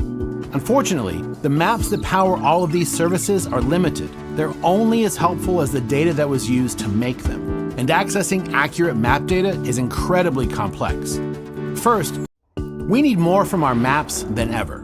From ride services to deliveries, autonomous vehicles, and disaster relief efforts, we depend on knowing what is where at any given moment. Unfortunately, the maps that power all of these services are limited. They're only as helpful as the data that was used to make them. And accessing accurate map data is incredibly complex. First, their scale. We need detailed location data from pretty much every place on the planet. Street signs, points of interest, or where the loading dock is. And there's no way to get that level of data from satellite images alone. The second challenge is freshness. The world is changing far too fast for any single mapping company to keep up. These challenges lead to bad map data and outdated maps, which causes real problems, from late deliveries to losing precious time in a crisis. That's where MapRoulette comes in. MapRoulette is the collaborative street-level imagery platform that lets anyone access the data they need for making better maps. The MapRoulette platform allows anyone with any kind of camera, like a smartphone or an action cam, to easily capture street-level imagery. Those images are uploaded to MapRoulette and automatically analyzed with computer vision technology to detect all kinds of features, from road markings to traffic signs. All of the data and the underlying imagery are available to anyone through MapRoulette to provide information about what is where, everywhere. This massive body of images and data can be used to validate existing maps and to update and improve any kind of map for all kinds of needs, like making the navigation apps we love more accurate, or cities knowing where every sign is, faster deliveries, or helping people get from A to B faster. In other words, MapRoulette helps everyone make better maps.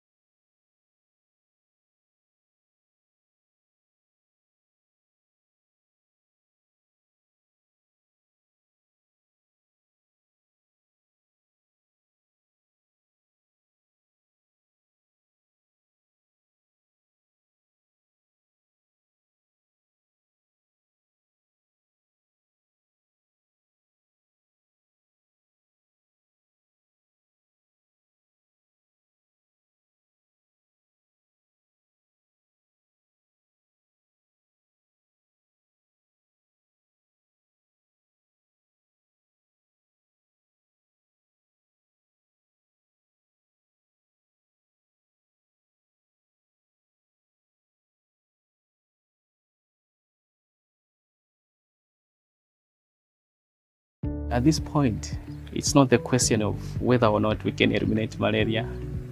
We are eliminating malaria.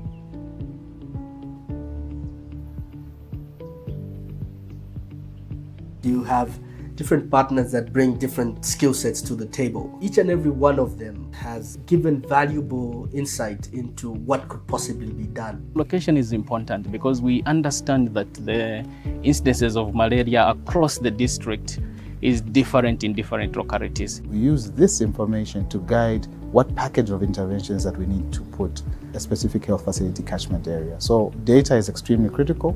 That is what we use to make decisions. We were using some types of maps, but they were not as detailed as the maps that we're currently using that have been developed by Visualize No Malaria.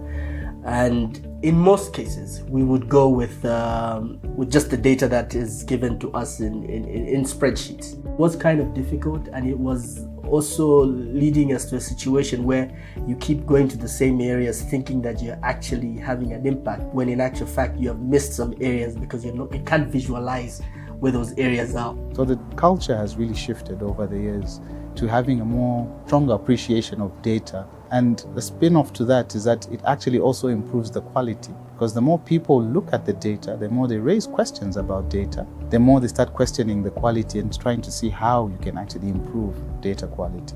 The beauty with platforms like Tableau is that seeing a graph or seeing a pie chart can get individuals engaged into having a real concrete discussion about what the situation is and what needs to be done about it. Now you need to move that into visualizing what those numbers and charts translate into. And map culture is the next logical step to the data culture. Maps for us have been a game changer, I would say, in terms of time management and also in terms of allocation of resources.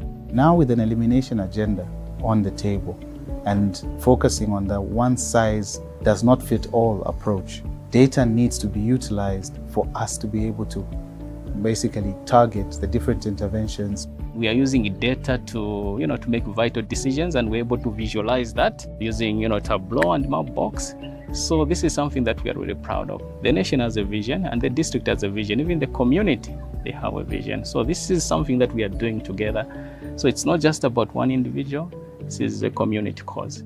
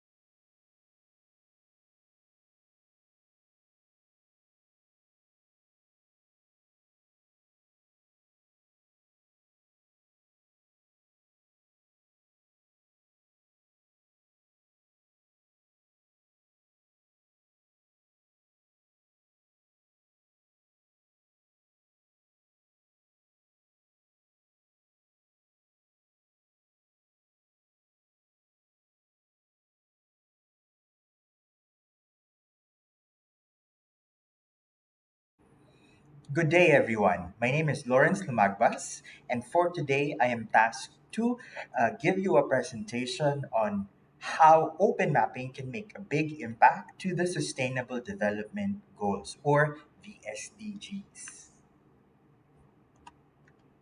So to give you a outline of how my presentation will be, I'll start with an introduction, then talk about the benefits of using or leveraging open mapping for the SDGs, and as well as SDG project ideas relevant to open mapping that you guys can implement. So, again, although this conference will definitely give you more information on open mapping, I just like to begin with a high level definition of what open mapping is, and it is a global movement to create free and open geographic data. One interesting thing to note about the open mapping community is because this type of community or this community cares deeply about the quality and the use of geographic data. And of course, it includes people from all parts of the globe and society. It could be the experts from experts of different geographic technologies to just to people uh, that are present in your own neighborhood. So it can be any citizen who can be engaged when it comes to open mapping. So I guess all of us already aware of what OpenStreetMap is. It's a tool that has 3 million people have already registered to it. It is the map of the world, as they say, and it approximately has 30,000 to 40,000 contributions every month. Now, through excellence in data, what OpenStreetMap can do is it allows those participants to become fully engaged citizens. Now, of course, I will move on to talking about the SDGs, right? So let me first introduce what this term is for those who may not be familiar. So SDGs are known as the United Nations Sustainable Development Goals, and this was united by all the member states of the Nations starting 2015, and the goal was to end poverty, to protect the planet, and also to ensure that all people enjoy peace and prosperity by 2030. So now you might be asking, why are these SDGs important? So first, SDGs are essential for social mobilization. Right now, the world would need to be oriented in one direction to fight poverty and to help sustainable development. And we have these 17 goals to really help direct everybody to the right direction. Next one, SDGs are important because they help individuals, organizations, and governments worldwide, again, to focus on what really matters for our future. So that's the first reason why SDGs are important. Next one, SDGs also create pressure, right? So if you guys aren't aware, before the SDGs, there were first the MDGs or the Millennium Development Goals. And the target date end date for the Millennium Development Goals was back in 2015. So now it was refreshed and it was and sort of it had the version 2.0 through the Sustainable Development Goals. Now, when the SDGs were created, it now helps create peer pressure. Now, political leaders and statesmen are now being publicly and as well as privately questioned on what are their steps when it comes to ending extreme poverty or all the other development issues. How do they address all those development issues? Third importance of SDGs is that they help mobilize stakeholder networks. No, so different stakeholders such as community leaders, the politicians, the government ministries, the scientific community, the NGOs, international organizations, donors, and foundations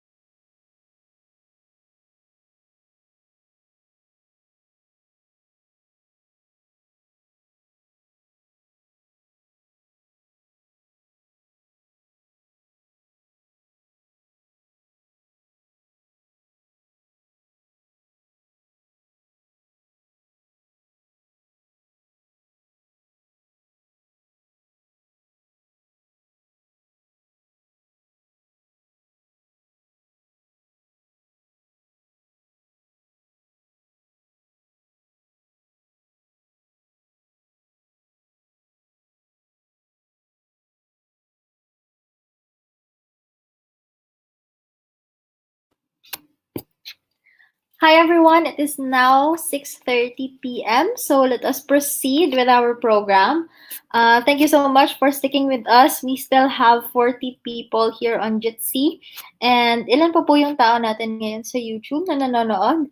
Shoutout po sa lahat at sa mga bagong pumasok at nag-welcome at nagsabi ng magandang gabi, nag-greet sa atin ng magandang gabi. So nandito po si Sorby, nandito po si Kinleya. Ayan. Magandang gabi po sa inyong lahat. 46 people are still watching on YouTube. So, thank you so much for staying. Ayan. Magandang gabi rin po kay Dominic Fargas na nandito from UP-DGE. Okay, so now let us continue with our program. After the dinner break, it is now 6:30 and our next speaker na medyo napa-preview tayo kanina, nagkaroon po ng tech difficulties. We're so sorry about that. Our next speaker is Lawrence Lloyd Lumagbas, and the talk is how open mapping can make a big impact on the Sustainable Development Goals. So crowdsourced geospatial data is playing a big role in helping fill data gaps at the micro level, as well as providing insight into SDG progress on a more real-time basis than it is possible through annual surveys and periodic census. When we empower and enable communities to geolocate key community assets and vulnerabilities, this helps decision makers gauge coverage gaps and risks at the ultra-local level. So let's take it away for the next presentation by Lawrence Lloyd Lumagbas.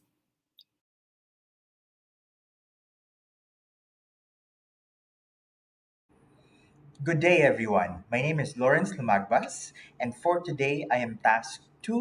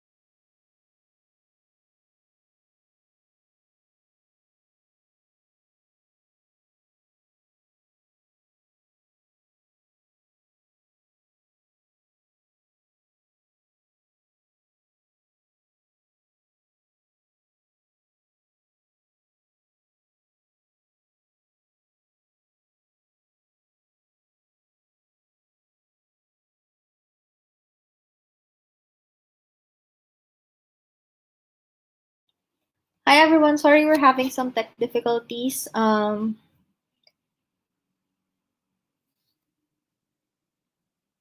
Yung nagpa-play kanina na video, let's do it again.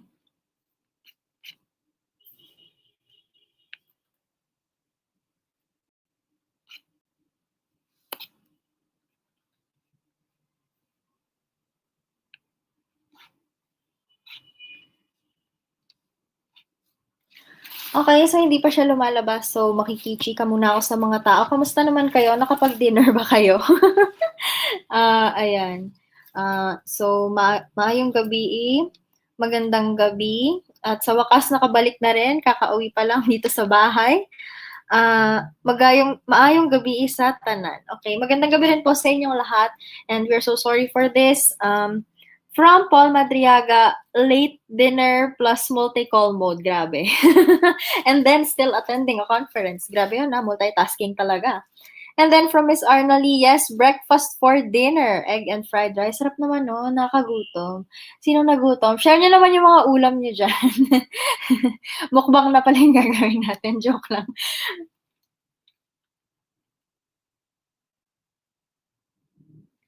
Oy, gusto ko yung gusto ko yung chinat ni Resmi Amador. Sopas na di mabilis. What did you have, Miss Gika? Nako, kumain ba tayo? Joke lang. Uminom lang po tayo. Ayan. From Neil Riego, currently eating chicken curry. Uy, sarap! Sarap ng mga pagkain. Ayan. Nabusog naman kayo. Nakapista naman kayo sa inyong mga tahanan. Ito na, sige na, magsa-start tayo. Alright? Let's do it.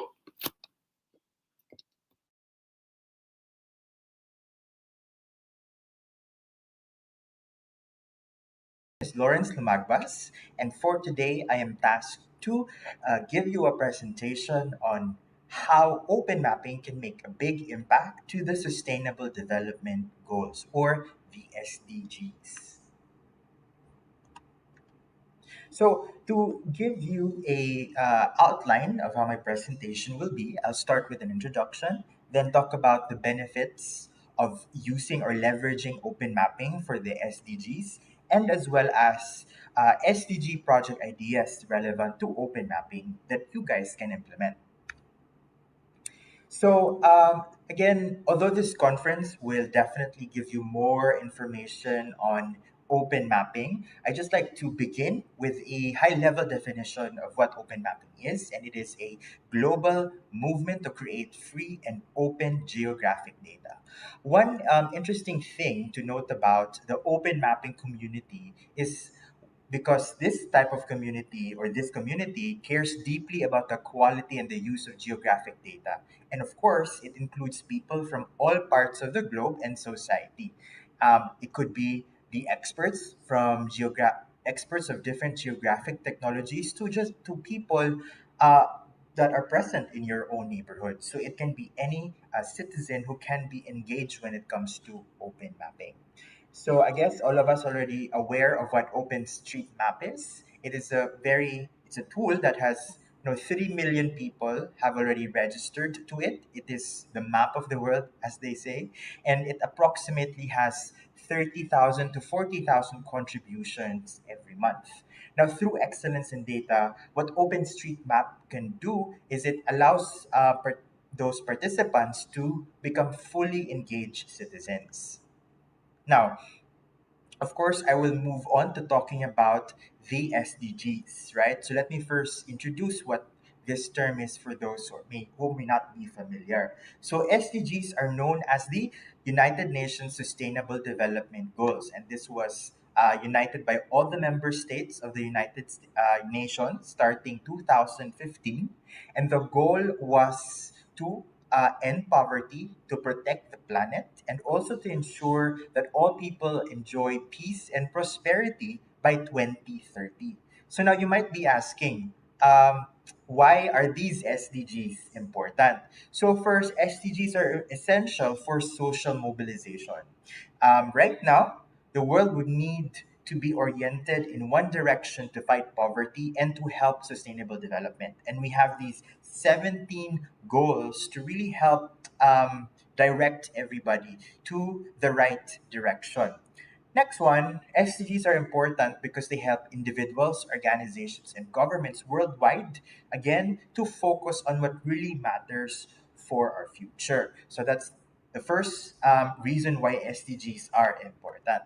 Next one, SDGs also create pressure, right? So if you guys aren't aware, before the SDGs, there were first the MDGs, or the Millennium Development Goals. And the target end date for the Millennium Development Goals was back in 2015. So now, it was refreshed, and it was and sort of it had the version 2.0 through the Sustainable Development Goals. Now, when the SDGs were created, it now helps create peer pressure. Now, political leaders and statesmen are now being publicly and as well as privately questioned on what are their steps when it comes to ending extreme poverty or all the other development issues. How do they address all those development issues? Third importance of SDGs is that they help mobilize stakeholder networks. No, so different stakeholders such as community leaders, the politicians, the government ministries, the scientific community, the NGOs, international organizations, donors, and foundations, and the business sector are all motivated to come together to address or to accomplish a common purpose. No, and so those are the reasons why the SDGs are very important. Right. So now I'll move on to what are the benefits for using or leveraging open mapping uh, in relation to the SDGs, right? So crowdsourced geospatial data, particularly OpenStreetMap, is helping fill data gaps at the micro level, as well as providing insight into SDG progress on a more real-time basis than is possible through annual or biannual surveys and periodic censuses. So the problem right now with trying to gather what SDG data or what's the status when it comes to this particular target is that the collection of data can happen in a very slow pace. No, it can happen just through annual or biannual surveys, and therefore it can be a bottleneck when it comes to our politicians or maybe development practitioners on how to better address as development issues in certain areas. So this is where open mapping can really create a big impact when it comes to helping us have a more real-time understanding of where is our status when it comes to our progress of accomplishing the SDGs. So another important thing to point out is that again there are a lot of existing data gaps. No, over 70% of the world is not yet currently mapped in any open accessible data source with any meaningful level of detail. Furthermore, vulnerable at-risk communities around the world are not in the map, so either literally or figuratively, and are most often overlooked. So again, if you go back to the goal of the SDGs, it's to also end poverty and also really help those who are most vulnerable. And unfortunately, even our map are not able to collect or capture data about them or around them. And hence, this is where open mapping can again help us address these issues. So let's talk about the benefits. Again, with SDGs, if we are able to again really maximize the usage of open mapping when it comes to the SDGs, it will help decision makers and communities have more accurate data and, of course, ensure that no one is left behind as we pursue the SDGs. It will fill in the data gaps that are required to measure our progress towards SDG indicators.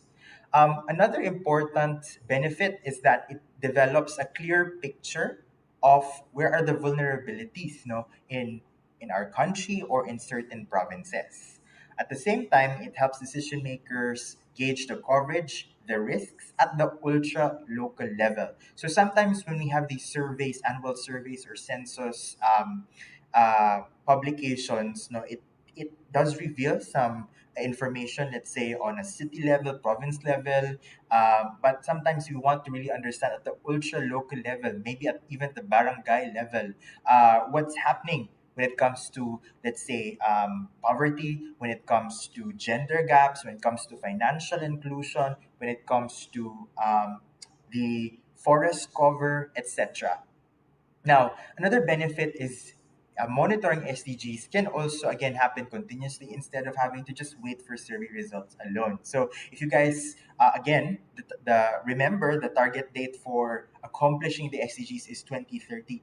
Yes, that's 10 years now, but as much as possible, if we can't really just wait for the survey results to and let that impede us from taking action immediately. Now, of course, it also allows users to constantly make edits. So again, that's another beauty about using open mapping is we can update it on a regular basis. So again, our understanding of the status of these SDG goals are also real time in nature. Now, let me now give you examples of project ideas that are related or relevant to open mapping, right? This or you can basically look at these examples as starting points if you would like to implement an open mapping project that would directly be aligned to one of the 17 SDG goals. So I'll go through this one by one, or the seven, and it starts with, of course, the first one is about poverty. So goal number one is end poverty in all its forms. And some examples include mapping financial services to identify gaps, and also understanding basic financial services, including microfinance. So there are already organizations that have done this, and it would be great if we can even leverage on the best practices these organizations have already done. Next one, we can work with rural communities to map out underrepresented villages, especially those that are really in the far-flung areas. It can also help us understand commercial activity to understand what are the economic needs and opportunities, right? So if we know that certain areas are good at maybe planting certain crops or have experience in doing this particular type of trade, we can leverage them and integrate them into the economic landscape, and in the supply chain. So that is one way that we can make open mapping data actionable. And of course, it also helps us. We can also survey households for land ownership status. The next goal is about ending poverty and also achieving food security and improved nutrition and promoting sustainable agriculture. So mapping, and one way to do this, or one example of an SDG project related to open mapping, is to map access to food, banks, outdoor access, and also grocery stores, right? It Next one is to identify unused urban spaces that can be transformed into community garden plots. So again, it can be a signal for us to maybe adopt urban gardening, for example, in those areas, and really maximize that land so we can ensure food security within our communities. Next one is landscape use and agriculture information, such as crop types and also seasonality. So again, it also has a relationship, or a relationship when it comes to agriculture data as well.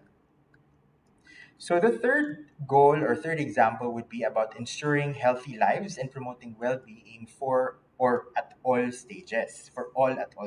So we can use open mapping by trying to map out areas affected by certain disease outbreaks, right? So we have better understanding of which areas are more sort of maybe dangerous or high risk, right? And we can prioritize health interventions in those areas. We can also and an example of this was use of the OSM for mapping communities in Mozambique for indoor residual spraying of insecticides and insecticide-treated mosquito nets distribution. And we can also map incidents of household displaying healthy behaviors. So, for example, sleeping under a long-lasting insecticide-treated bed net in malarious countries, or seeking timely care when ill. So it can also give us an indication whether certain health interventions are effective or not when we use open mapping as a data collection or data monitoring tool. And we can also map our space as locations, or even establishments that are accessible or inaccessible to people with disabilities. In the fourth goal, which is ensuring inclusivity and quality education for all and promote lifelong learning, we can use open mapping to map out barriers to education. For example, the distance between a student's place, and also how long they have to travel to school to unsafe or vulnerable areas. So it can help us highlight which are those places that might need more intervention from the government in terms of funding or in terms of subsidies. We can also create detailed maps of schools in a given community, along with information about school size, number of teachers, number of bathrooms, etc. So it gives us a snapshot of the situation in those schools. We can also even engage students in on-the-ground geographic data collection to improve map literacy and as also spatial awareness. So even students could be engaged when it comes to open mapping projects. Next one is goal number 5, which is achieving gender equality and empowering all women and girls. So here we can engage girls and women in mapping areas for their community that are unsafe or pose serious risks, right? So this is one way where we can help other females try to avoid those areas because certain incidents might have happened, or it's prone to, like, certain locations is prone to maybe drug addicts or sex offenders maybe. So this is where open mapping can be useful. Next one is create asset maps and services and resources such as women's health clinics and vocational training centers. So these are just examples on how we can use open mapping to accomplish goal number 5. Now, moving on to goal number 6, how do we ensure access to water and sanitation for all? So, open mapping can be used to map out water points and quality within refugee camps to understand distribution of and access to drinking water. We can also map out latrines, public toilets, and other facilities, as well as attributes to understand the distribution and access to sanitation facilities. So, moving on to goal number 7, we can also ensure access. Goal number 7, by the way, is about ensuring access to affordable, reliable, sustainable, and modern energy for all. So we can educate the community of the importance of sustainable energy to their respective households, and we can also try to map out other, for example, the infrastructure such as power lines and plants to understand which areas might need further sort of mitigation measures, risk mitigation measures. Next one is SDG number 8. So in SDG number 8, the goal is to promote inclusive and also sustainable economic growth, employment, and decent work for all. So here we can try to provide vocational training and the latest open source GIS tools to substantially reduce the proportion of youth that are not in employment, education, and training. So that's how we can try to help out in SDG number 8. Now for SDG number 9, it is about building resilient infrastructure, promoting sustainable industrialization, and fostering innovation. We can do so by mapping roads in rural areas and monitoring the development of road networks over time. It allows us to have better estimates of the percentage of population with nearby roads that are accessible year-round, right? Now, in goal number 10, which is reducing inequality within and among countries, we can try to map out communities at the micro level to ensure that the poorest are counted and the population data is released publicly. No, it helps us now create policies that are more allow us would allow our society to be more equal.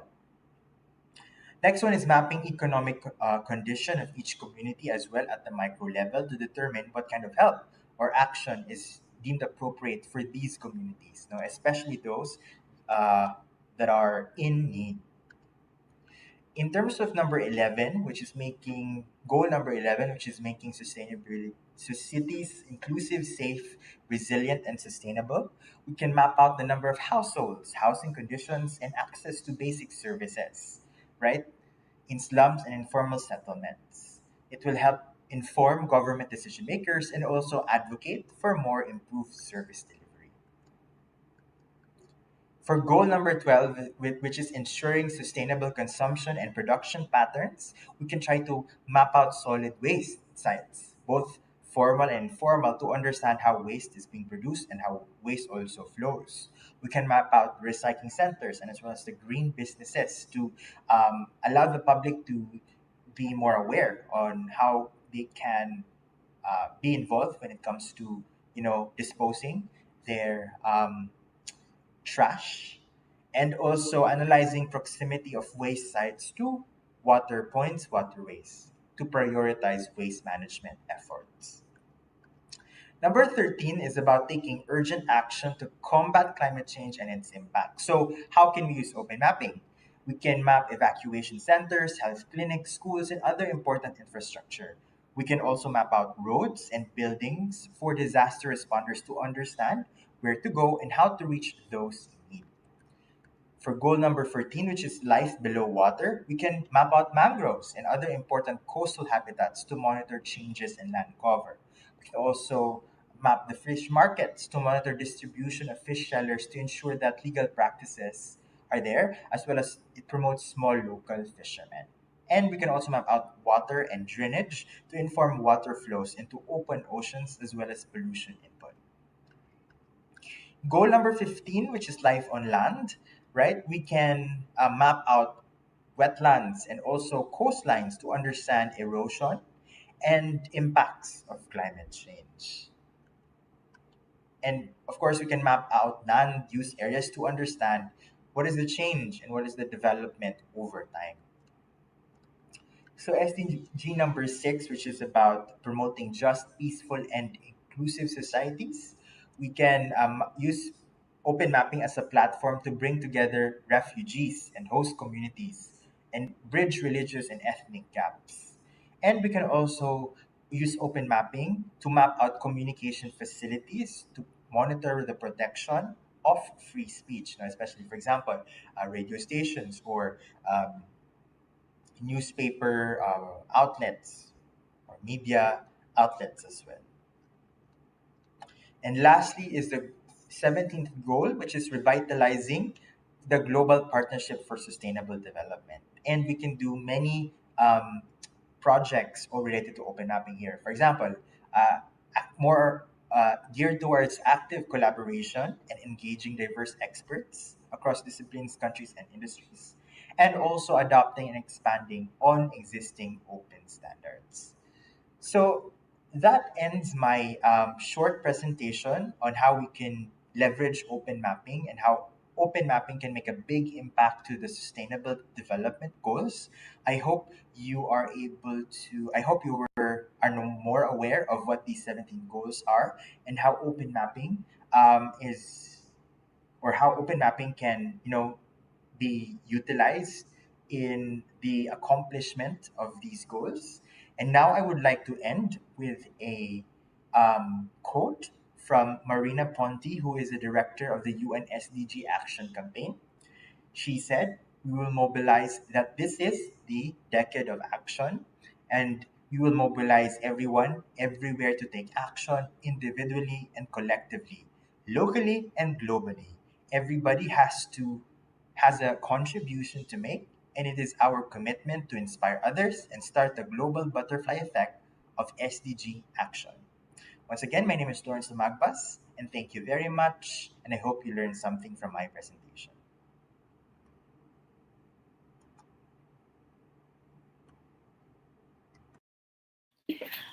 All right, everyone, I believe that Lawrence is not here to answer questions. So, lahat po ng nag-submit ng questions nila sa YouTube and mostly sa YouTube. And dun po sa mga nag-type sa ating Q&A pad, we suggest that you follow Pista ng Mapa on Facebook and on Twitter para you can see in the future kapag nasagot na itong mga katanungan nyo, the organizers will coordinate with the speaker para makuha yung insights nila about your questions. So even if wala siya dito, I'll still read through some of the questions. Kung may gusto kayong idagdag, please go ahead and do so. So we have from Miss Arnali again, very active magtanong. How do you think we can address people who don't want to be mapped? Which I believe is a very relevant question nowadays, especially when we say open data. But we'll let Mr. Lawrence answer this question. No? Hindi na lang natin ang kanyang sagot sa social media. Other questions, can you cite examples of mapping efforts, local or elsewhere, that contribute directly to SDGs? Yes, mas direct yung hinahanap niya answer, connection. This is from Nick, I think from YouTube. And in the Philippines, how many people actually has access to these maps so that they actually get to use them in a regular basis? This is an anonymous question. We are not sure who asked this. If you are still here, whoever you are who typed this question, please add your name na lang din. Sige, if you want to be anonymous, okay lang din naman. So there. If you want to add questions again, we would like to remind everyone that you can add your questions sa ating Q&A pad. They're sharing the link sa ating chat. So thank you so much po sa mga nakinig ng ating lightning talk. Let's proceed with sa ating talk or session about SDGs. So SDGs rather, sorry. So let's proceed with the next talk. This is State of the Nation's Climate Action by Elaine Lopez, Institute for Climate and Sustainable Cities. All right, so 5 years since the ratification of the Paris Agreement, which is currently very controversial, how much has the country responded to the imperatives of climate change? Would you care enough for your survival to find out and act? Let us find out.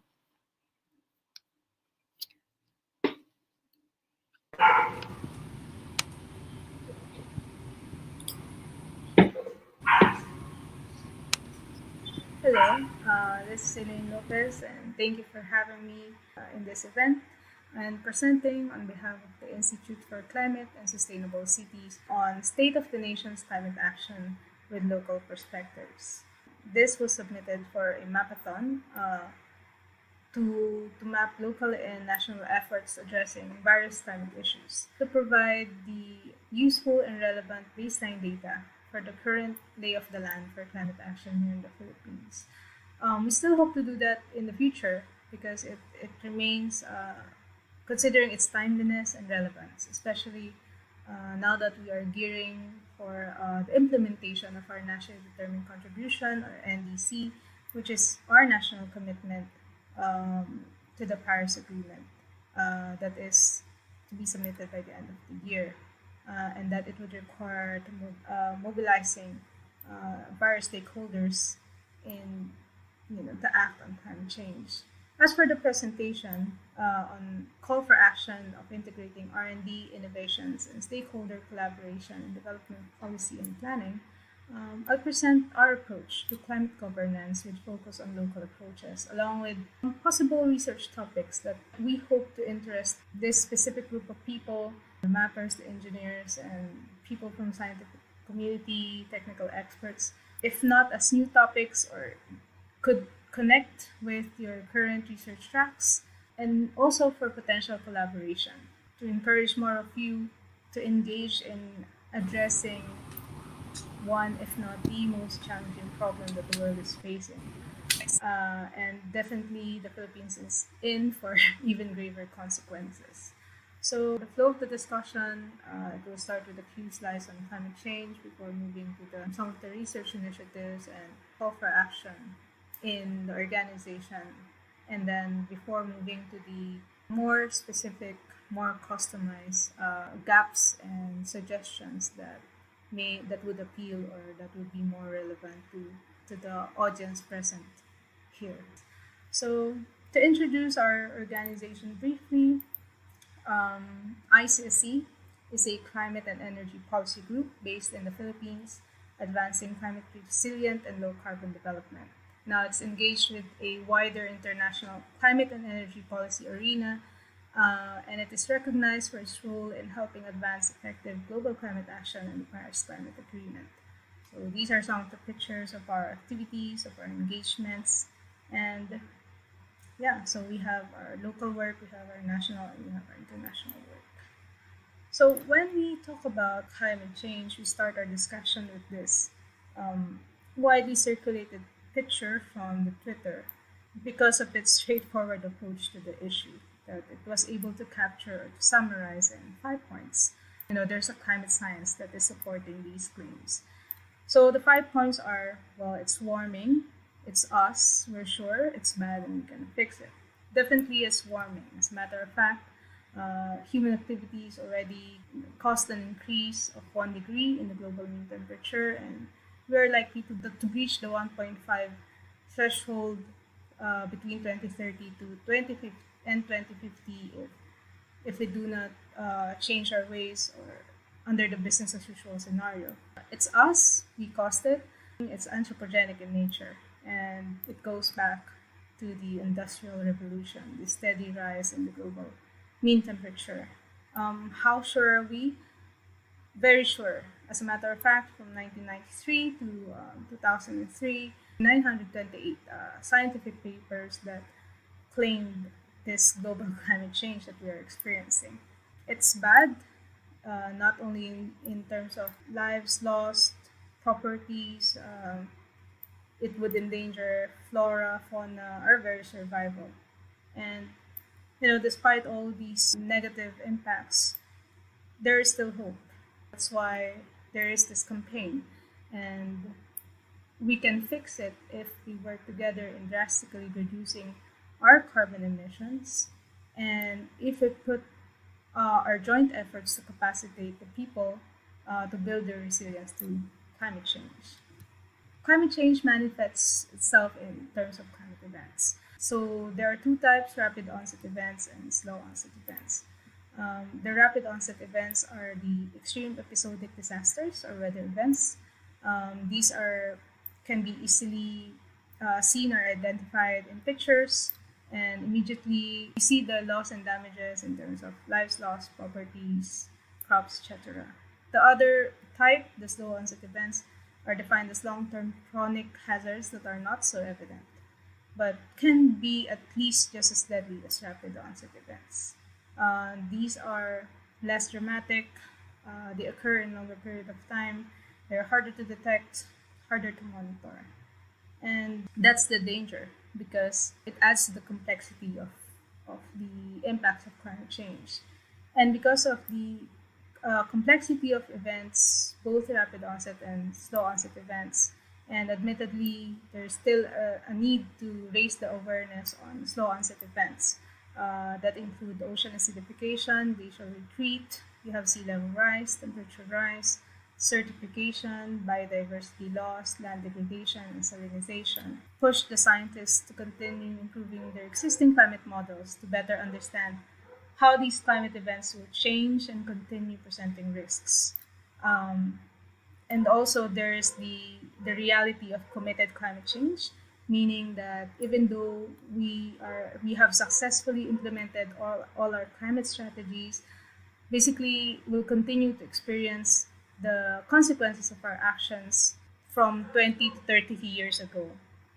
So this slide on Pag-asa's climate projections back in 2018 only shows how varied climate change can be experienced not only from one country to another, but even within the country, especially in the Philippines as an archipelago, and that there are countries that are more likely to experience climate change than other countries, making them more vulnerable to its impacts.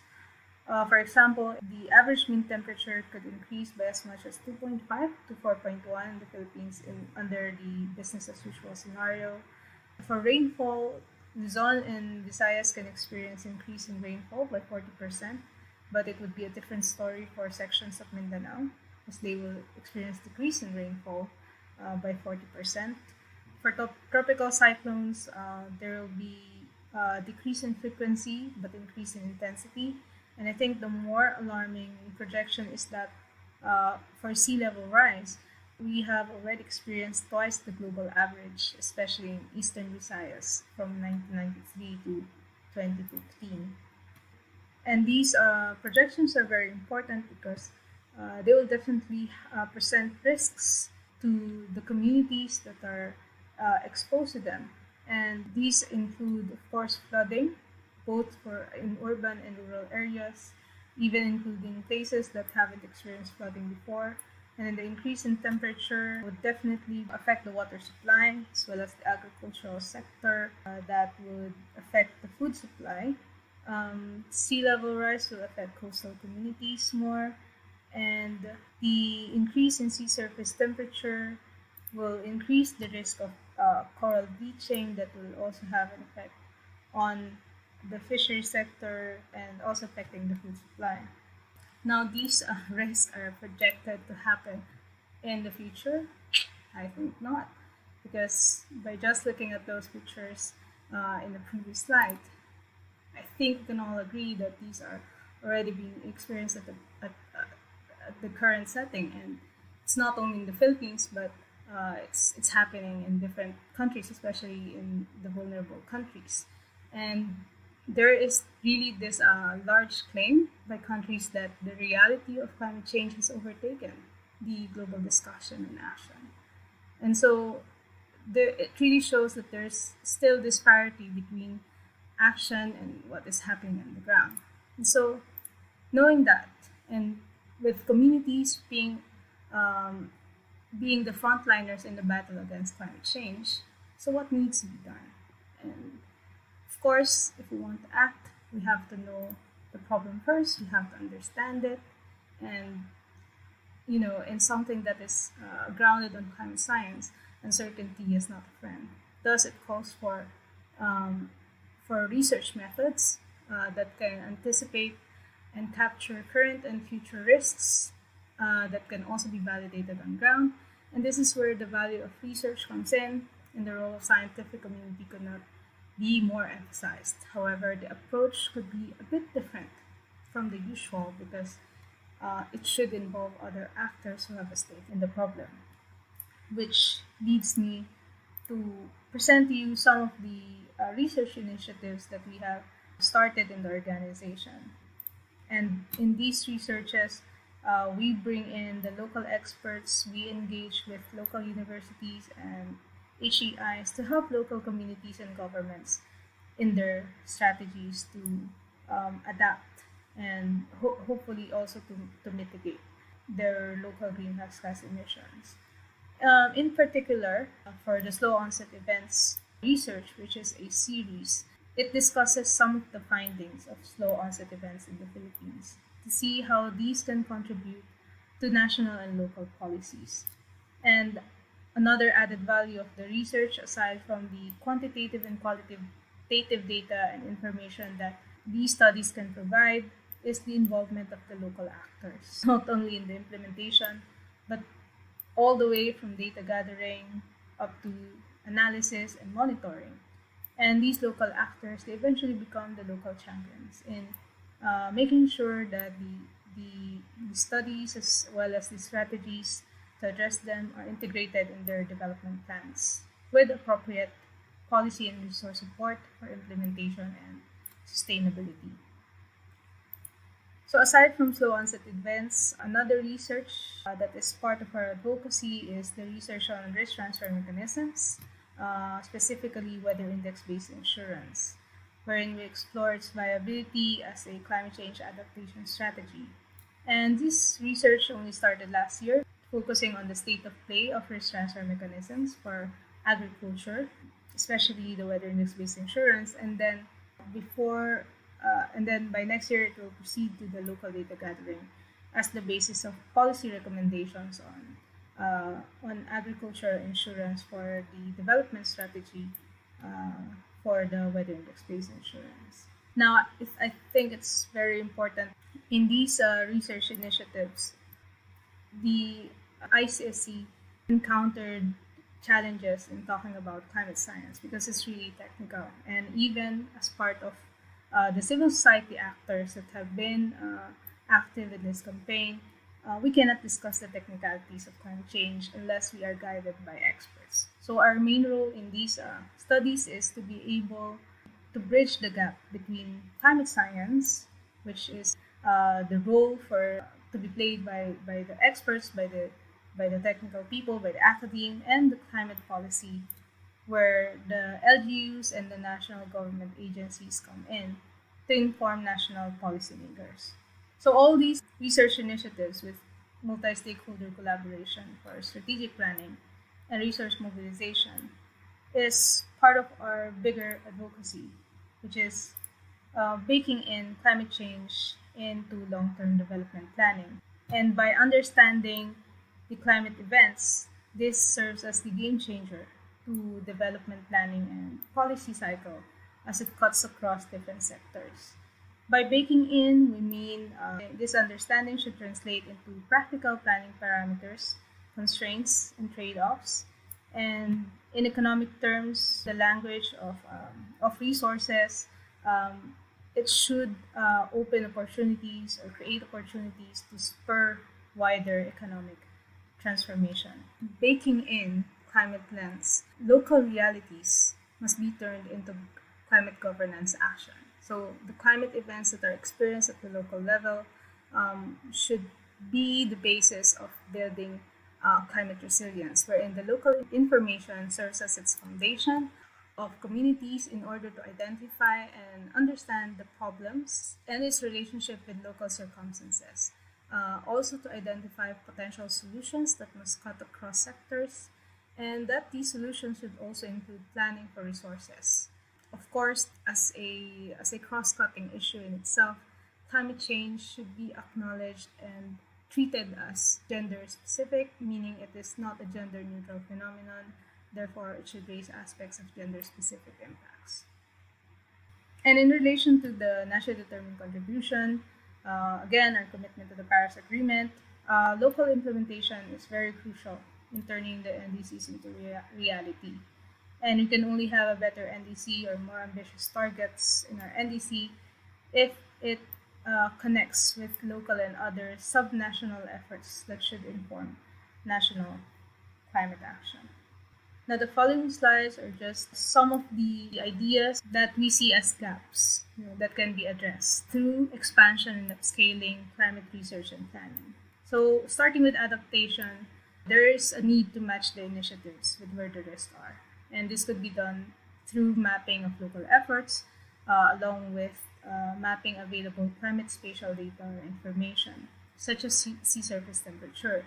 And having this spatial representation of where the efforts are, where the risks are, this would also help NGOs and other actors to identify critical areas to slow onset event impacts that need to be prioritized for future local engagements.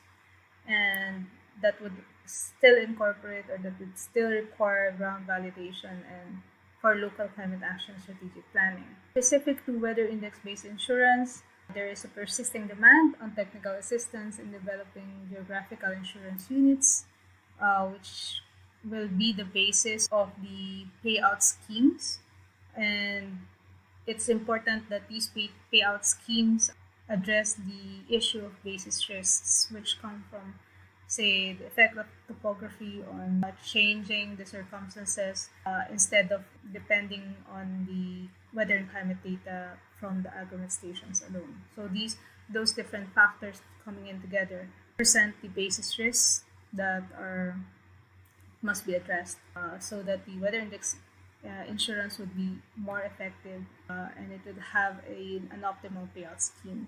So for mitigation, there's a need to map potential resources and capacities, impacts and means of implementation and support.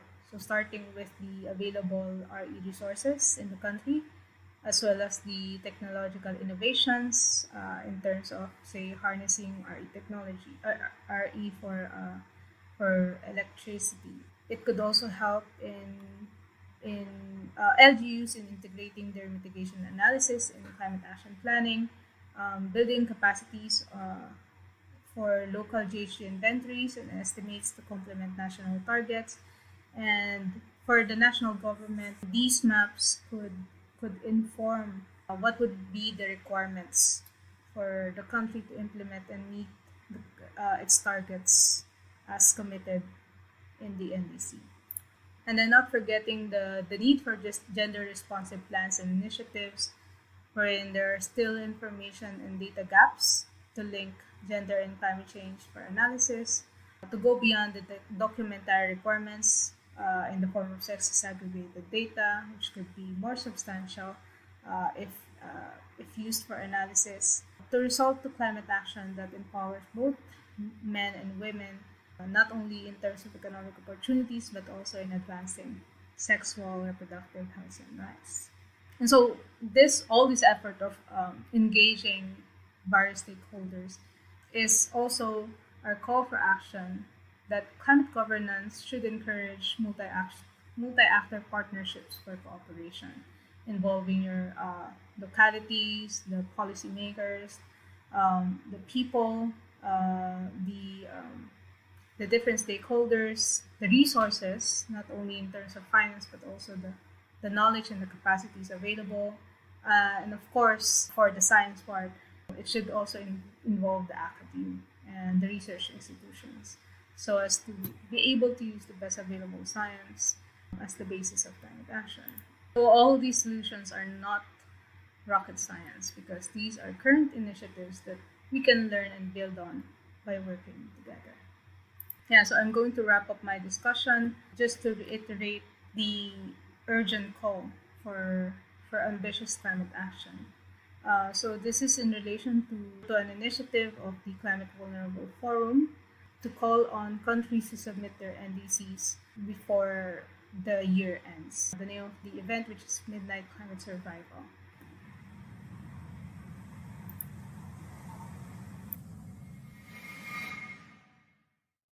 The Climate Vulnerable Forum, the CVF, is an international partnership of 48 developing countries and 1.2 billion people that are highly vulnerable to a warming planet. The forum serves as a South-South cooperation platform to safeguard the 1.5-degree goal by enhancing the urgency for global ambition for concrete climate adaptation and mitigation action for vulnerable countries and communities. We are at the precipice of surpassing 1.5 with dire consequences.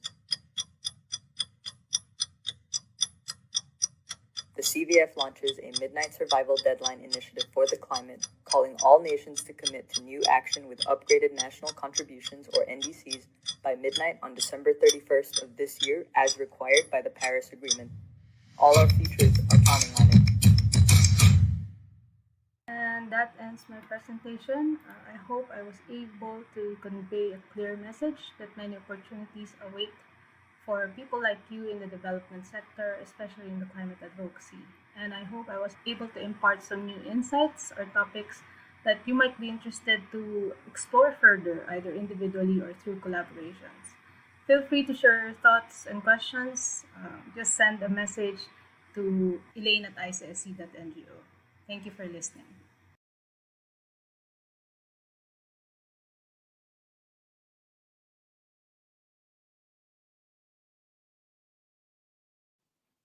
All right, thank you so much Miss Elaine and everyone. Nandiyan pa ba kayo?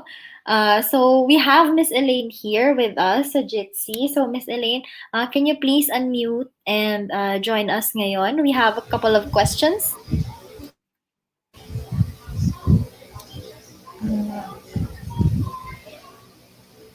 Hi.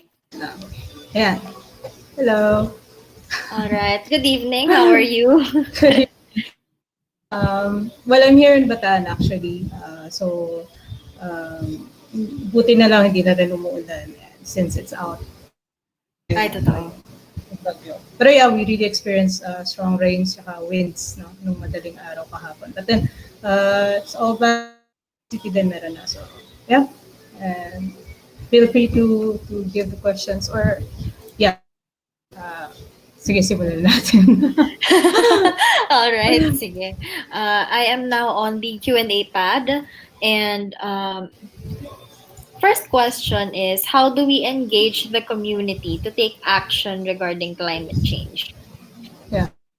Well, actually, you can engage directly with the local government units. Kasi kung community, it might be challenging dahil of course you have to first find some common ground, makita nila yung relevance of basically what you're proposing. So it really helps to have that parang link first. It could be with the local government units and even with us civil society members, no, yung mga CSOs, yung mga NGOs, since kami yung existing work on and experience when it comes to engaging communities. So yun naman, I mean, marami namang pwedeng channel. Always open for collaboration naman yung mga NGO. So yeah, it really helps to high stakeholder collaboration. Hindi naman kayo mag-isa dun sa, kumbaga, on what you're trying to say or to share with the community. So it's yun lang. I encourage talaga that you work with organizations na meron na existing work dun sa community. More of collaboration. Very collaborative yung presentation ni Miss Elaine actually.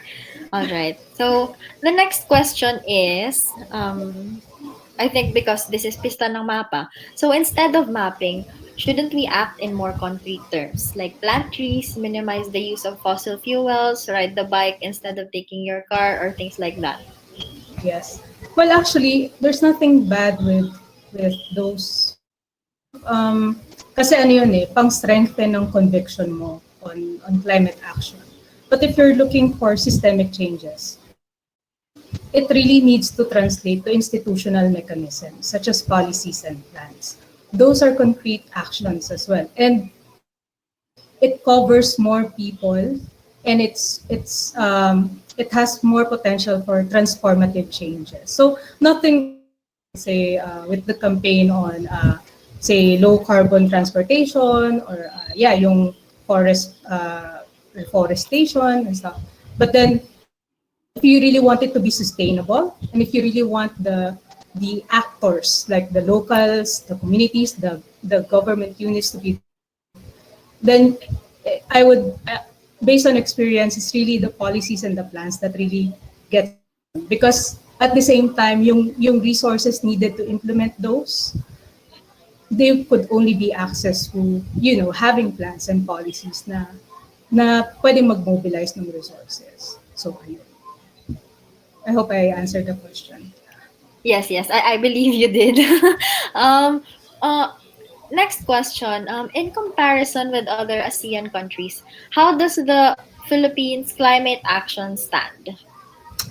Well, when it comes to other, this is very interesting kasi I was, just a few weeks ago, I talked to some representatives from Vietnam, from Indonesia, from Bangladesh. And yeah, so very interesting kasi ang common ground natin ngayon would be the national determined contribution, because every country, basically every party involved in the Paris Agreement should submit it by the end of the year, as you've seen from the video of the Climate Vulnerable Forum. And the Philippines is also preparing for that submission. The thing is, the Philippines, maraming ginagawa. The CSOs, the society is very much active when it comes to climate action. Siguro ang medyo gap lang would be the engagement of other stakeholders. May tendency here in the Philippines to really centralized, meaning mas national government yung talagang nagdadala ng agenda, or parang hindi masyadong bumababa dun sa local actors mo, wherein yun nga, the communities are the frontliners when it comes to climate change. So compared to other countries, sort of natawid na nila yun especially, say, for example, in Vietnam, since yung ganun din yung structure of government nila, it's really bottom up when they do climate action. Goes the same with Bangladesh, because in Bangladesh, well, it's not a Southeast Asian country, pero it's also a vulnerable country, no? So meron ding similarities doon. Sa kanila naman more on scientists yung nag-lead yung climate action. So iba-iba yung approach, pero I guess in the Philippines, it would be that still that parang gap in terms of stakeholder collaboration, not only the civil societies, yung makakonect talaga yung pati yung national, subnational, and then local government when it comes to action. So yung parang kailangan lang magkaroon ng synergy in a way and coherence ng policies and plans. Yun pa, may mga gaps pa tayo doon. Pero definitely the local actors are acting on it. They have their local initiatives, as I shared dun sa slides. So, Yes, I totally agree. I think in the Philippines, kakaiba talaga yung gap natin. Hindi siya yung katulad ng iba na parang kaya mong i-bridge yung gap ng thinking about climate change. Kasi like very practical insight, kapag ibang-iba yung tingin ng mga tao dito na parang kayang i-shoulder ng isang individual, parang individual effort, collective individual effort. That's that's the normal, parang mas masa thinking of looking at it. But like in an even broader perspective, like where I grew up kasi, people would buy sachets. They cannot would buy in sachets. They cannot just let go of that kasi literal minsan 5 piso lang talaga yung laman ng wallet mo. So, yun, ganun siya. So, yeah. Yes, it can be shown talaga. It can be observed, no? Yung parang before kasi parang ang thinking is it would be, what if it's additional burden, no? Kasi meron kang parang the thinking is survival, ganyan. So, I guess it's really also in the framing of the issue na it's not a distant problem. Actually, we're experiencing it now, and the proof is the UVC. It's really a matter of really prioritizing it and trying to translate it, no, na in a way na yung awareness of all the stakeholders should be parang nag-align with each other para mag-blend together. So, meron ding problema on the communication, I guess, in a way, or the awareness building na yun. Parang, actually, in local experiences, if you would think na they would have difficulty when it comes to learning yung mga scientific terms like slow onset events, but actually when they see the value of that in their lives and how much their lives depend on it, ang tindi ng learning curve. I mean, ang steep ng learning curve. So I guess the capacity to learn those, the technical part, it's not really that much of an issue, but it's really just, being able to relate to them na talagang it really matters to them. So, yun. Mas awareness building, no? Sige, Ms. Elaine, last question kasi we are running out of time. So, this is in the Q&A pad. How can we contribute through open mapping? What climate action mapping initiative can we help with? Is there anything that you can share with us? Yes. Definitely, since we really need the baseline data on our impacts, no? One example would be the coral bleaching. During the lockdown, there were many reports on coral bleaching, especially in the peninsula, Batangas Peninsula. Pero we do not know how the extent of that. We do not know kailan pa siya nag-start or gaano ka-severe yung coral bleaching. So, how can we address them if we don't know them? If we have no clear idea of what should be acting? Kumbaga, ito na yun eh. Ito na yung parang, I'm not saying that it's a, kumbaga, you should establish first. Paano pa natin ma-establish yung link niya with climate change if we do not have the data to establish it in the first place? So medyo yung gap doon sa baseline data in terms of impacts of climate change in the form of rapid and slow onset events. There's also the gaps in terms of ano na ba yung ginagawa ng localities mo when it comes to climate action. Baka naman marami nang gumagawa dito sa area na to pero sa isang area wala pa. So, meron tayong mga gaps din sa ganon. Hindi pa natin nakokolate yung mga efforts. Hindi pa natin siya nakikita in one platform. No? So, may ganon din tayong pwedeng opportunity na tulong yung mapping community doon. And then, like what I said dun sa slides, yung resources na available to us if we want to transition to low carbon development using our renewable energy sources. So, ano ba yung capacity natin for harnessing solar? Ano ba yung capacity natin for harnessing wind? Gawa na siya sa ibang bansa. So, sa atin, so far, wala pang masyadong nakikita na efforts on that part na makakatulong sana for our, say, for national government and local government units to have that business of really what's in it for them, na ano yung masisave nila when they transition to RE or when they do low carbon. So yung mga ganon.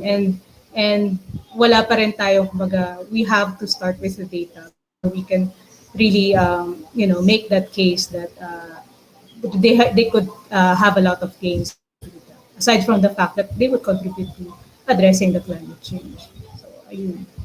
Yun lang yung ilan. Pero marami pa. Definitely, ang daming opportunities in this sector, not only the developer, but especially in the climate campaign, na talagang malaki yung importance ng spatial information na pwede natin magawa, na pwede makontribute mo.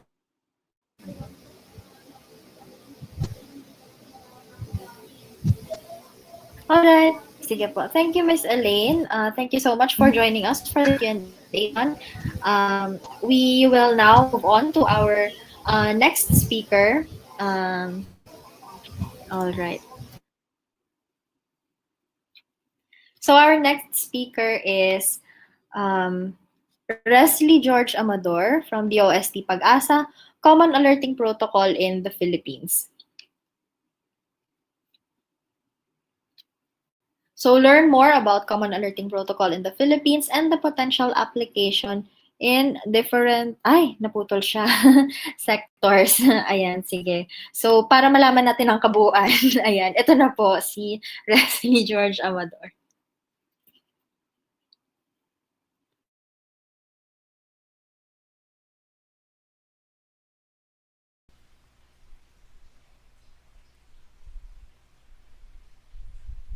Good evening, everyone. I'm Leslie Joshua Amador from Pag-asa. Currently, I'm the Common Alerting Protocol Coordinator for Pag-asa. So, for this session, I'll be discussing about Common Alerting Protocol in the Philippines.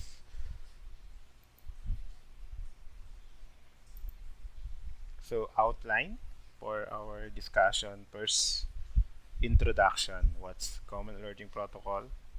Second, what's CAP in Pag-asa, or the Hydrometeorological Division of Pag-asa, and the experience we've been for the past few years, and what will be the update and other concern.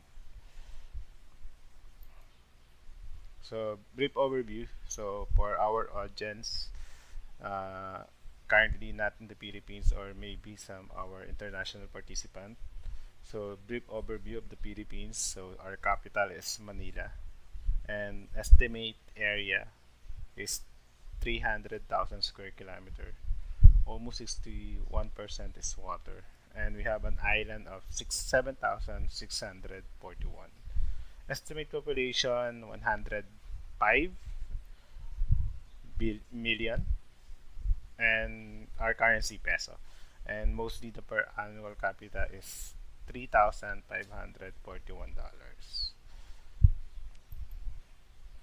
So, as we all know, Philippines is port in the world, most exposed and at risk at natural hazard, based on the World Risk Report 2017.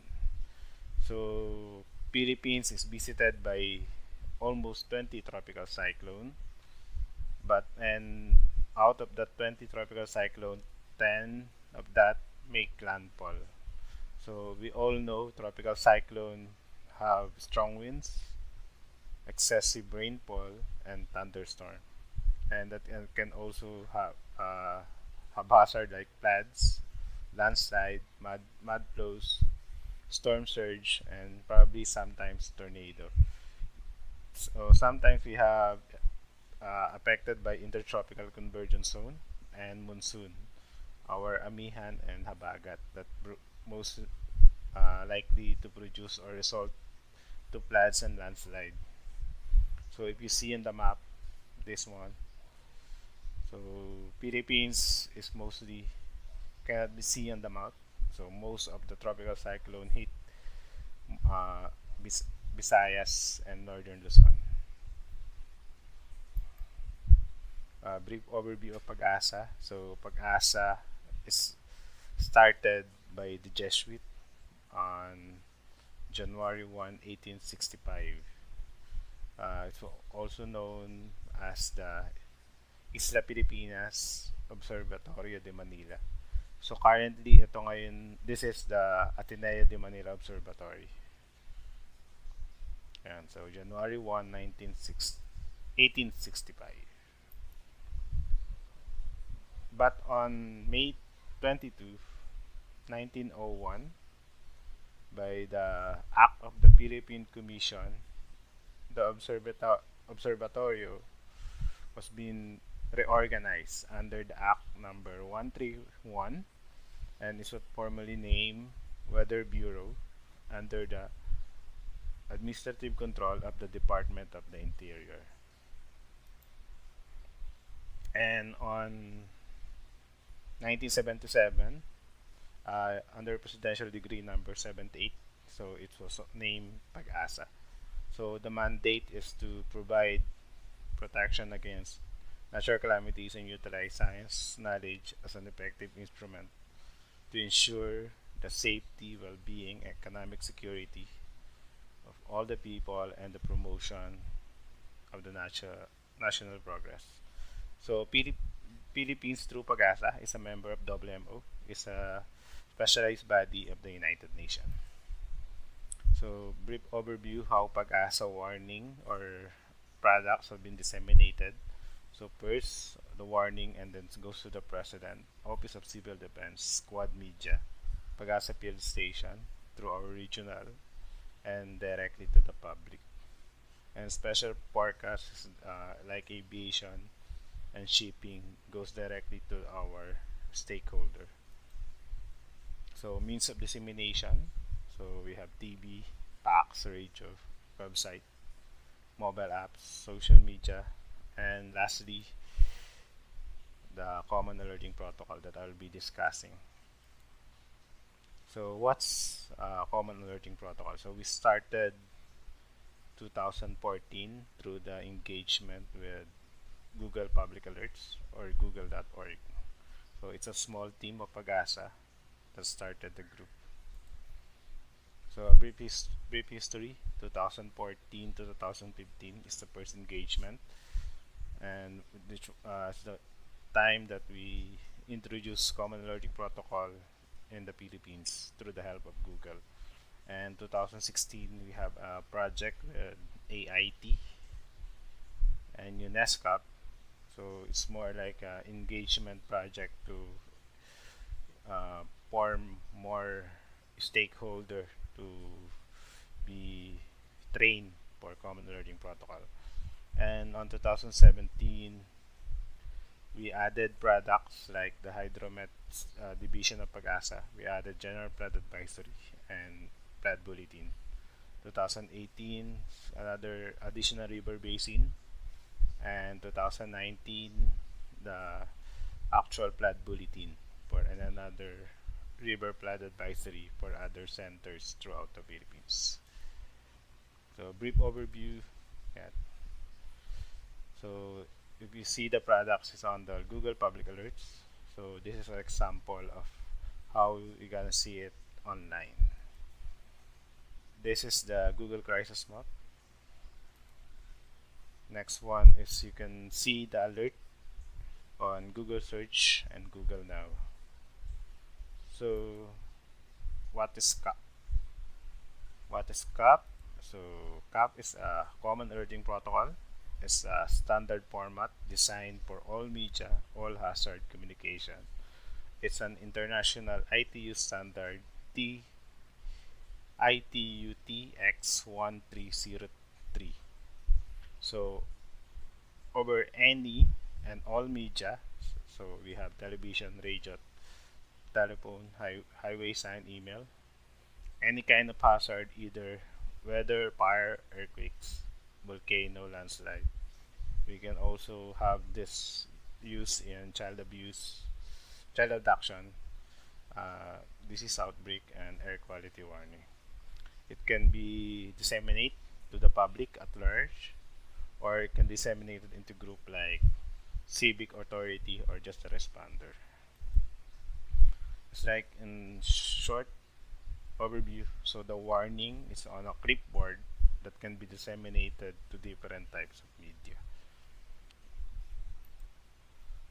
So who are the alerting authorities? So not everyone can use CAP, but only the alerting authority. Example of alerting authorities are the National Meteorological and hydromet services of the country, or the emergency management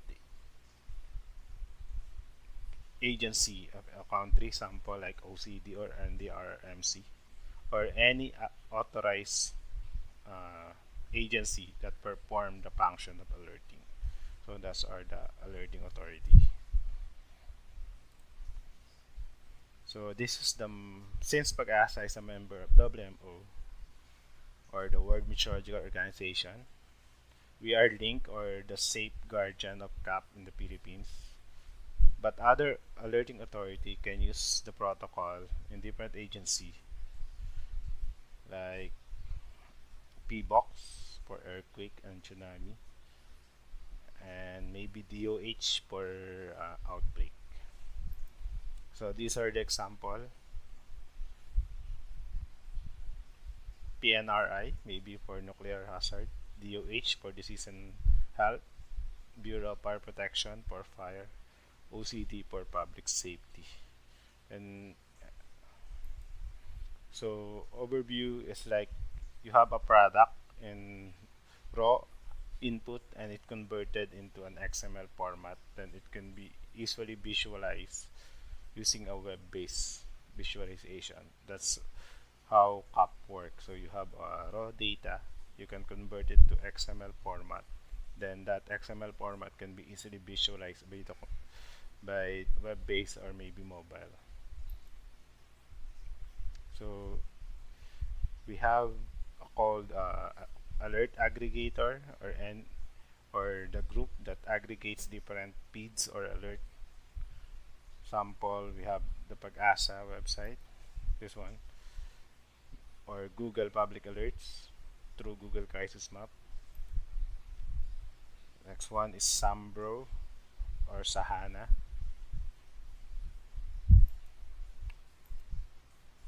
Third is Pag-asa website.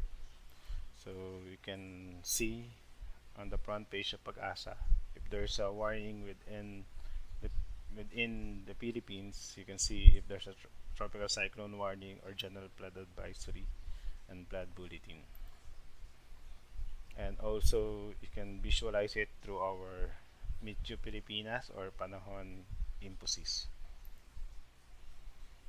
And common alerting protocol has been implemented in different river basin, flood forecasting, and warning center. This one is an output for Pampanga. So we have the first CAP issuance in Pampanga River Basin on August 13, 2018. This is due to the enhanced southwest monsoon or habagat. So for basic diagram or system diagram of Pag-asa Common Alerting Protocol for the Pampanga River Basin. So this block is the creation or the tool for creating the flood forecast. Second block is it can be seen through the central office, and through the third block is the aggregator.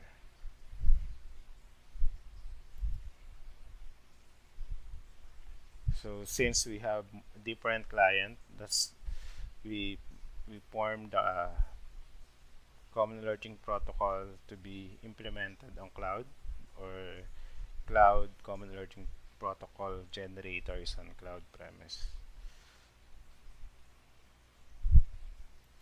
So more on the updates. Currently Pag-asa is with partner with Philippine Red Cross, collaboration for information sharing, and currently we're trying to automate the CAP generation for radar observation,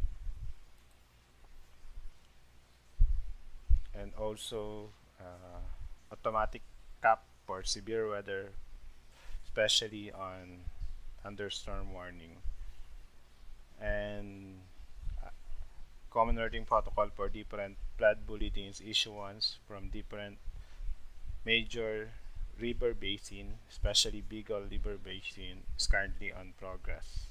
But due to COVID, there's a limitation of movement. So we'll be adding more river basin in case COVID, we have can be can be can be done. Other updates is Metro weather, and also through the Weatherscape platform.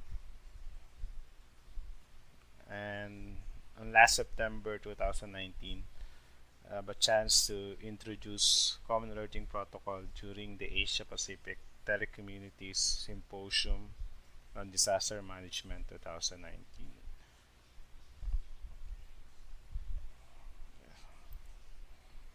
And last February 2020, we have a project for study for accelerating communicating method of disaster information using emergency warning broadcast system in the Philippines. It's in a partnership with the ICT, PTB, and Department of National Defense through OCD, and then Cheo Engineering Company. This project is to test the capability of Common Alerting Protocol on emergency warning broadcast through television. And also on 2020, we have a renewal of Memorandum for Agreement with ABS-CBN TV Plus Digibox for the advisory through their digital boxes. And even in COVID time, we have a MOA signing with GMA for the box. So also with same with ABS-CBN TV Plus, GMA for the box gets the feed from Pag-asa, and they will broadcast it through GMA for the box, visualizing weather warnings and advisory through Twitter feed. Other application of CAP is you can have a sensor, and if that sensor reach the limit, it can automatically create the warning, and it can be sent to different channels and different media. So sample is like this currently been on tests in some countries that the sensor will have a threshold, then in case that threshold has been reached, it will automatically create the cap message, and is automatically disseminate to different channels and different media. So some of the concern for the endorsement of the CAP as early warning system to the Philippines is through the Office of Civil Defense, and also it's the adoption of Common Alerting Protocol as a platform for information sharing. And also, since we have more people engaging to Common Alerting Protocol, we need more ICT personnel to the response to the growing demand. So in close, we believe that adapting CAP has provided a systematic procedure on how we prepare warnings. It's also an effective tool in harmonizing different products into a single platform, which can be easily configured and rolled out. The structure is simple, robust, reliable, understandable, and we minimize the duplication and error. We also believe that we can extend CAP services to different warning agencies in the Philippines and adapt CAP as a platform for early warning system to the country. So moving forward, it's like we try to implement CAP into different warning agency or alerting agency in the Philippines through the ICT and OCD, And currently, we have a project with Pacific Disaster Center to call the Peel Aware. So I hope when Peel Aware is totally done or implemented through OCD, you can have a more reliable warning in the Philippines. So with that, thank you. So for more information, you can visit Pag-asa website or follow us on our social media channel, DOST_Pag-asa on Twitter and on Facebook. And if you want to see the latest CAP feed or the Common Alerting Protocol feed, you can check the publicalert.pagasa.dost.gov.ph/feed. And if you want more if you have question, just email me or chat me through my Facebook page, Leslie George Kiomador. And thank you, Pista ng Mapa, for the opportunity to share. And good luck to the conference and mabuhay. Thank you. Stop.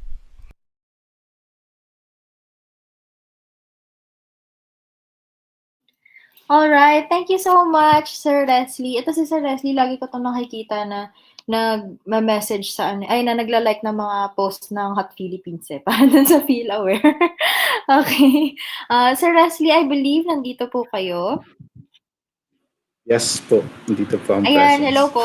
Ayan. Hello. Magandang gabi po. Ayan, kamusta po kayo? Okay, sige. Bahay lang. Day off naman for the day. Okay, sige. Charot, joke. Anyway, magtatanong na po kami ng questions. Marami na pong laman yung ating Q&A pad. So, first po, from Gracia Orlanes, what improvement do you think can be made to the current processes of monitoring by Pag-asa? So, siguro overview muna yung process ng monitoring. So, first part siguro ng Pag-asa monitoring is yung data collection. So parang basic process ng forecasting. So data, then collecting of data, then plotting of data, then analysis, then creating of forecast. So mahaba yung process sa pag-create talaga ng forecast or warning. So yung question is ano yung current process for monitoring.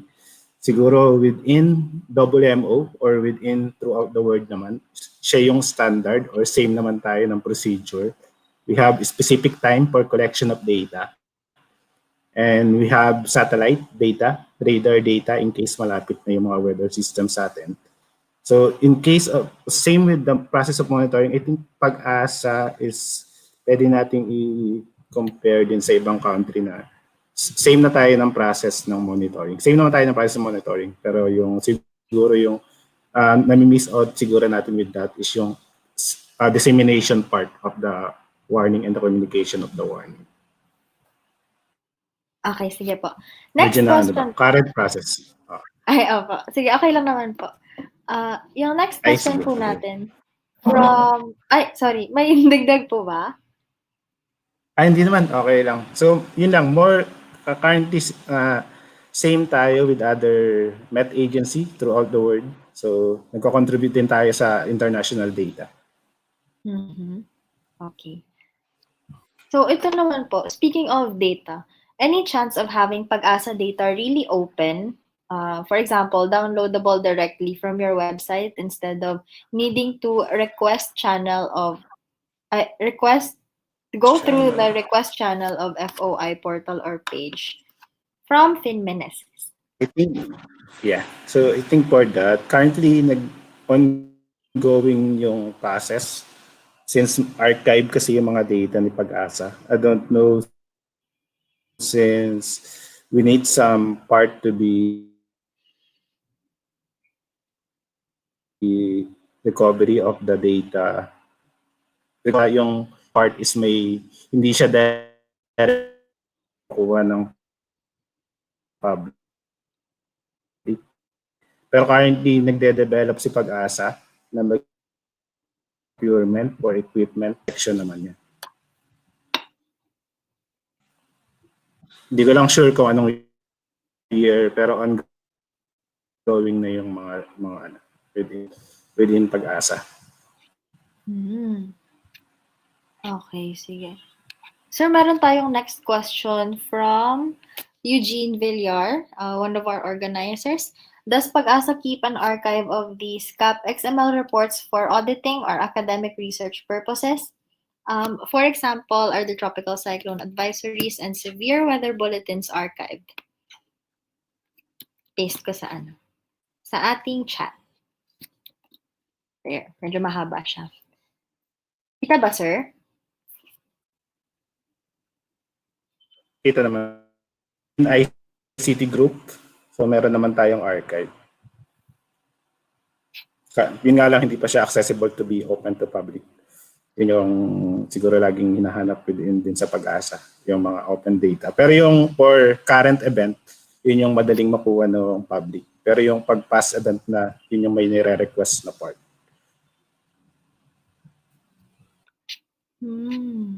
I think yun yung common question ngayon, like kung kailan yung may open to public. This one, medyo different po, sir. From John Louis Fabila? Sorry kapag nababotch ko yung name niya. Ayan. Thanks for the presentation. For the flood advisories, instead of saying flooding is possible, can we expect advisories such as we're expecting water to rise by this much around this time? Interesting. Since function siya ng flood group namin or the hydromet section, yung iba kasi siguro yung how they communicate yung message is ka pwede magbigay ng time. Sample, since we're nag-warning kami sa mostly within province, you cannot expect na same time na mag-raise yung flooding dun sa area. Pag mamaya naman, hindi ka naman nasa low-lying, kaya hindi ka rin affected ng possible specific. Yung water expecting kung gaano kataas, tsaka kung anong time, it's dependent on your location din kasi. Okay, medyo nakuha ba yung logic nung bakit hindi pa kaya? But something to consider siguro, no? Okay, sige. Sino pa? Kaya siya pagka may high resolution model na tayo. So,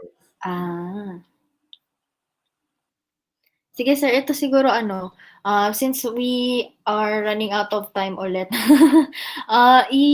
yung mga ibang questions po again, sir, willing po ba tayo na sagutan na lang po ulit natin tapos ipapublish natin on social media? Okay, sige. Itong dalawa yung hindi nasagot natin. Opo, yung sa last po. Tsaka yung kay Nicole Peñaranda. Opo, yes. Nicole Peñaranda. Sige. Magkakaroon ako ng help din or... Sige po. Thank you so much po, sir. Maraming salamat. Thank you.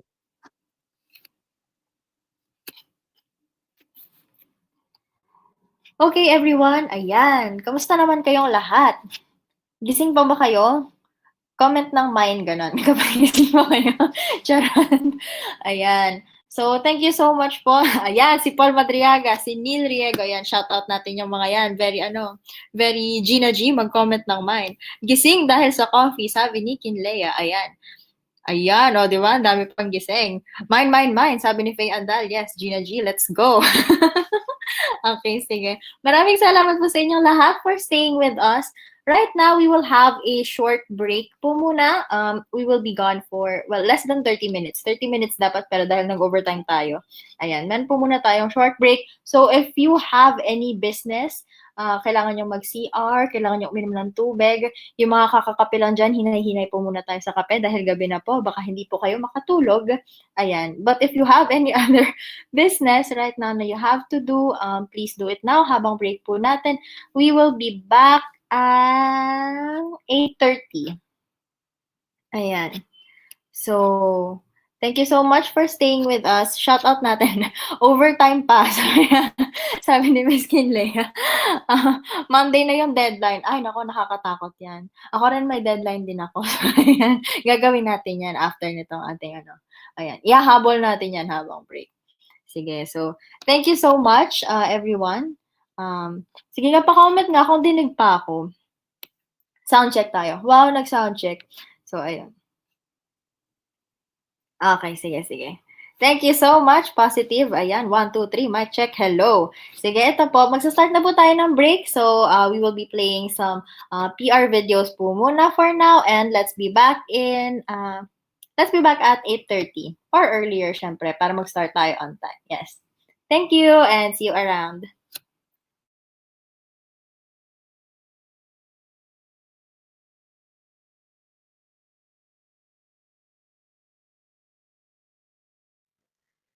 This is a quick video to show you how you can add or correct building polygons. Building outlines will ensure important healthcare facilities are rendered correctly in applications that rely on OpenStreetMap data. Right now, we are looking at a MapRoulette task to review and improve hospital polygons throughout the Philippines. MapRoulette is a tool that allows us to focus on specific map attributes that need review and cycle through them one by one. The first thing we're going to do is adjust the offset on the satellite imagery layer we are using to make sure it aligns with other satellite imagery layers that have been used and existing features that have been added. Once we have done that, we can start tracing the outline of buildings in and around the hospital grounds. If all buildings have already been added, see if there are any improvements you can make to the building outlines. Building outlines are missing, add them to the map pressing 3 on your keyboard or by selecting area. Trace the building as well as you can with the satellite imagery available.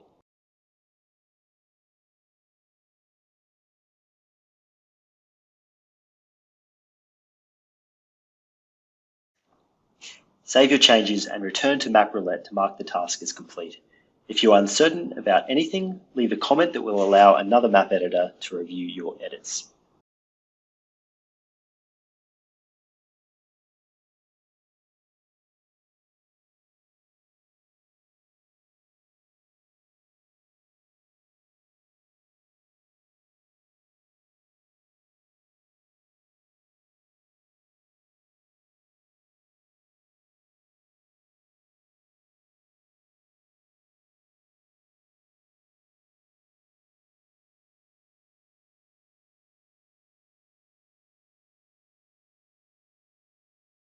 At this point, it's not the question of whether or not we can eliminate malaria.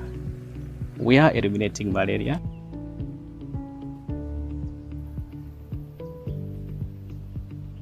You have different partners that bring different skill sets to the table. Each and every one of them has given valuable insight into what could possibly be done. Location is important because we understand that the incidences of malaria across the district is different in different localities. We use this information to guide what package of interventions that we need to put a specific health facility catchment area. So data is extremely critical. That is what we use to make decisions. We were using some types of maps, but they were not as detailed as the maps that we're currently using that have been developed by Visualize No Malaria. And in most cases, we would go with just the data that is given to us in spreadsheets. It was kind of difficult, and it was also leading us to a situation where you keep going to the same areas thinking that you're actually having an impact, when in actual fact you have missed some areas because you can't visualize where those areas are. So the culture has really shifted over the years to having a more stronger appreciation of data. And the spin-off to that is that it actually also improves the quality, because the more people look at the data, the more they raise questions about data, the more they start questioning the quality and trying to see how you can actually improve data quality. The beauty with platforms like Tableau is that seeing a graph or seeing a pie chart can get individuals engaged into having a real concrete discussion about what the situation is and what needs to be done about it. Now you need to move that into visualizing what those numbers and charts translate into. A map culture is the next logical step to the data culture. Maps for us have been a game changer, I would say, in terms of time management and also in terms of allocation of resources. Now with an elimination agenda on the table and focusing on the one size does not fit all approach, data needs to be utilized for us to be able to basically target the different interventions. We are using data to, to make vital decisions, and we're able to visualize that using, Tableau and Mapbox. So this is something that we are really proud of. The nation has a vision, and the district has a vision. Even the community, they have a vision. So this is something that we are doing together. So it's not just about one individual. This is a community cause.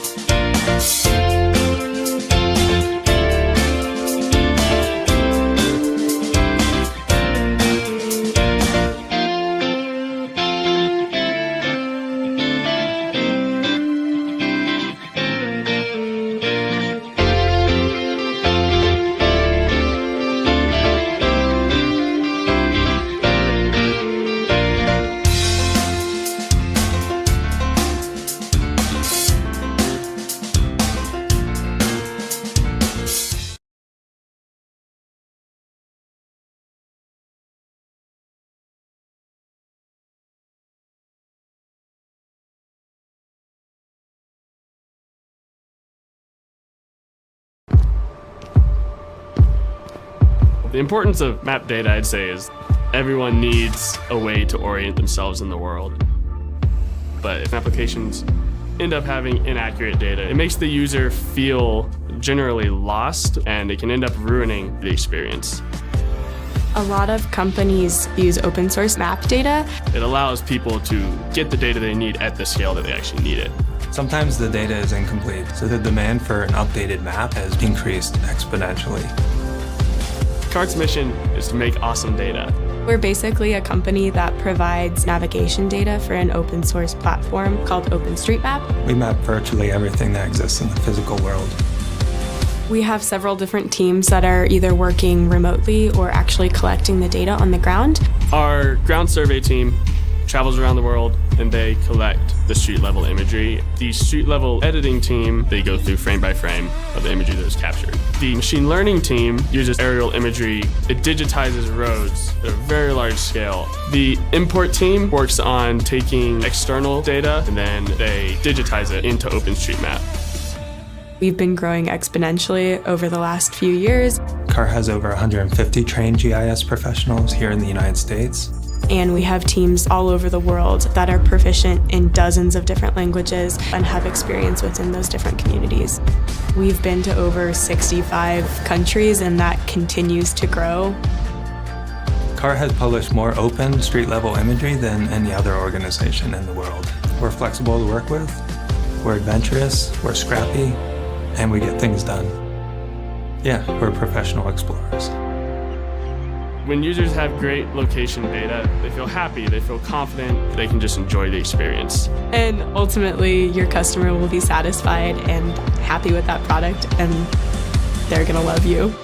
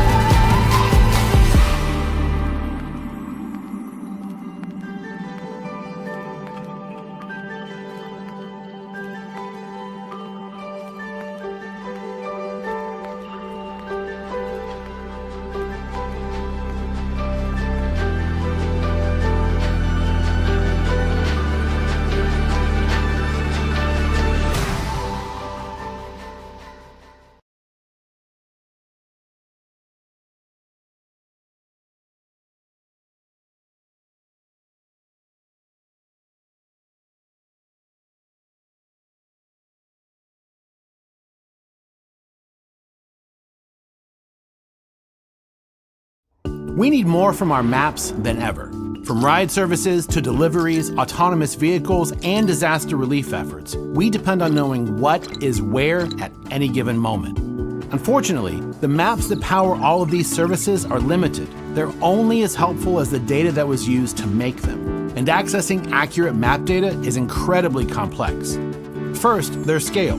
We need detailed location data from pretty much every place on the planet. Street signs, points of interest, or where the loading dock is. And there's no way to get that level of data from satellite images alone. The second challenge is freshness. The world is changing far too fast for any single mapping company to keep up. These challenges lead to bad map data and outdated maps, which causes real problems, from late deliveries to losing precious time in a crisis. That's where MapRoulette comes in. MapRoulette is the collaborative street-level imagery platform that lets anyone access the data they need for making better maps. The MapRoulette platform allows anyone with any kind of camera, like a smartphone or an action cam, to easily capture street-level imagery. Those images are uploaded to MapRoulette and automatically analyzed with computer vision technology to detect all kinds of features, from road markings to traffic signs. All of the data and the underlying imagery are available to anyone through MapRoulette to provide information about what is where, everywhere. This massive body of images and data can be used to validate existing maps and to update and improve any kind of map for all kinds of needs, like making the navigation apps we love more accurate, or cities knowing where every sign is, faster deliveries, or helping people get from A to B faster. In other words, MapRoulette helps everyone make better maps.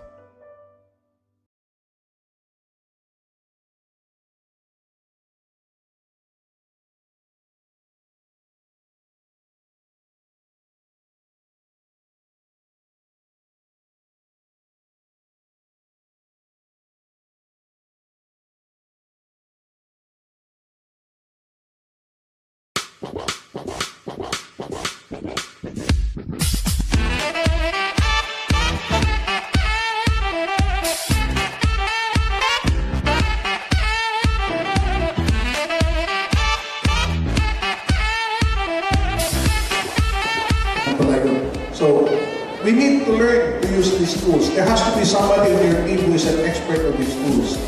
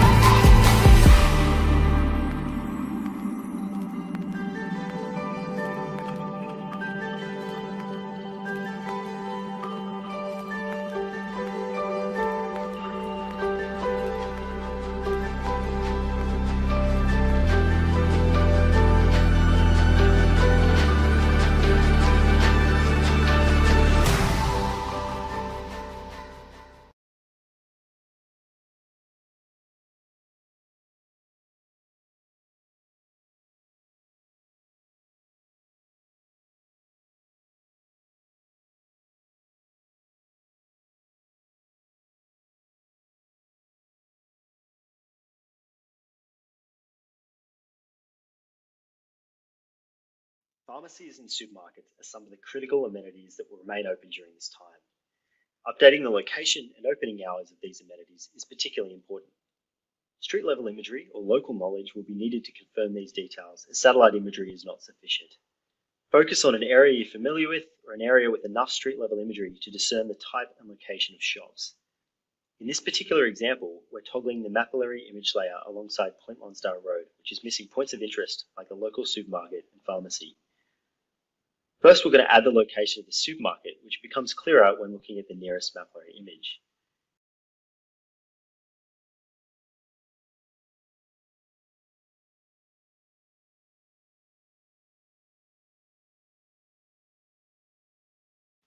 Opening hours are also helpful, and they are available on the supermarket's website, so I will add those as well. This will appear in applications such as OSMand and Maps.me.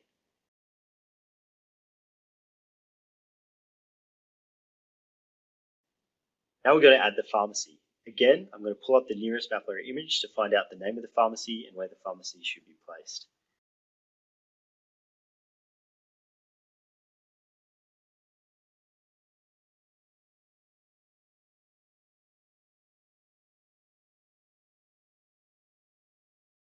The local government business directory shows the phone number and address of the pharmacy, so I will add those details as well and save my change set. I do not know the hours of the pharmacy, but this is something I could check with a field mapping survey, or I could leave a comment so that someone else passing by might note down the hours.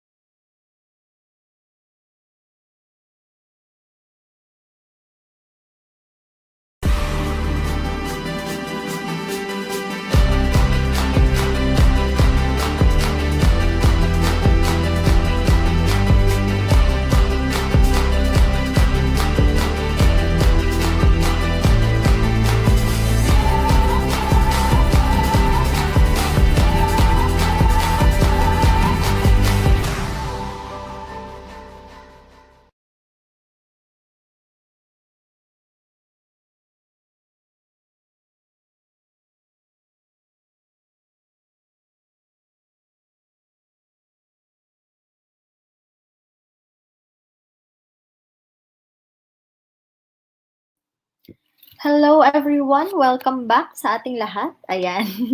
Kamusta kayo? Nandyan po ba kayo? Comment naman kayo sa ating sa ating comment sa ating chat box. Ayan.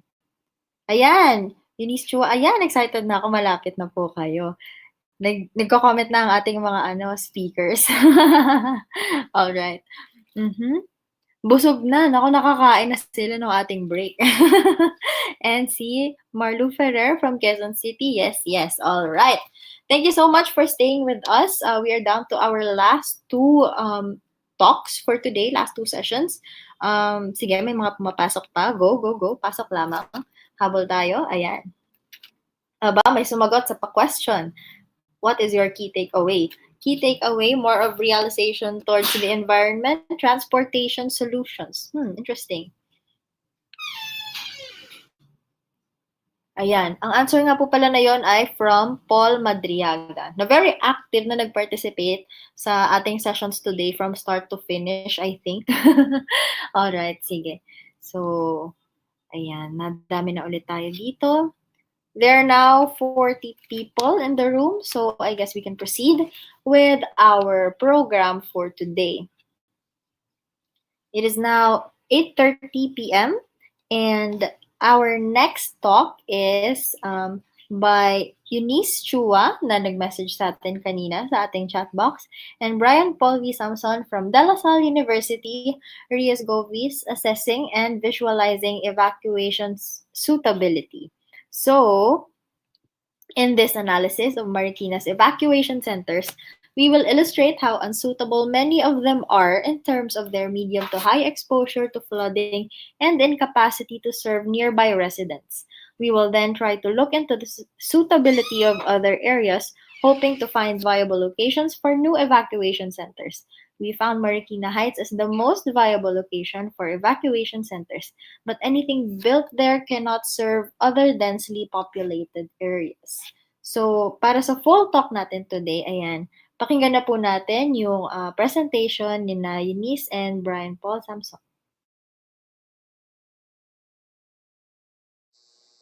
Good day, everyone. I'm Brian, and later I will be joined by Eunice, both from the Center of Complexity and Emerging Technologies at De La Salle University, in presenting our most recent Viz project, Riesgo Viz. Riesgo Viz is a storytelling data visualization project that aims to share our insights about Marikina, the suitability of its many areas for flood evacuation, and an assessment of its current evacuation centers. As you go through the narrative, you can explore the supporting data through interactive maps so that people can toggle between the different data layers. We submitted this work as an entry for the 2019 Viz Risk Challenge that is sponsored by the Labs team of the Global Facility for Disaster Reduction and Recovery, hosted by the World Bank Group in partnership with Mapbox and the Data Visualization Society. We got to know about this competition from the Data Visualization Society, which is an international non-profit organization focused on data visualization, which Eunice and I are members of. In fact, with this data visualization entry, we won the grand prize and the Best Interaction Design Award from this competition. Now, there's a lot of pre-work done before we even started working on the Riesgo Viz visualization. Most of it was part of an undergraduate thesis from the same research laboratory. Big thanks to Winfred, Benson, Darlene, and Tyler. Hello. Central to this work is the creation of a multi-criteria model for assessing the evacuation suitability of an area using various open datasets. The results of this data processing and analysis pipeline and the area level assessment from the model were all used in Riesgo Viz. In creating the multi-criteria model, we divided Marikina into a fixed size grid and considered the following factors: the safety based on flood hazard maps from DOST NOAA, land use to identify commercial, residential, and open areas, accessibility based on the number of roads within an area, distance of an area to the nearest evacuation center, and the maximum number of people living within the safe distance from evacuation centers. Here is a quick view of the map visualizations of each dataset used. Concluding our narrative in Riesgo Viz, we shared where are the ideal areas for evacuation in Marikina, which are the Ateneo campus, the area around Marikina Sports Center, and in Marikina Heights. At the same time, we also identified existing evacuation centers which are built in unsuitable areas for evacuation. We purposely designed Riesgo Viz to use these insights and start a conversation on how we can prepare for the worst disasters. Now, Eunice will be sharing with you how we planned and developed the actual Viz. Thank you, Brian. So as we were planning the visualization, we had a lot of considerations that we wanted to look into before we actually built the storytelling piece. So the first thing that we wanted to actually do was, we know that we wanted to tell a story, so we had to start with an outline. As any kind of storytelling would need, you need to start with an outline. So we started with where Marikina is. So we wanted to show where Marikina City is, and what is the or the location, and also the geographic properties of Marikina City. Additionally, we wanted to tell the story that it has a river right in the middle of Marikina City, and when typhoons hit, what happens to Marikina? The next part was talking about the evacuation centers and how big the centers were, how many people can actually fit in the centers, and how many people should, or how many people can actually reach these evacuation centers by walking, and all of the other things. Lastly, we also included the piece wherein we had the suitability maps that were generated by the analysis that we did before. So as mentioned earlier, we had a lot of data layers with our project. We had 3 flood hazard maps, which actually also generate 3 other suitability maps together with the other land elevation, land cover, the distance from their houses, like from each cell in towards the evacuation center, in terms of accessibility, how many roads are there in a node or in a grid, and then of course the population, and of course additionally the evacuation center, or the points where the evacuation centers are. So all in all, we had 12 layers of data over the same geographic location. So the main challenges with working with overlapping data is that you have to think, what are the data layers that you can actually put on top of each other.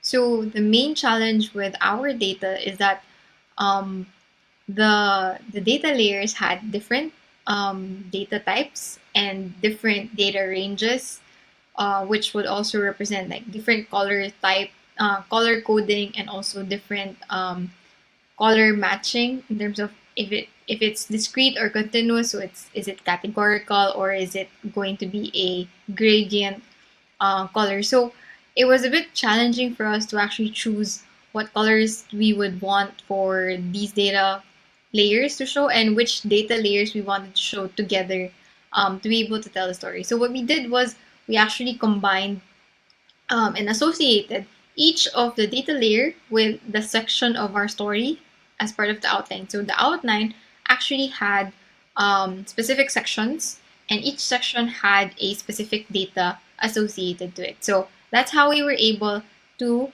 connect this towards the interactivity that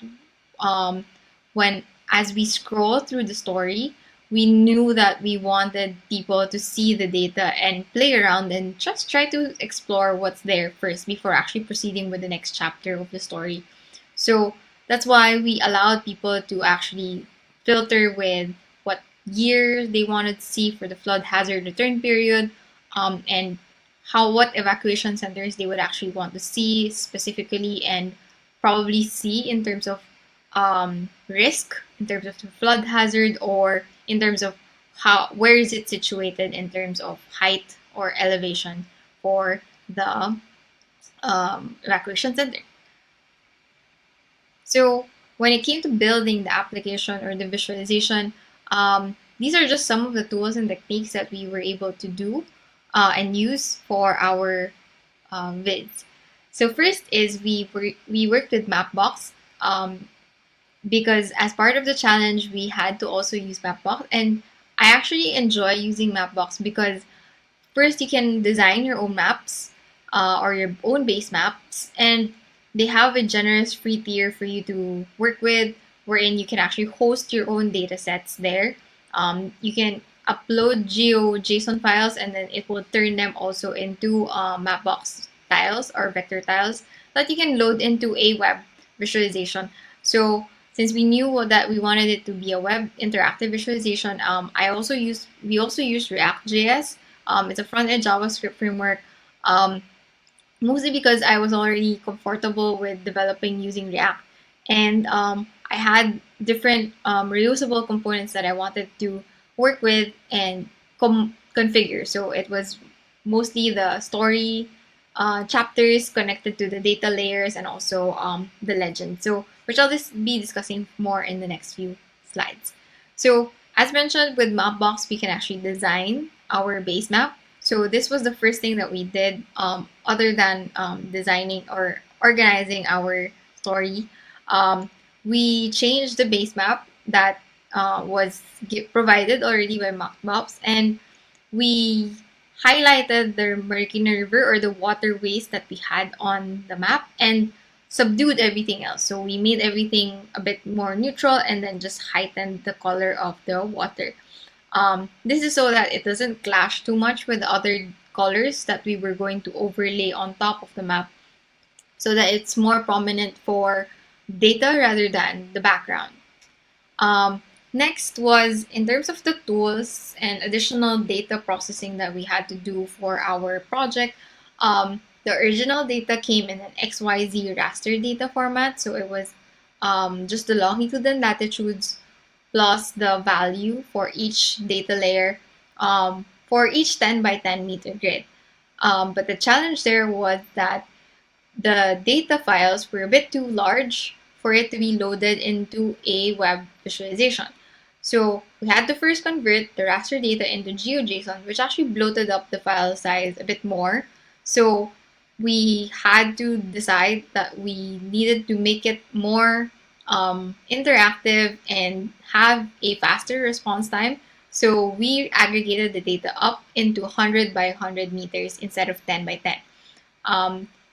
When we were comparing the data, it did not really have a big issue, because what we did was we just got the maximum value, or the value that had like the biggest or the most significant amount. So for example, in one grid, there are 10 blocks that are high and then only one block that is medium or low. We would focus on the high so that it's actually overestimating rather than underestimating. Lastly, as mentioned earlier, we uploaded the GeoJSON files that were a bit bigger, and then we converted that using Mapbox into map vector tiles so that it was easier to work with the Mapbox GLJS. And also, in terms of the file size, it was a bit smaller, and it did not have, we didn't have to host it locally. It was all hosted on Mapbox, and we would just retrieve from Mapbox using their map API. So lastly, the reason why we used React in the first place was we wanted to have these reusable components for the legends and the interactivity pieces, which are the filtering toggles, the radio toggles for the map layers, and also the selection for the evacuation center types. So as you can see in the first two images here on top, we had different maps that had continuous values like the land elevation and the population. So that needed a different kind of color scale. But at the same time, we used the same element and the same positioning for the categorical variables, but we presented it in a different way. So putting it all together, this is our visualization. I'll show a demo in next. So this is our visualization storytelling piece. You can visit this website at comet.dlsu.edu.ph/riesgo, RIESGO-VI. It will also change the data that is presented on slide, and then you can also basically toggle the different things to select and hide certain things. Additionally, each part of the story actually adds a little bit of data into the visualization. So as you see here from our ideal coverage, we only talk about the population coverage of the evacuation center. But as we scroll through here, we also add into the capacity of the evacuation center, so that it adds on to the different pieces of the story. So it's mainly driven by the authors or us, wherein we let the readers interact with whatever we need them to interact with, and basically they still have the general freedom to play around with different um, details in the story. So as you can see, feel free to explore, and eventually at the very end, we talk about the different good places of Marikina City in terms of how suitable they are for future evacuation centers, or for actually trying to find areas where it's safe for people to evacuate to. So that is it for Yes Go Viz, assessing and visualizing evacuation suitability, from Brian and me, Eunice Chua, both from the Center for Complexity and Emerging Technologies from De La Salle University. Thank you. Thank you so much for that wonderful presentation, Eunice and Brian. And I must say, sobrang engaging visually ng kanilang presentation. Sige, teka.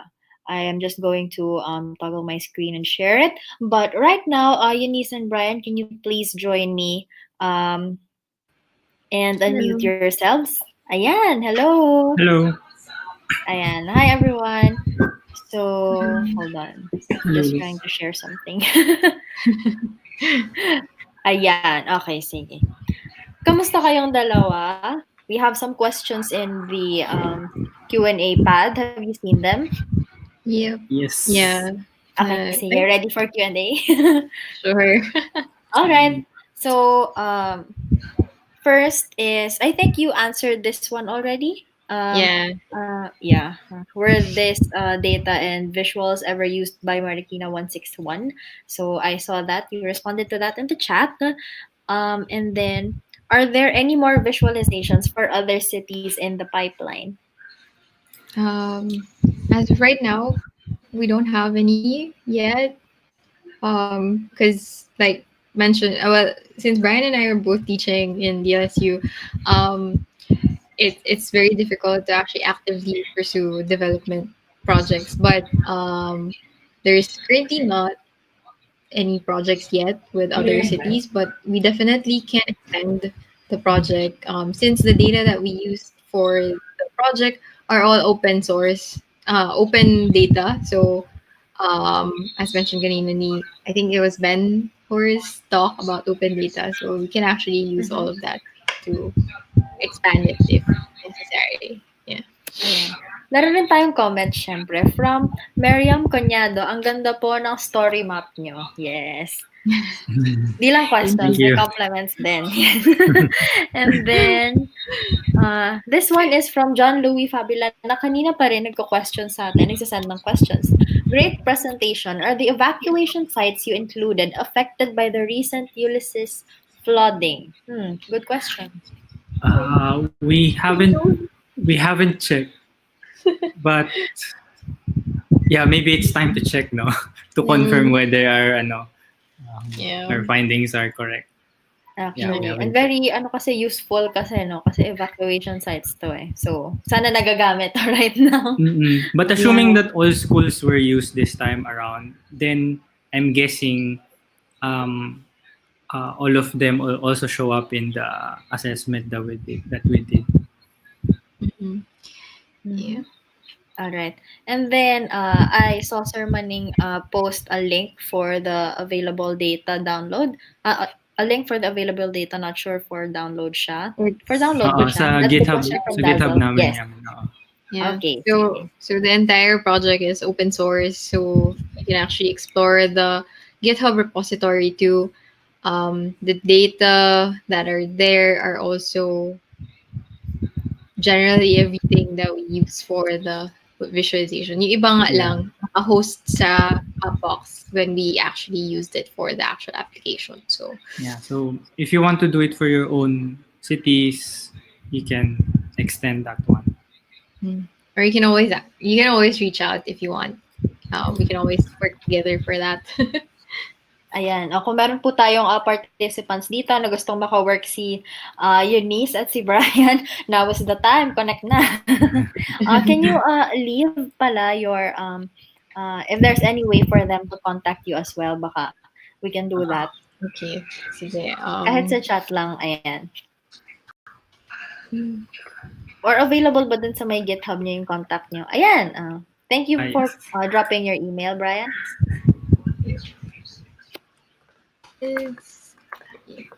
Sige, tinatype ko pa.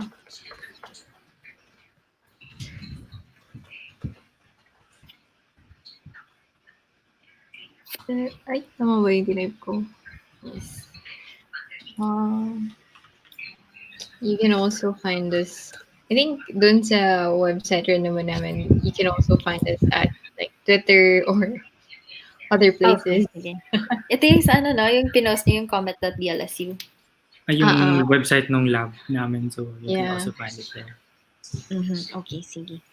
Alright, so do we have other questions from our YouTube live stream? Very like more of compliments dun sa ganda ng visuals and kung paano siya in-arrange as it should be. As most science com should be. Ganda. Is there anything else that you would like to share? Actually, medyo marami pa tayong time. Is there anything else you'd like to share about the project?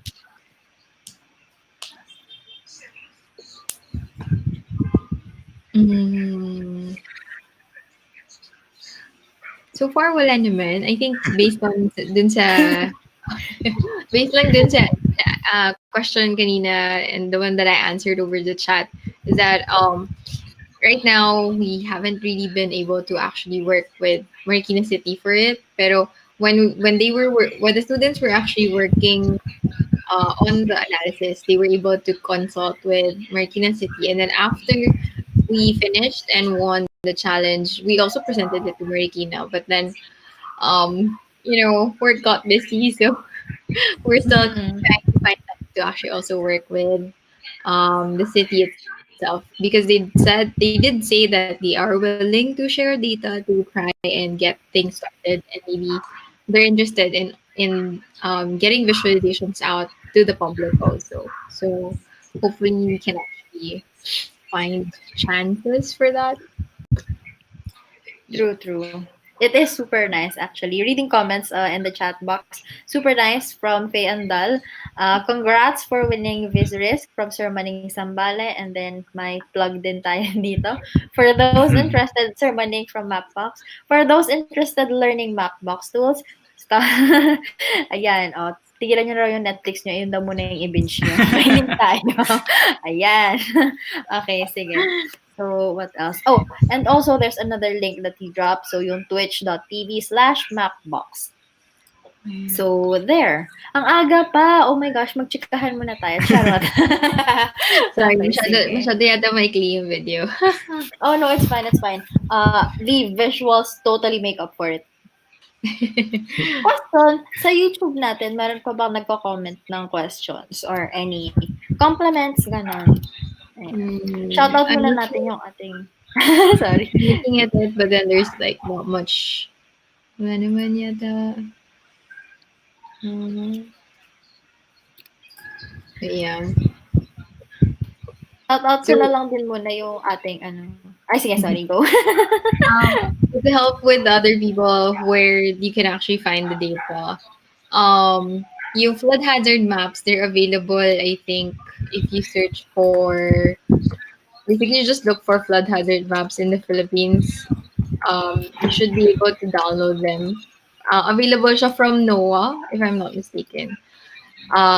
Tapos, the population data is available. Nakalink naman siya dun sa... we also have... We also have our blog post. I think that one has more links. I have to look for it. Pero yun. Okay, sige. Thank you so much for sharing. Ayan, gonna read other comments din sa YouTube. From Brian Buenaobra, great presentation. Ayan. Are the data to make maps like that, like what ma'am showed, available for areas like Nara, Palawan? Meron kaya tayong enough data for that? I think LGU coordination, tama ba? Yeah, probably. the other part, yung population data, originally we used CBMS data, if you're familiar with CBMS. But then for this specific visualization, we did not use CBMS. We got a different data set for population to show it. Pero if you want to, I think if you want to be able to get more data for like a specific LGU, it would be best if you can get in touch with um, the people in your local government unit. It would be actually much better. Mm-hmm. Ayan. And that is true, no? And then we also have a plug, yes. Reading the plug right now. There is a medium.com article on That's the... related to, yan yung related na blog post din sa Riesco. So, if you want to get more information about how it was built or links to the other data sources, you can actually, and other tools that we used, nakalink siya dun sa article para mas mabilis. Kalat-kalat yung mga stuff. Okay lang yan. Ayun. So, what else? Yeah, I think this is it. Thank you so much for... ito pa. Most of the hazards data are available at Project NOAA. Pop try, World Pop 3. Don't search World Pop lang. Lalabas K-pop. Okay, noted yan, Sir Manning. And infrastructure data get from OSM, which is very true. Very hitik naman talaga sa infrastructure data ang OSM. Yep. All right. All data is open, compelling story, and Viz ang challenge. Question. Sige, ako yung may question. Paano nyo na, tawag dito, is it like something that you're really good at? Because like usually, visualization and storytelling is not, like, you learn it, but applying it to science takes a lot of effort, actually. And it's something that's usually overlooked in the Philippines. So, paano nyo ginawa yung sa inyo? Gusto mo ba maubis sa Brian? Or ako? No pressure. Sige. Ako na ba? I guess, kasi so like mentioned dun sa video, the project started with Brian's thesis group. So, students niya yung nag-start. And then when we translated it into the Viz, personally ako, meron akong experience with creating web visualizations, because I did work as a graduate research assistant when I was doing my master's, and most of the stuff that we did was like visualization tools din siya for the Mayor's Office of Sustainability in New York City. So most of the experience that I have was from there. That's why I also use React. That's also where I first learned about Mapbox and even using 3D layers for Mapbox. So yun. But the storytelling piece, like how to tell the story, it's mostly a combination of how Brian was able to frame, like, kasi diba, syempre, when we're doing science, when we're doing research, we really have to have a compelling motivation rin of why we want to do this kind of research. So the framing and the story flow was mostly created by Brian, because he was mostly involved in the project when it started. Ako lang yung tumulong sa paglagay sa website. Okay, sige. But like that tandem like really worked. Yeah, Okay, yeah. So parang it was mostly parang merong idea si Brian on how he wanted to tell the story, and then the other part was trying to, actually for me it was mostly trying to figure out how does the story also match yung interaction, yung data interaction ng tao pag pinabasa na niya yung story. So, yung pinaka-challenge doon nga, as mentioned kanina dun sa video, is that since maraming ang layers, tapos sa Marikina lang sila lahat, kung pinatong-patong lang natin sila, medyo magiging mahirap siya tingnan. And kung hinayaan lang namin yung readers na kayo lang yung bahala mag-select kung anong layers yung gusto nyo makita, hindi nyo rin siya parang hindi nyo rin makukuha yung gusto namin i-communicate sa lahat. So, kaya pinili talaga namin for that. So it all depends on what story you want to tell, and to make sure that you're doing something when you're telling the story, it's a responsible way of telling the story. Parang ganun. Mm-hmm. Definitely agree. All right, so it is time check now, 9 p.m. Thank you so much for your time, Eunice and Brian. We had fun watching your presentation and hearing you talk about your work. So thank you so much for joining us. Thank you. Thank you. Thank you, everyone. Thanks. All right, so now we have our final talk. Yes, yes, yes. All right. So, ayan. So, our final talk for today is the state of MapRoulette. So, this is gonna be, nawala yung ating visuals. Ayan. So, next is the state of MapRoulette. This is by Martin Van Exel.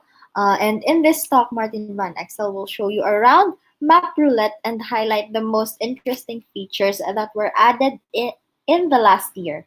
He will also look ahead to some of the exciting new features coming in the near future. So, paano kaya tong mga bagong features na to at talaga bang exciting to? So, malalaman natin yan. Please welcome our next presenter, Martin.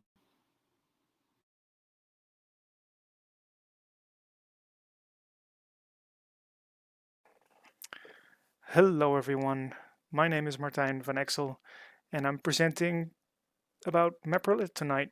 I am honored to be here. It's the first time I'll be able to present to you from far away, thanks to the fact that this conference is virtual.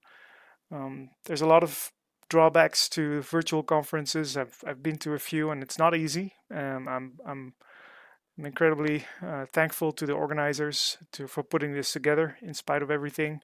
And on the plus side, I'm able to be here with you from the other side of the world to present about MapRoulette today. I'll be around in the chat and afterwards for questions and to get to know you hopefully a little bit. I'm looking forward to it. So let's get started. I'm going to talk about three things today. First thing is I want to introduce what MapRoulette actually is, assuming a lot of you don't know it. Although I know that it's been a pretty popular tool in the Philippines for contributing to OpenStreetMap, but I still feel that it requires an explanation. So I'll spend a little bit of time on that. I will also talk about kind of how to improve OSM using MapRoulette as a mapper. How can you actually use it? How can you do it? How can you go to MapRoulette and do something meaningful to improve OSM? So that will be the second part. Third part is about the new features that we've added in 2020 to the platform, and hopefully it will give you a sense of what you can do you might not know about, and maybe give you an appetite to create tasks for other people to solve as well, because that's what the bulk of that part of the presentation is about. So, what is MapRoulette? So it's a web application at maproulette.org, and it contains basically a large number of tasks that anyone can pull up to make a meaningful contribution to OpenStreetMap. So if you're new to mapping, you don't really know where to start, MapRoulette would be a great place to start, to just kind of find a task, find something to do, and solve it and move on to the next task. The tasks are most of them are very quick to do within a minute or two. So it's easy to do a lot of them if you want, or if you feel inspired. It's all kind of small things mainly. And MapRoulette has been around for a little while, actually since 2012, and it's been developed ever since by me and others. It's an open source project, so anyone can contribute to it, and I'm happy to talk about that, of course, because more contributors are always welcome. On the task side, we have more than 2 million tasks already solved over that period of time. I've actually stopped keeping track completely because there's been so many different versions of MapRoulette, and we've changed platforms and databases and all these things. So, but there's definitely more than 2 million tasks that has been solved through MapRoulette, which is I think a respectable amount. There's tasks for every level of mapper. If you're just starting out, there's something for you. If you're an advanced mapper, there's also challenging things that might appeal to you as well. MapRoulette itself is not an editor. It's not an editing software, but you'll be working with the existing OpenStreetMap editors to actually do the work, but MapRoulette will guide you to the work. So that's how it's placed in the whole workflow, and we'll have a closer look at that in a little bit. MapRoulette includes functionality also for more advanced use cases, like there's an API that you can that people can use to submit tasks and submit challenges and consume the results. So if you have a more advanced use case that requires that kind of interaction, that's also very possible. I won't be talking about that today, but I'm happy to kind of talk to you about that at any time. Just get in touch and ask. And there's also functionality for organized mapping teams, like you can review other people's work, you can organize people in projects, and those kinds of things. Today, though, I want to kind of zoom in on kind of what it is like to use MapRoulette as a mapper. And the first entry into that is really to choose something to work on. And actually, for that, I think it's best to just switch to the MapRoulette application itself, and just kind of let you see how that works. So you basically start here. You've clicked on Find Challenges, and then you're presented with a map and a long list of challenges that are available. It will load only a few by default, but there's many more, believe me. And you can then use the map to kind of go to an area that you're interested in. We'll see that the tasks reload, but then there's still quite a few, so you might want to further sort of narrow that down. If you only want to work on road-related tasks, and you can choose that, and it will load only those. If you want to work on buildings, then you can use that filter, and you can see that the list changes whatever you choose. The list changes to represent only those challenges that have tasks in that area for that category. So that's basically a little bit about choosing a challenge to work on for MapRoulette. And there's other filters as well. You can see only easy tasks, for example. You can also sort it different ways. You can sort it by popularity. You can sort it by what's newest, etc. So there's many different ways to basically sort and filter and find exactly what you want to do. We'll return to this later, but let's go back to the presentation for a moment. Then once you've selected a challenge, you'll be presented with this homepage. Each challenge has one of these, has a homepage, and you can see there that it has some basic statistics of how much is already fixed and where the tasks are on that map on the left. And then from there on, you can dive right into the challenge with the start button that is actually right below here. You can't see it, but if you scroll down, then it would be there. And then once you click start, you get a random task within this challenge, right? So then you get to this next screen where you are presented with the task that is assigned to you. So this task is centered on that little piece of road there with the weird angle. And that's actually what the challenge maker wants you to solve. It has detected all these streets that have sharp angles all across Southeast Asia, and those are usually suspicious. So the question is, can you solve it? Can you look at the aerial imagery and other evidence to see if this actually needs to be realigned or straightened out or whatever? So once you've done this, you basically see that group of buttons on the left, and one of them is Edit. So you click Edit. Here in this group, Edit, you can skip it as well, but Edit will take you to the editor, and it will then present that exact same location in the editor of your choice, in this case ID. So you can see clearly here that there is something to solve. The road is not how it's supposed to be. That angle is actually not correct. So you can go ahead and solve that, and you will see as you then solve it and try to upload the result, that it will already have hashtags included related to MapRoulette. So it will always, the the people who look at these change sets will know that they're coming from MapRoulette tasks. So then when you come back to MapRoulette from ID, you basically switch to the MapRoulette tab in your browser again, and then you can say that you fixed it. You can confirm that by leaving a comment. Optionally, you don't have to, but that's encouraged. So the challenge maker can you can tell them if you had any trouble, or if there's something you wanna submit to leave with the task. So that's a quick walkthrough of how MapRoulette works from a mapper's perspective, and I think that will give me a nice way to go into the next part of the presentation, where I talk about kind of the newer features of MapRoulette, and that will allow me to talk a little bit more about the different challenge types that exist, and how to think about kind of creating a challenge as well, and also to think about kind of what type of challenge will fit best with what you want mappers to solve.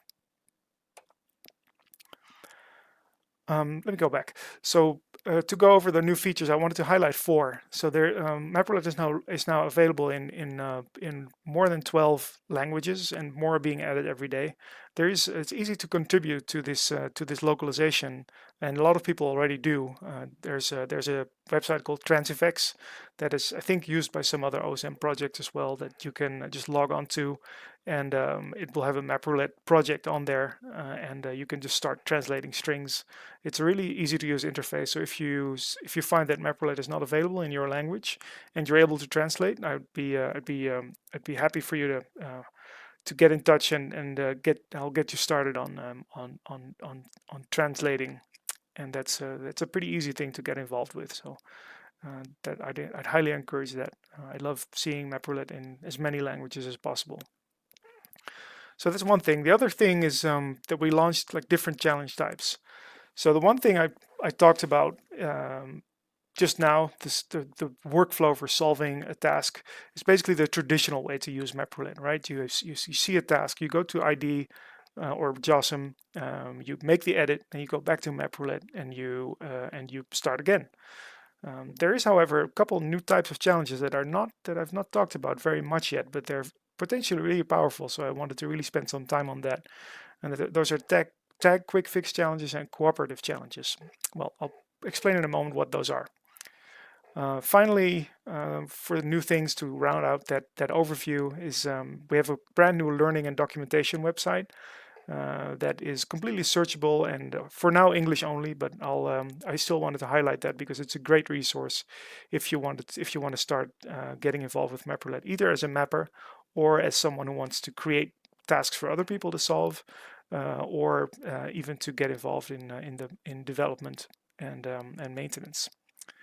And finally, there's a completely new challenge creation wizard, and I hope I have time to kind of dive into that a little bit as well. So let me not waste any more time and get right into that.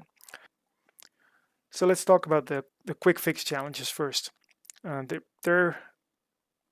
go over those in a few slides, but just quickly to summarize, with a quick fix challenge, you can modify OSM features from within MapRoulette without a round trip to the OSM editor. So MapRoulette, you won't have to leave MapRoulette to do it. The mapper can accept, reject, or amend the suggestion within MapRoulette as well, and that change is then committed to OSM directly. This only works for tags. You can't modify actual nodes or ways in it, and you can only create them using external tools, not in the website itself.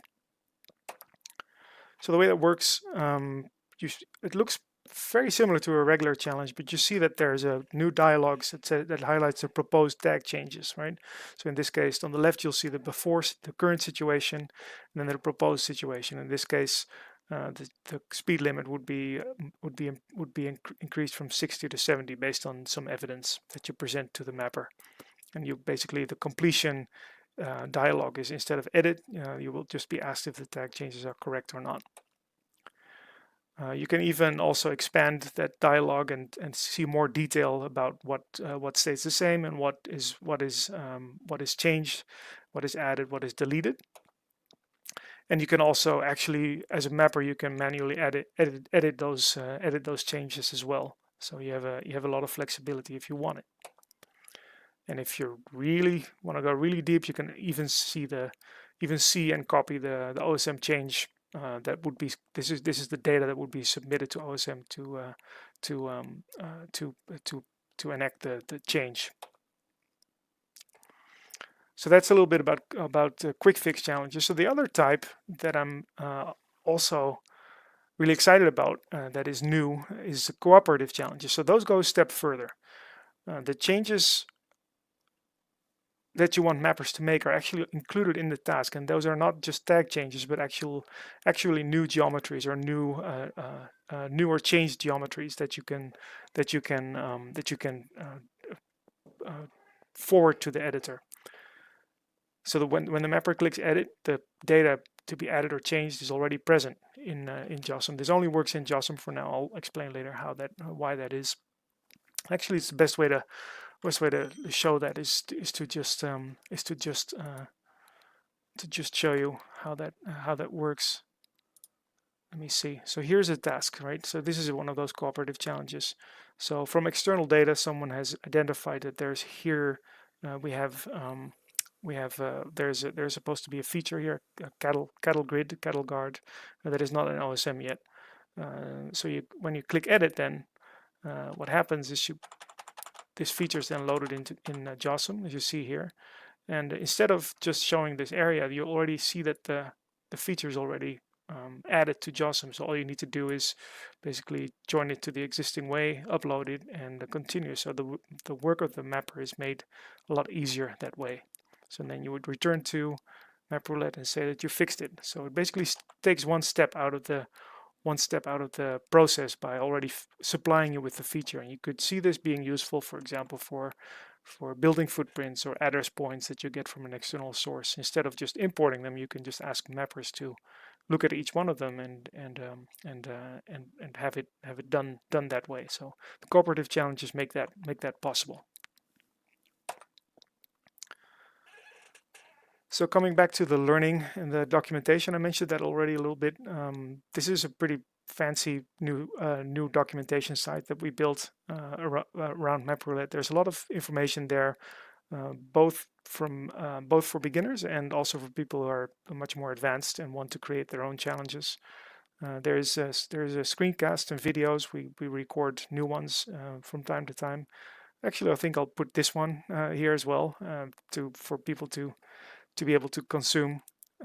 It's currently in English only, unfortunately, but I'm hoping that will change over time as well. So to finalize, I just wanted to mention one challenge that we created recently. I work at a TomTom company that makes maps for a living, and we got interested in looking at how we can use some of our data to help improve OpenStreetMap as well. And one thing we came up with is like, how about we take our address data that we have address data for a lot of countries, and how about we compare that with the road data in OSM and see which roads in OSM are and don't yet have a name, and we have addresses that suggest that this road should have a name. And we know what that name is. So you see that here at the bottom. We have this bunch of address points here that kind of surround this road, and these address points all share the same road name, namely Nara Street. And this road in OSM does not have a name yet. So that's a pretty obvious candidate for adding this name to OSM. So in this way, we think we can help a little bit by completing the named road, the naming of roads in the Philippines. We have 5,300 tasks outstanding. I've already beta tested it with a few of the Philippines OSM community members, and the feedback was pretty positive. So I'm hoping you can all take a look and help out. And please let me know if it's useful or not, and how we might potentially improve it as well.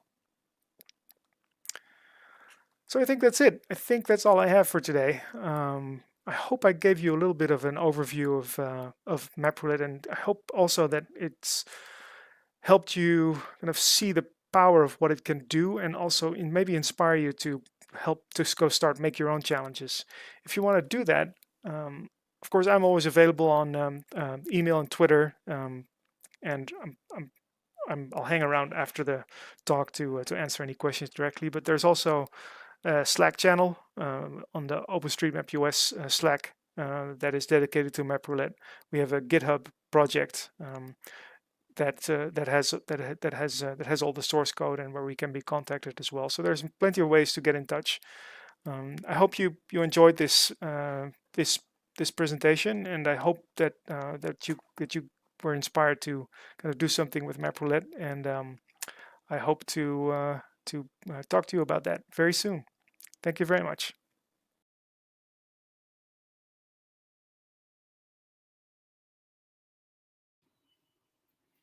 All right, thank you so much to our last speaker, Sir Martin. Is that correct? Did I pronounce the name correctly this time? Because last time when I introduced him, I feel like I said it incorrectly. Sir, are you still here? I am. Yes. Hello. Hello. Good evening. Is it evening there where you are right now? No, it's actually very early in the morning. Oh, okay. Whoops. Good morning to you then, sir. Thank you. So we don't really have a lot of questions right now. But personally, one question I would like to ask is, what are some of the new languages included in the update? So I know about, let me see. So people have been working on, I know people have been working on Korean, on Portuguese, on, well, there's quite a few Asian languages in there already as well. Let me see, like I'd have to actually look at because this process is very smooth, right? It's just people contribute their languages, and usually we just pull them in before every release, and this goes all pretty automatically. So sometimes I just even lose sight of what exactly is being added. But there's quite a few that are being worked on. I know of German, Dutch, some of the European languages as well. There's also a few that are not as complete. So there's a few people are still working on. That doesn't matter if you want to contribute, and even if it's incomplete, we can still pull in the partial translations. There's a certain minimum amount of strings that we need before we can pull it in. I think it's about 60 or 70%, but we're happy with any contribution in that regard.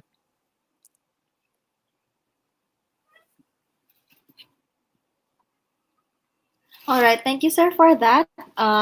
Another question is, what are the typical characteristics of the projects found in MapRoulette compared to those found in the Tasking Manager? Yeah, that's a really good question, and I think so. Tasking Manager is really it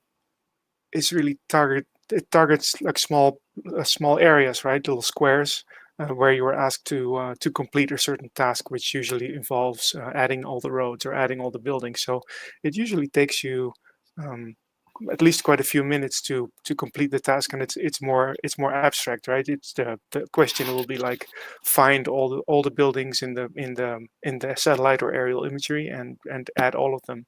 For MapRoulette, usually the question is very specific, like here's one feature that there's something wrong with it, please fix it. And then so the task completion time is usually usually much shorter. Other than that, it's actually fairly similar in the sense that both are really task oriented and help people guide where and what to map if they need some inspiration. Yes.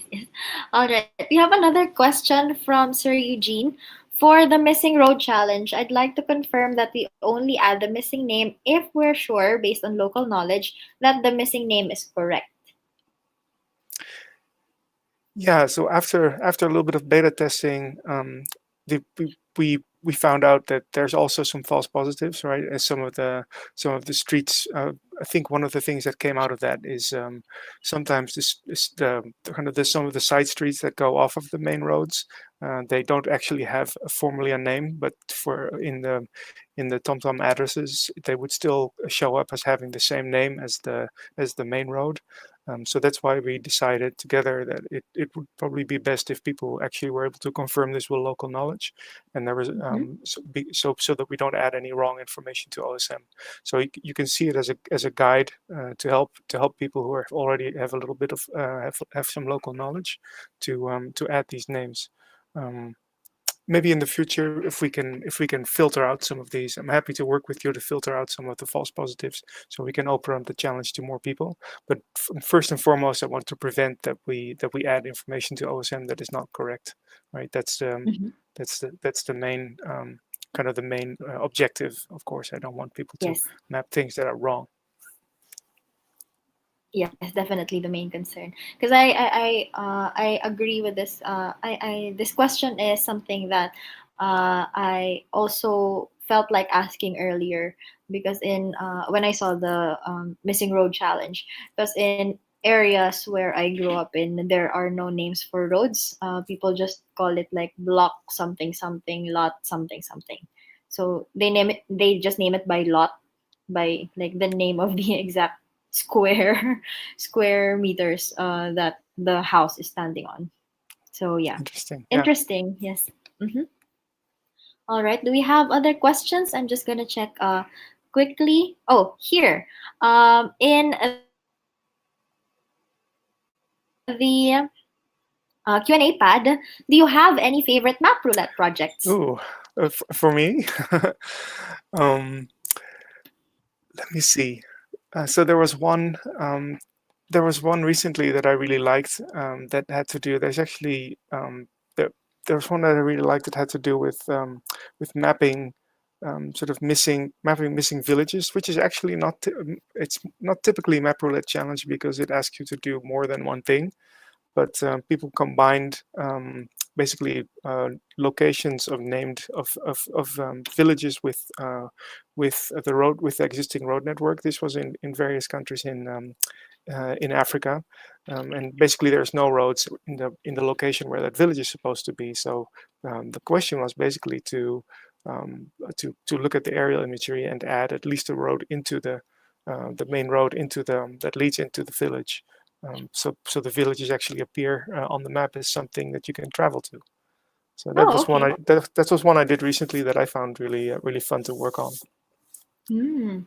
All right, we have another fun question in our Q&A pad. Do you ever wear your orange vest anymore? From Russ Defner.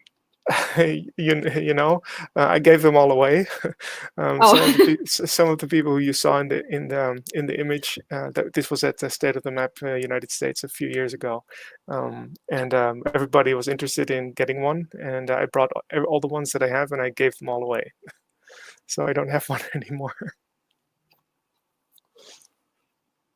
All right, I think those are the questions for the MapRoulette. Do we have other questions? I see someone typing right now.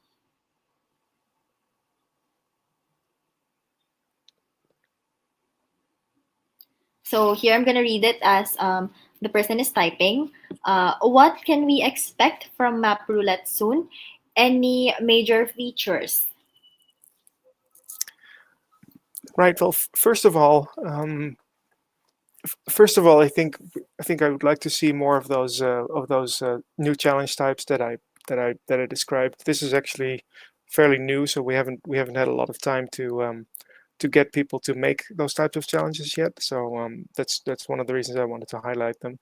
But if I look into the future, the biggest thing I would like, but is not we don't really have the resources for yet, is to make a mobile version, right? So people can actually go on the ground and sort of like, I don't know if you guys know Street Complete, that's sort of similar. being able to go out in the field and solve tasks that you need knowledge on the ground for. For example, that street name challenge that I just highlighted, you would be if you were in that area, you would get something like a notification, and if you can go ahead and take a look and see if that task can be completed locally. So that's probably one of the biggest things, but also one of the things that it requires the most work and that we have the least knowledge in. So if you're interested in helping with that, of course, please get in touch and we can help you on board with that if you're interested in helping with that work. Thank you. All right. Thank you so much, sir. It's been a pleasure to hear about your talk and the work that you're currently doing with MapRoulette, and we're looking forward to the updates that will be released soon. So thank you so much. Yes, and time check. It is now 9:32. Yay! All right. So we should be moving on with the program, and now you can see that it is closing time. Yes, I would sing, but then like my voice isn't the best. So for our closing, may we have someone from our organizers to give a quick thank you speech to our participants for joining us tonight.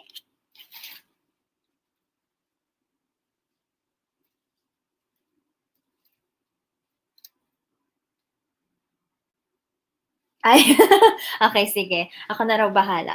So, on behalf of everyone who is here today, on behalf of all the volunteers, we would like to thank everyone who participated in today's session for Pista ng Mapa. This is Pista ng Mapa Day 1. Please check out this link. Click it. It is a feedback and attendance sheet. It will be open until tonight, 10 p.m. So please go there. It is is.gd/pnm20 hello. So again, please go there, is.gd/pnm20 hello, and answer the feedback and attendance form, and who knows, you might win another prize. Speaking of prizes, here are the prize winners from the earlier games that we had. So we have, of course, these are the people who asked questions for today. For this slide, these are the people who asked questions. Thank you so much for those who actively asked questions to our speakers. So we have these people. If you see your name in here, our team will get in touch with you. And what else? We have more. We have the flash giveaway winners. But for this one, we're just posting the addresses of the winners because we have 42 from earlier that we announced. So it might take quite a while if we mention each and every single person. But rest assured that we have someone from our team to contact you if you are one of the winners that we posted in here. So there, thank you so much. Before we finally end this, we would just like to acknowledge the people who made this day 1 of Pista ng Mapa possible. So the day 1 team is here, there. And then we have, of course, the organizing team who made all days possible. And then our sponsors, once again, final shout out to Facebook, Mapillary, Mapbox, Cart, Grab, FEF, FEF, Ben-Hur, Mapamore, and yes, that is it. And of course, all the Mappy communities who joined us today, the Mappy individuals who joined us today. Thank you so much. And we hope to see you in the next Pista ng Mapa. So I'm just gonna play this real quick.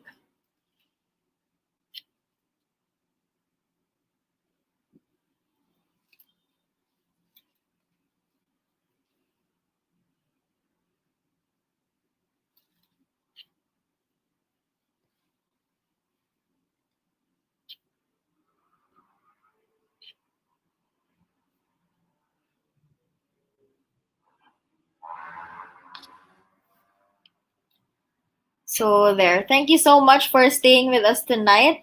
We all hope you have a good night, a good weekend.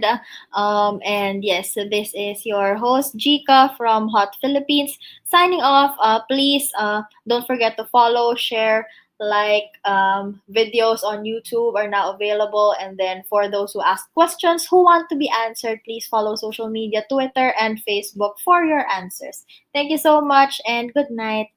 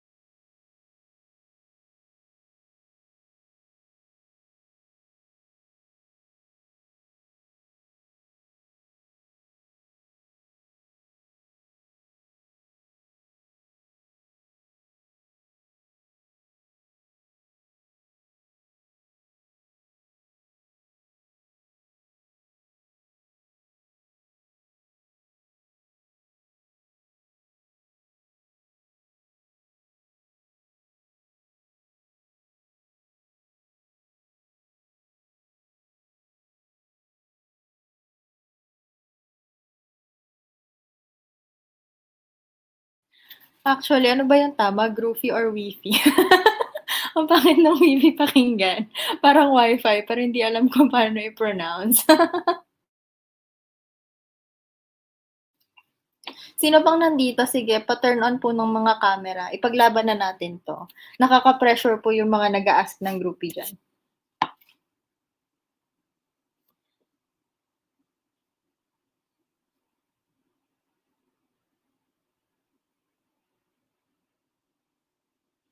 Ayan, may nag-on na po ng camera. Baka naman, yung iba dyan. Yee! Charot.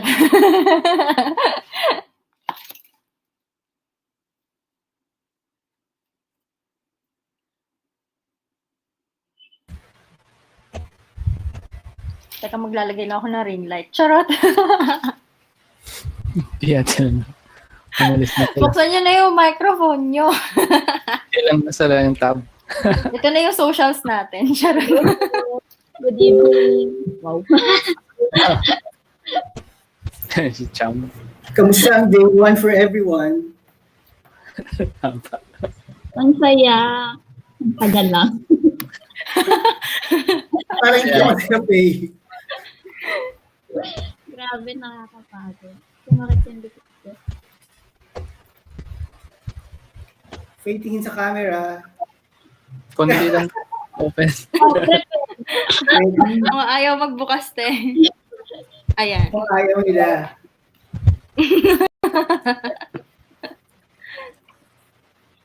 O, game? Kakayanin mo. Puro ano tayo, puro letters. Oo nga, no?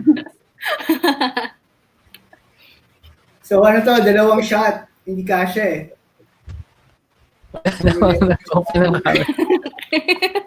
Ayan, dumadami pa. Ayun. Okay. Mag-on ang camera in like mga 30 seconds may price. Charot! May extra. May extra voucher. Okay, yan. May mag-on. Smile. Jika, Ha? Smile na ba? Smile.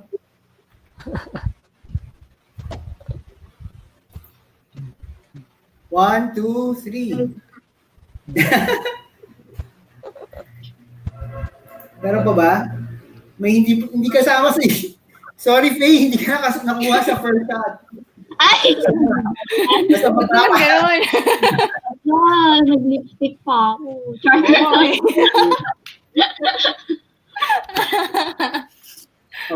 Batch 2. Okay. Faye, smile. Okay, unofficial. Unofficial na group fee or we fee. Oo nga, di ba? Ano bang tamang term? May humabol. Dito, Faye, hindi ka nakasama, sorry.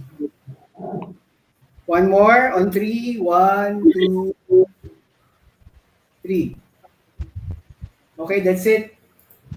Thank you, everyone. Merak na We ito. enjoyed your presence tonight. Good night. Bye. Good night. We hope to see you next Friday.